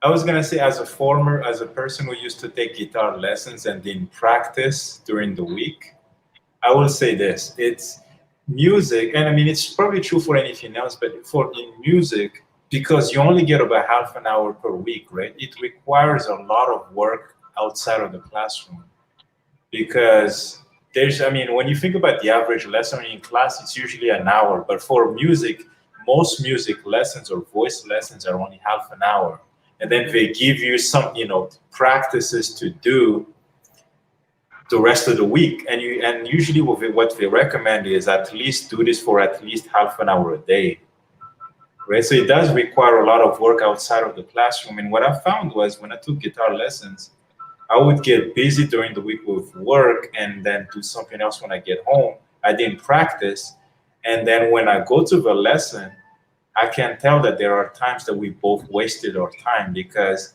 his lesson is predicated on the fact that I practiced. right? So now we go through the major scales on a guitar, and I don't know what I'm doing because I didn't practice. Yeah. Right? And now we have to go through it all over again, and that takes 10 minutes, which only leaves us with 20 to do anything else. Anyway, go ahead, Sabrina. To answer ST's question, he said D, has anyone talked to that young man about how he feels about playing? Yeah, but he'll tell you because he's more of a pleaser. He doesn't, he just do what anybody tells him to do. And like I say, his mama has the big influence over him. And and like I try to tell them, some have it and some don't. And he just does not have it. But the thing is, maybe what it is that he don't have is simply the desire. That's all. It might, you know what I'm saying? Let's be specific. Let's not say he don't have the talent. It might just simply be he just doesn't have the desire. And if that's the case, the thing is, some parents will put kids in certain type of events and sports, not for the purpose of them accomplishing and mastering it. It's just to challenge that side of their brain. I would put my kids in the piano. Sean and Nicole, they were both in gymnastics. And it wasn't because I wanted them to to be in the Olympics or anything. I just wanted them to be flexible and learn to, identify those muscles and the movements and everything. And both of them appreciated that now. But here's the thing, even if he's not learning it, you're challenging a part of his brain, and the parents they are appreciating that. So if he's not going back and learning it, that's fine. But they want him to be in that atmosphere where he's learning music, and music takes a whole nother side of your brain where he can hear it. So even if you as the instructor find out what he's good at on the drum, whether it's just keeping beat or whether it's just keeping the tempo, I challenge you to do that, because then you will see exactly where he's comfortable at in the drums, where he's dominant, because he can't be completely like a kindergartner in it. I can't imagine him being a kindergartner in it. So if he's good at just keeping the beat of a song, I would play a song for him and just have him mimic the beat. And I would take it back to the basics. I would take it completely back to the basics. If he can't gravitate or graduate, like Acoustic G was saying, where you're supposed to do the practices at home, but you didn't, so we got to start over again. Keep starting over again until he gets that little part. He's going to get tired. I tell you what, if I get somebody who plays the piano, they're going to get tired of me going over C major every time I see them for a half an hour. But I bet you they're going to learn C major, and we're going to move on to G. But see, and I'm not a drummer. So I don't teach drum. But to go through 5 to 6 teachers, and let me I just think at some point or some way you got to cut it off if they just not, I wouldn't cut it off. Well, let me say this, Sabrina. I've been listening to what you had to say and everything. I respect you. But being in a situation where I do have to teach kids, and it's not even just music, it's music and it's math too on top of it. And but let's just stick with the music side of it, because when I had a job teaching before this virus, on Wednesdays I teach a keyboarding class, and it's like. And let me say this, and you're saying that you say, you don't give up, you try different things. And I do that. I have students where I try different things and I don't just give up on them, but it's like no matter what you do, they just don't get it. You know what I'm saying? I have one student who just cannot even curve his fingers correctly. Been in the class since October, and when we had that last class in March before the school shut down, he still couldn't. And I mean, and we've tried, and we said, now go home, practice. We even said practice on your arms, just practice, and it's like I don't know, Sabrina. I know, Sabrina. I mean, and we still work with him. We still, because his parents still pay for him to take the classes, because it's for that class that I teach is extra. It's like that's not a part of the tuition. they pay extra for them to take this class. But I've seen some people with techniques that don't require that art. I've seen people slap it on the keys. So to make him conform to how the classical pianist would play, I mean, if I was teaching like you, I would probably make him hold an orange for the whole dang on course and bang on the piano with an orange until he figures out his hands need to be arched. But while that may not be effective after so long, if he still has his fingers in a certain position, I would want to see how he would play a certain chord. Because if his hands don't need to be arched, then why focus on that? Because you know that some people don't have that type of training. So he may be, I'm telling you, that may be one of those autistic guys that actually get it, the piano, but he's so focused on the technical side that he doesn't captivate on the fact that he's actually talented in a whole nother arena. So I wouldn't even focus on the fact that he hasn't gotten that part of it, because you could fix that if that was a focus. I seriously would make him hold an orange and play the piano in that way. But I would just see, okay, well, let me see how you play this. And if he's flat on the keys, but it still sounds the same, I would say, okay, well, let's take it up a couple of notches. And he's the exception to the rule. At the end of the day, he's still not somebody I would turn my back on. I would just use it as an opportunity to challenge myself on how I would train somebody in that capacity. Because I was on that crazy side of YouTube where you're watching people that have these disabilities. And it's always good to see, it's informative to see that, because you see people that play the piano and they're missing fingers or they're doing stuff. And you know what I'm saying? They're blind. Yeah. And I'm like, wow. I'm in amazement, because I'm like, they have to overcome those challenges. They're not doing it the correct way, but they're still making music. Yeah, the traditional way. But they also have a desire to do that. Exactly. You got to have that desire. You have got to have that want. See, like with me. Hey, Ron, you my Aaron, man. When I started out, I was hungry for it.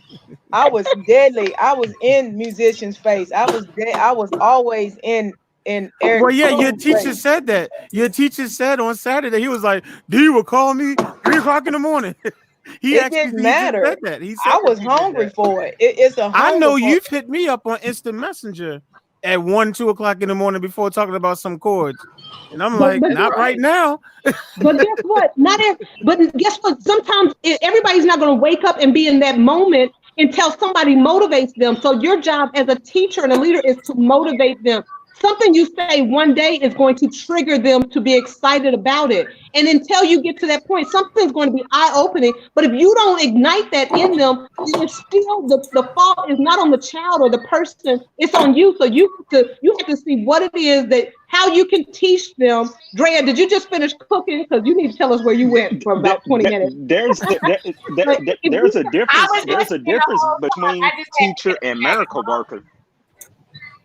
There's a difference between teacher and miracle worker. Thank you, Ron. Thank you, Ron. Yes. You are definitely Aaron today, Ron. You're definitely Aaron. I think Sabrina is an ideologist, and I mean, we need people like that. Where she's passionate, and I think she will probably make a great teacher. And to be honest with you, I think Sabrina would make a great teacher. But I think Richard is being more pragmatic because he's seen it for many years. Where would you say acoustic?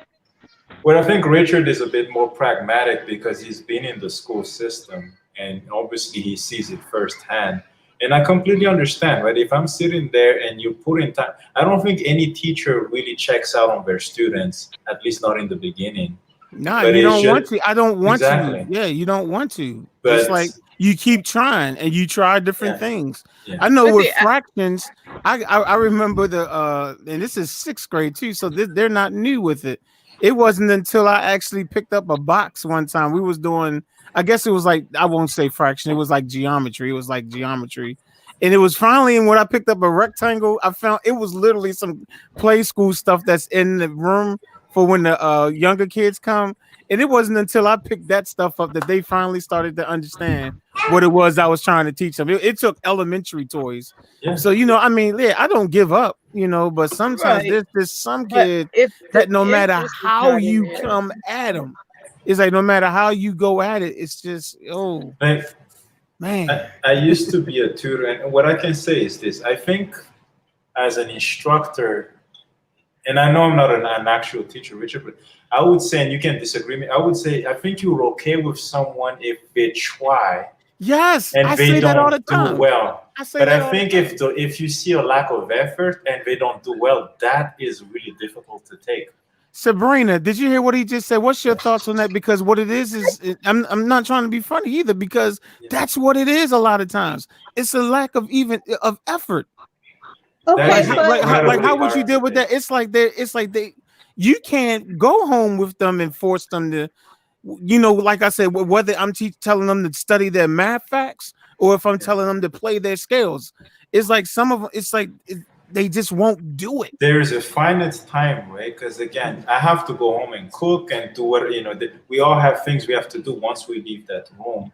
And so I'm like, to me, I'm okay with someone struggling, but As trying. long as they're trying, yes, I I've will, said but that. I can't Yes, do someone with a lack of effort. That is very difficult because but it because we're is. both sitting here, we both could be doing something else, but we're both here, right?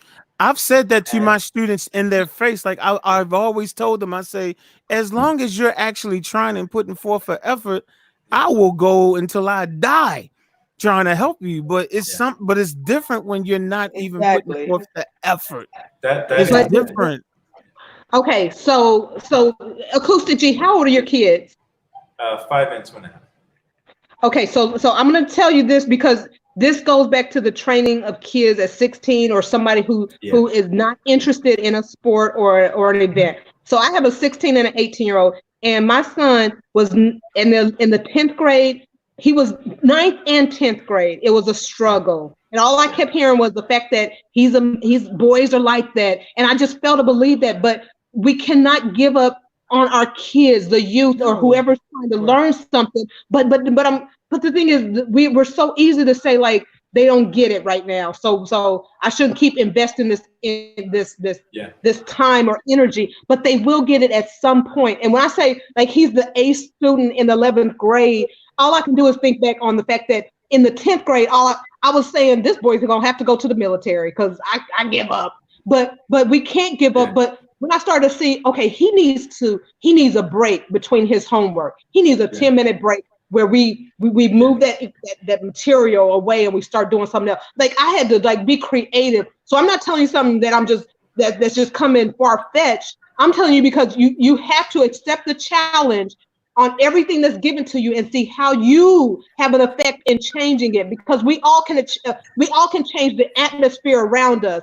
Try going into work and being upset. Be upset when you go into work, and I bet you everybody's upset with you and everybody's on pins and needles. But if you go in happy and you're saying hi to everybody, you instantly change the atmosphere. Use that as a test to see how much change you have in you. Because when I say I had to change me in order for my child to understand his homework or understand how important it is for him to take his schoolwork serious, and then I get to see the manifestation of that in the 11th grade, I'm like, wow.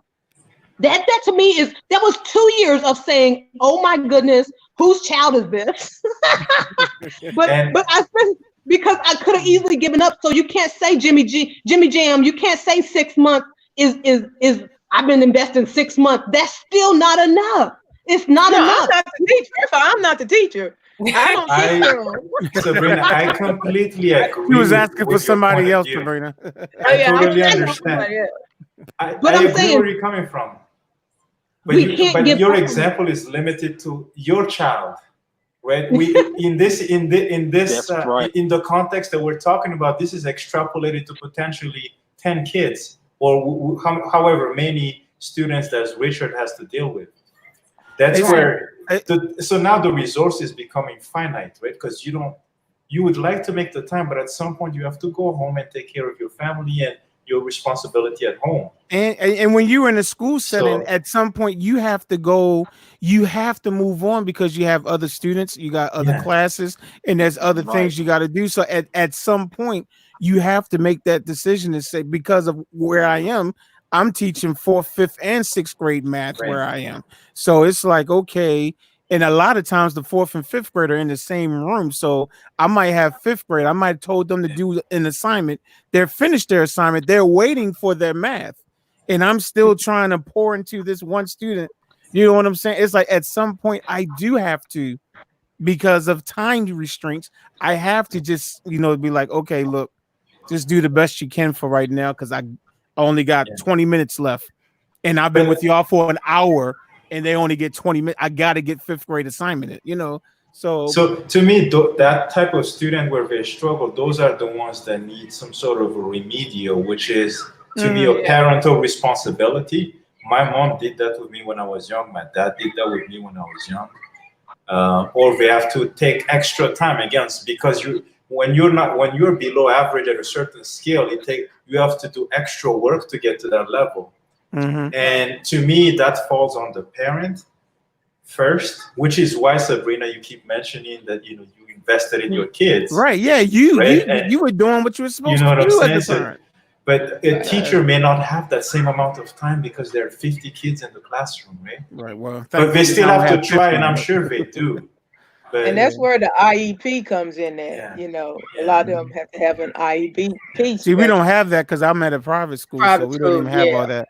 But it's Sabrina, it's a reality as the parent of 2 autistic children, and as a teacher of special needs children. So in a public school setting, ideally, you're going to get special education teachers and different kind of specialists who can deliver various services to help a child who's not just lacking motivation. You don't go to special education because you don't have motivation. Right. Special education because there are some intrinsic skills that you need extra help with. You have a disability, typically. Right. Okay. Yes. A lot of times, teachers mistake learning disability for lack of motivation. And that's true. Is you got to be very careful with that. You got to make sure you're not dealing with some lack of motivation means won't do. Learning disability means can't do right now. I need some extra specialized help. Yeah, gotcha. So, absolutely. Yes, there is a caveat for here's children. the sad reality when it comes to taking applied music lessons. And I'm saying this with humility, and I'm saying it also knowing that I could possibly be wrong. In my experience and in my observation, there are no special education music teachers. When you go to an applied music lesson, the typical standard is that you have some type of intrinsic motivation and desire to do what you're endeavoring to learn to do. And no matter if you have a disability stopping you from being able to do it or not, there's still only so much the teacher can do. There's no remedial drum playing. For example, you go to drum lessons, you take drum lessons. There's no remedial drum lessons. You go to drum lessons, you do what the teacher says, or you don't. You see what I'm saying? It's a little more rigid. And that's why when it comes to one-on-one lessons, it really depends on having a good personal connection and being matched right teacher to the right student. Now, if you're in a situation where the child really has absolutely no motivation and they've been taking lessons for years and years and years, they've been through 5 and 6 teachers, then I think it's safe to say that in that case, you're not necessarily dealing with a can't do, you're dealing with a not desiring to do. And you should have a conversation about that. But and I'll use a personal example too. My oldest son, he's been playing drums since before he was 1. And I don't have to motivate him to do that at all. I could care less. He practices drums all day. And when he's not practicing drums, he's tapping on something. He's tapping on my face. He's tapping on an armchair. He's tapping out rudiments on the wall. And when he's not tapping out, when it's time for him to go to bed and he's not tapping and he's not drumming, he's beatboxing until he falls asleep. He practices all day long, every day. I never have to tell him to practice. He has an intrinsic motivation to practice and play the drums. And even with him, when he goes to his drum lessons, the teacher it's taking the teacher a longer time to get him motivated. Now, the difference is he has the intrinsic motivation. And because the teacher was able to identify that intrinsic motivation, whatever road bumps, speed bumps, whatever obstacles they come to, because taking drum lessons is not about learning to sit and bang on the drums. It's a very technical instrument. You have to learn how to read drum ledger. You have to learn all kinds of various rudiments. It is contrary to popular belief. You're not just going to sit down and bang. You actually have to learn drum music theory. Right. So if I had a 16-year-old, now if my son was 16 and he had been through 5 to 6 teachers and he still showed no interest, we would have a different conversation. Mm-hmm. But if he's like, if he's 16 and I see that he really, really wants to do it, but he's just struggling, then that's different. You know what I'm saying? So you gotta have those conversations. I don't think that you should be playing for a church and you can't even get the basics, and they paying you $100 you're paying you $100 a Sunday. Yeah. Oh, he's already getting paid? That's a definite. If he can't lock in at a church service and play basic praise and worship songs, then he shouldn't be playing for the church. I mean, that doesn't mean he shouldn't continue to be given opportunities to learn, but you have to have a basic rudimentary ability to follow a church service if you're going to actually see. You ain't saying he's playing for services. That's different than right. I was trying to get it out, but everybody kept talking over. But that's because church. That's because church is one of them forgiving places that'll take you as you are. That's the reason why. In another type of setting, of course, that person would have been fired a long time ago. But churches will give you second, third, and fourth chances because that's what the Lord wants you to do. Come on, man. I thought the standard for musicianship was high at the church. Am I wrong? It depends on the denomination. If you Seventh-day Adventist, then yeah, but no. I'm talking Baptist Black Baptist, storefront Pentecostal. Basically, I get it. I don't know. I'm just talking now. It's late. I'm just saying because I just Day Adventist. I know, right?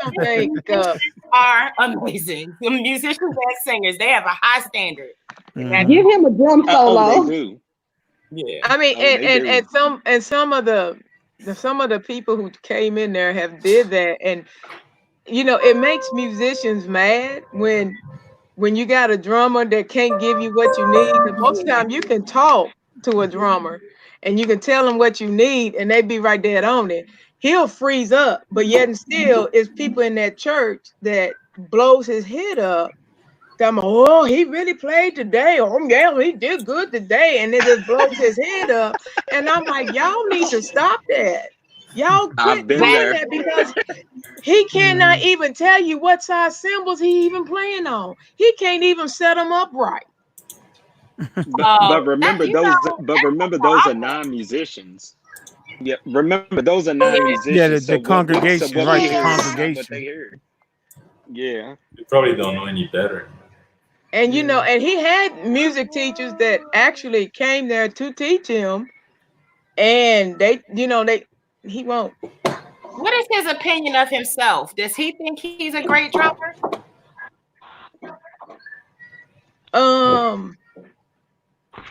In his head, at what people say, yeah, he think he's a great drummer.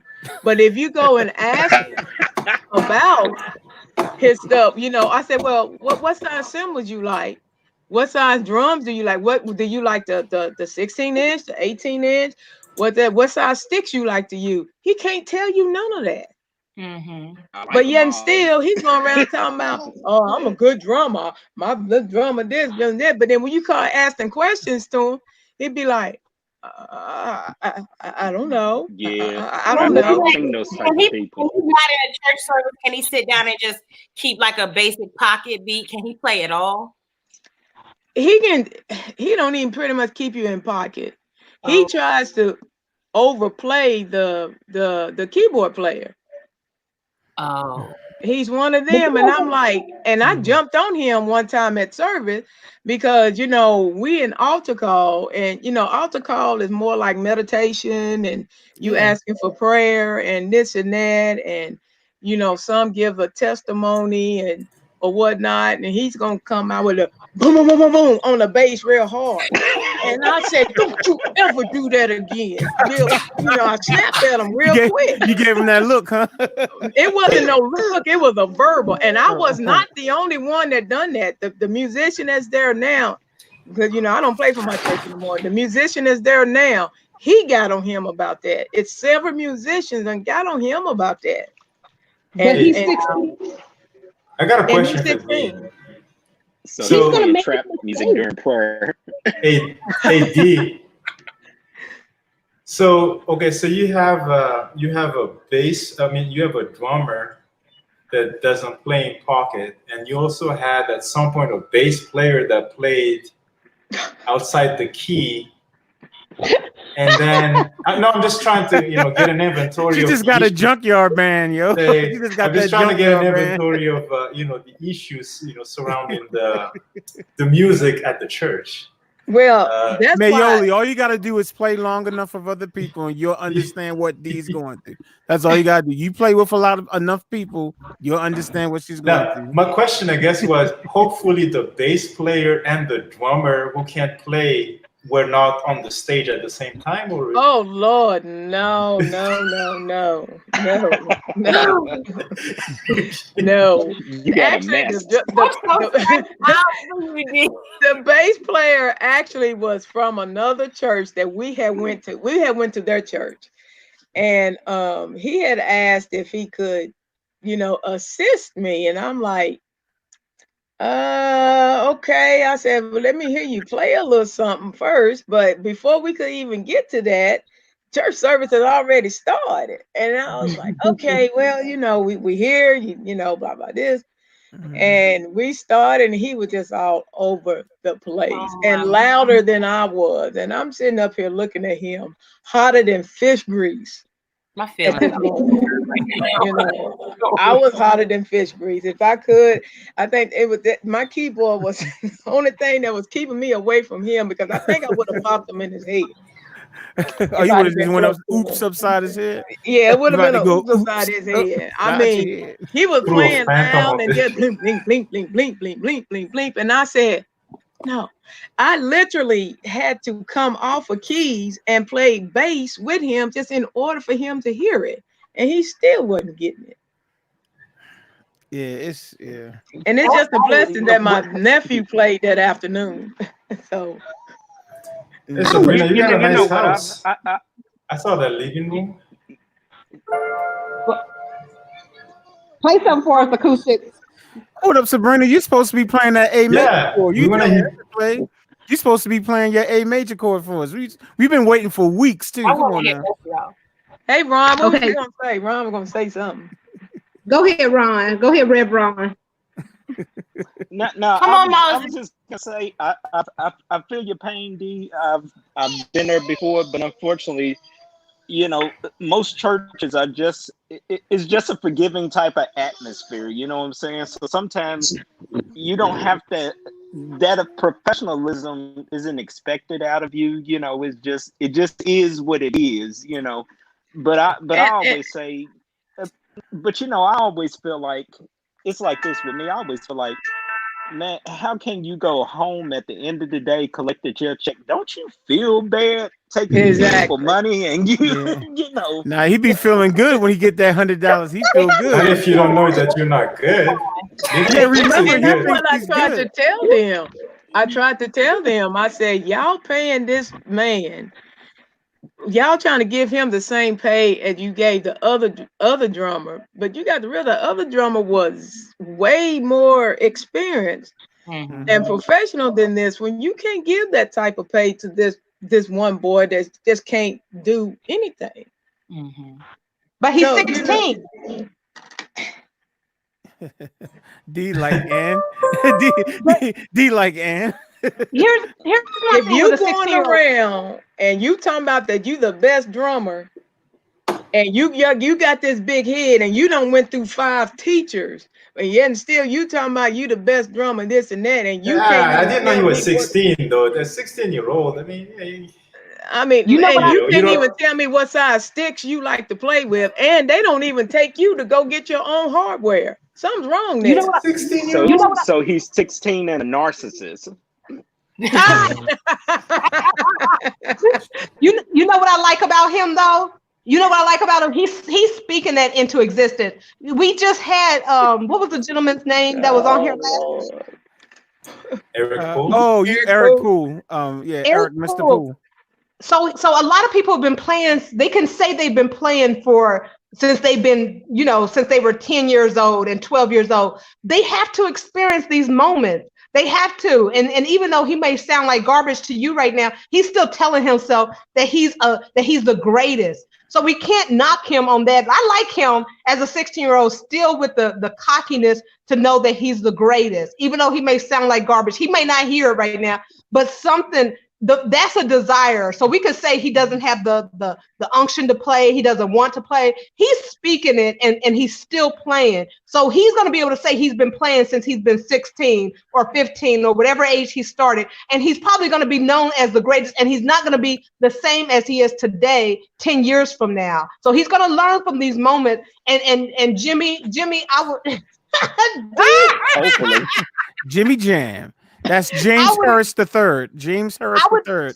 I would challenge you to pour into him, into that dynasty that he's creating, because he's going to use you as one of the people that he learned from. So don't give up on him. Keep trying to pour into him. I left the church, so I'm no longer at my church. I'm no longer at my church. Because he might 10 years from now, 5 years from now, he might, turn out to be the greatest. But I'm gonna tell you, and I'm being honest with hard you. lessons before he gets there. I'm gonna tell you, this boy is not interested in it. He is not interested in it. Why would you be? You get paid $100 and not be good. He just it's more like his mama done put it on him, and this is what he's got to do. Does he like being in front of the church and doing stuff? Does he at least like that part? No, he's too scared to play for a funeral, actually. Mm-hmm. I mean, if it wasn't for my nephew being at this one funeral, he would have crapped his butt. Okay. I'm serious. And my nephew, he's been playing since he was 2. He gets up there, he beat me to the church and on the drums and ready to play. Yeah. And I mean, and when he plays, it's just something anointing about him. Not just because he's my nephew, he's always had that anointing. Yeah. He plays, just eyes closed, head all back, and I mean, he's hitting every little thing, and he is right on point with me, and not just with me, but any other musician that plays with. It's something weird. I don't know if this is universally true, but most of the drummers I know, with very few exceptions, they've been banging and playing since they was little. It's always been an intrinsic motivation. I never met a drummer who said my parents had to force me to learn this. It was just something about them that wanted to bang on stuff. Right. And if they weren't exposed to it by way of being at a church that let them explore that gift, they explored it some other different way. So I've just never met a drummer who didn't want to drum. That would be an absolute first for me. I mean, when my nephew was 1 year old, he would sit. I would take him to church, and he would sit on his knees on the bench and still keeping beat with me, just jumping just like that. That's typical of drummers.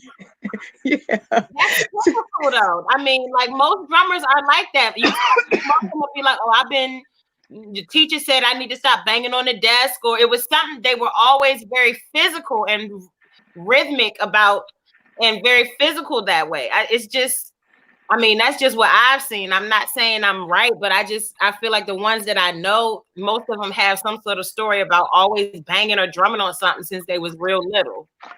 And when he was with his babysitter, she would play the blues, and I mean, he would get to dinner. She took a video of him just when he was little, just playing the blues, crying all at the same time, playing the blues, and just all. just, Sounds like that church need to hire your nephew and get rid of the dude. well, they try to, but I don't force him because I don't want him to lose the love of it. You have to constantly got to tell him, or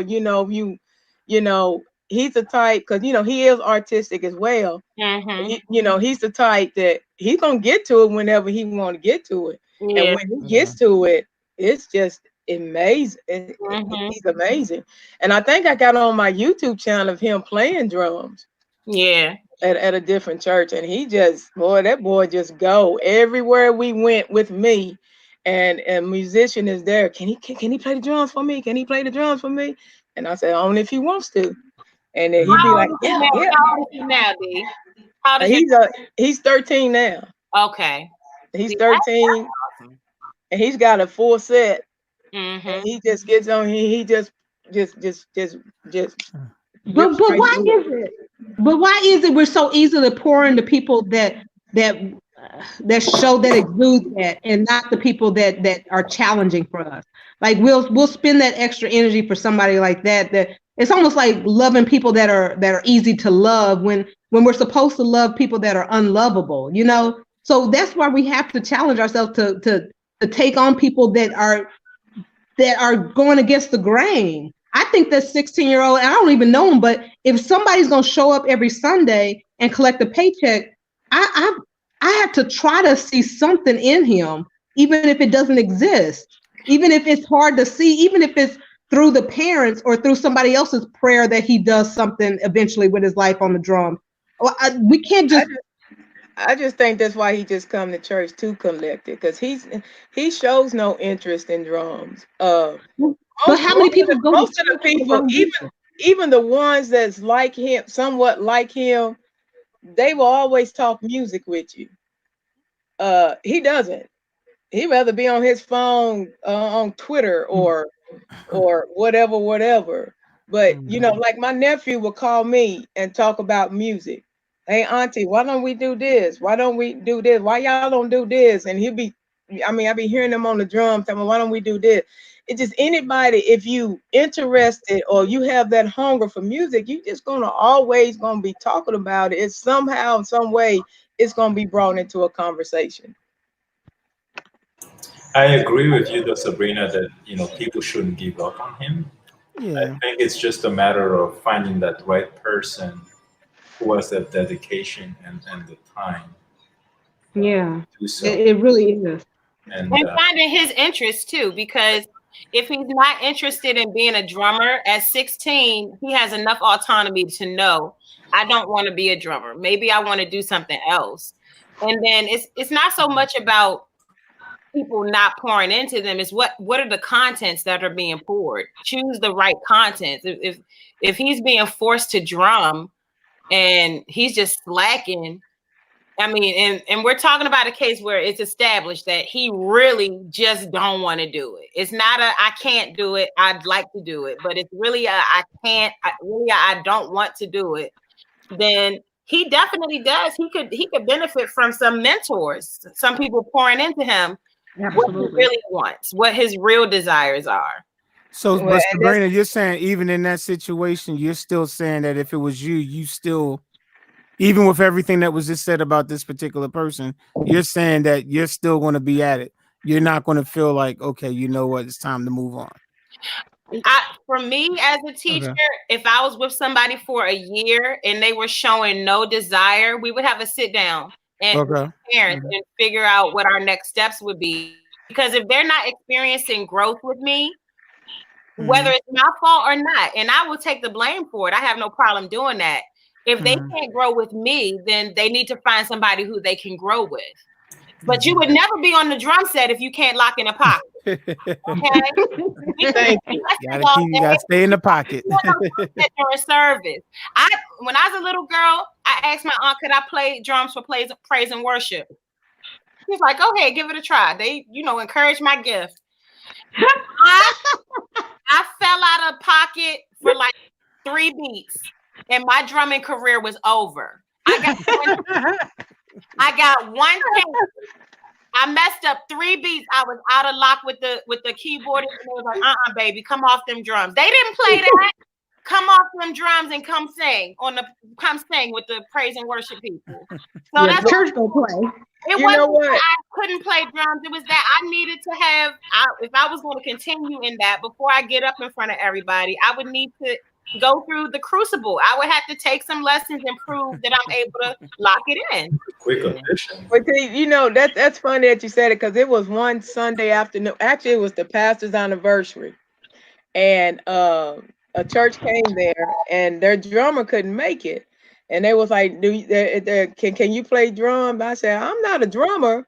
I said, but I'm the one. I can keep you in pocket. But let me find my drummer to see if he can stay and play for y'all, because if there's another drummer in the house, George, they gonna play. And so he was like, well, I really gonna see my dad in Gallatin. I said, well, you go right ahead. I'm not gonna stop nobody from seeing their parent. I said, well, you go right ahead. I will find somebody. And I'm looking for my nephew, and I forgot. Oh yeah, my nephew's at basketball, AAU.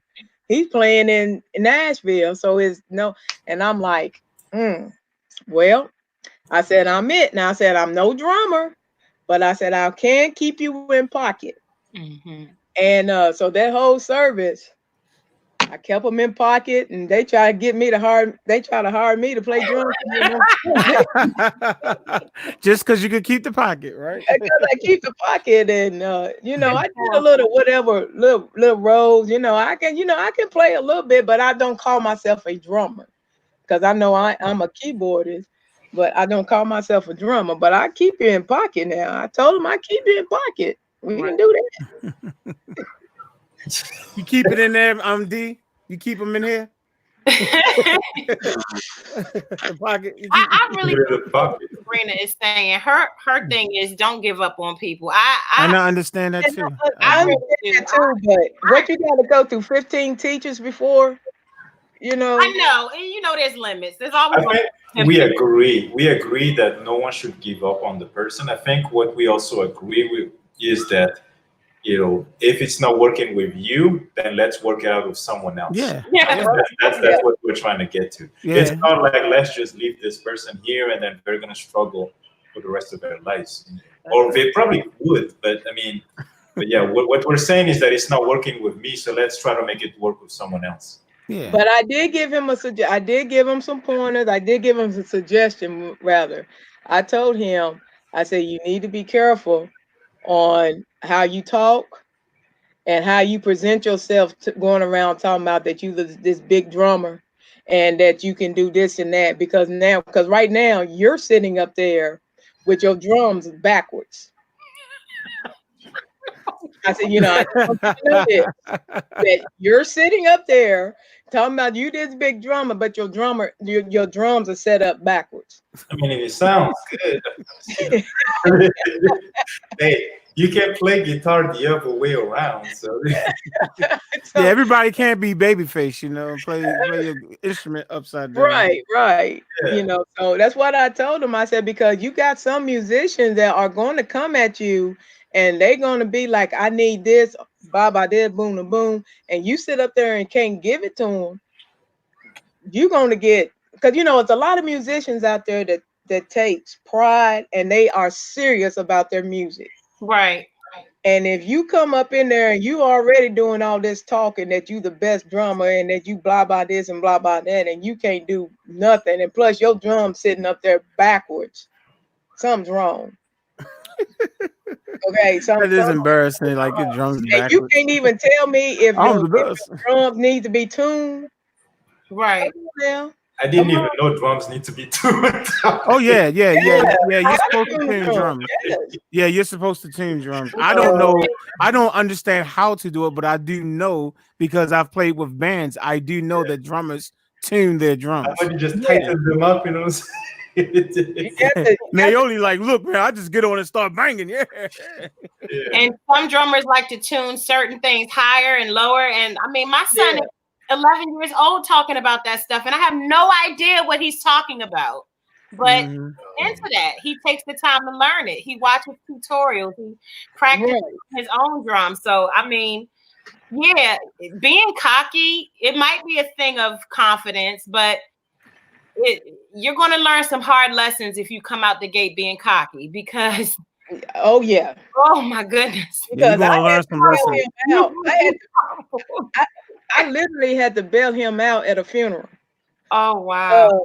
I was assisting one of the guy. He's from out of town, and this dude can play, and I mean he can play. And it was one of his kinfolks that died, so he was doing the music, and he told me, "You better get on that keyboard." And I said, "Yes, sir, I'm coming." And so they had this drummer, and I'm looking at him. I'm like, okay. I said, I can't. Hey, I ain't got nothing to do with it. Hey, I'm just there at my home church. Just didn't really, I'm just there to support the family. But I just got asked to get on the keyboard and whatnot. And they got the drummer there, and the piano player, the lead piano player, wanted him to do something, and he could not do it. And I had to literally. That man's face got so red. Oh my goodness. He was so red, and he was looking at that drummer. I said, if looks was to kill, that boy would have been over there in the graveyard. See? And so I was like, oh shoot. So here I'm doing quick thinking, and I'm teaching, and I'm canceling. Do this, do this, do this, and I'm coming in on halfway, get doing this, and he sitting up here going, oh my God. I don't know. And I was like, no, you're supposed to be the big drummer here. Right, right. You get walking around. You going around. You better do something. And so he just, oh man, that piano player was so hot. Man, he was so hot. He didn't know what to do.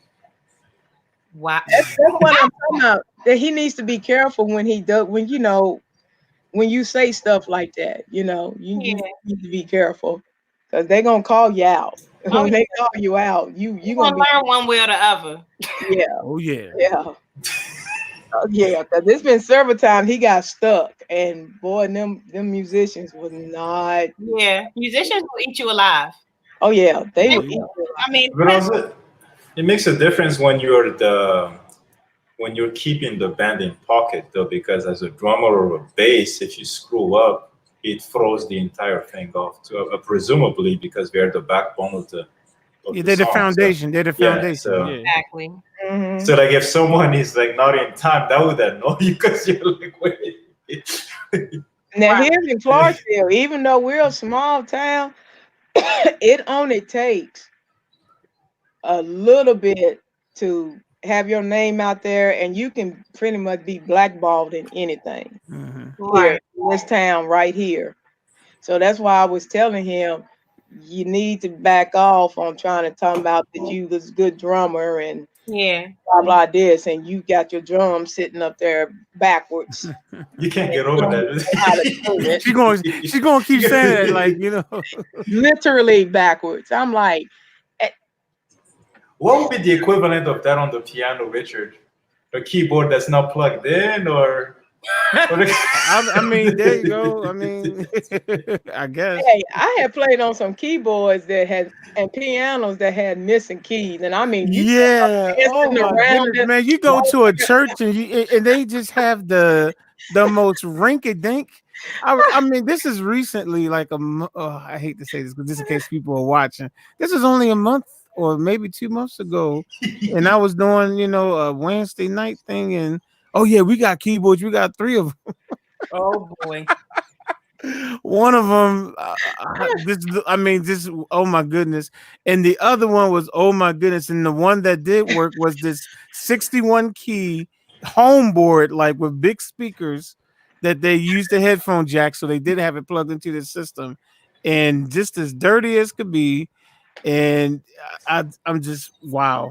Can you ever play the piano though, Richard? Where like a regular piano, where you actually the key is down, you got to lift it up, and Oh then yeah, hit actually at the church where I am, and that one needs to be fixed. Heck yeah, I'll be playing because it's a grand piano. It's not a keyboard at the church where I am. It's that joint. Yeah, I see it every week before the virus. Oh I man! play a chord, and then as I'm playing, I guess I got used to it now. I'm playing and Oh, it's lifting up just notes stuck. as I'm playing. It's like if I'm going to hit a C-7, I already know lift up the C again. Okay, I guess it's just mentally. Or you Hey, play but the keyboard and it's got a dead note, and if you hit it, it still rings. Hey, right. Oh, Yeah, it sustains. it's all kinds of situations, man. It's Oh all man, kinds it of is all situations kinds. that you will find yourself in. If you're a musician long enough and you out and about doing things, you will find yourself in some That is very, hilarious. I'm sorry. I mean, I'm very sure it's not interesting. funny in the as it happens, but wow.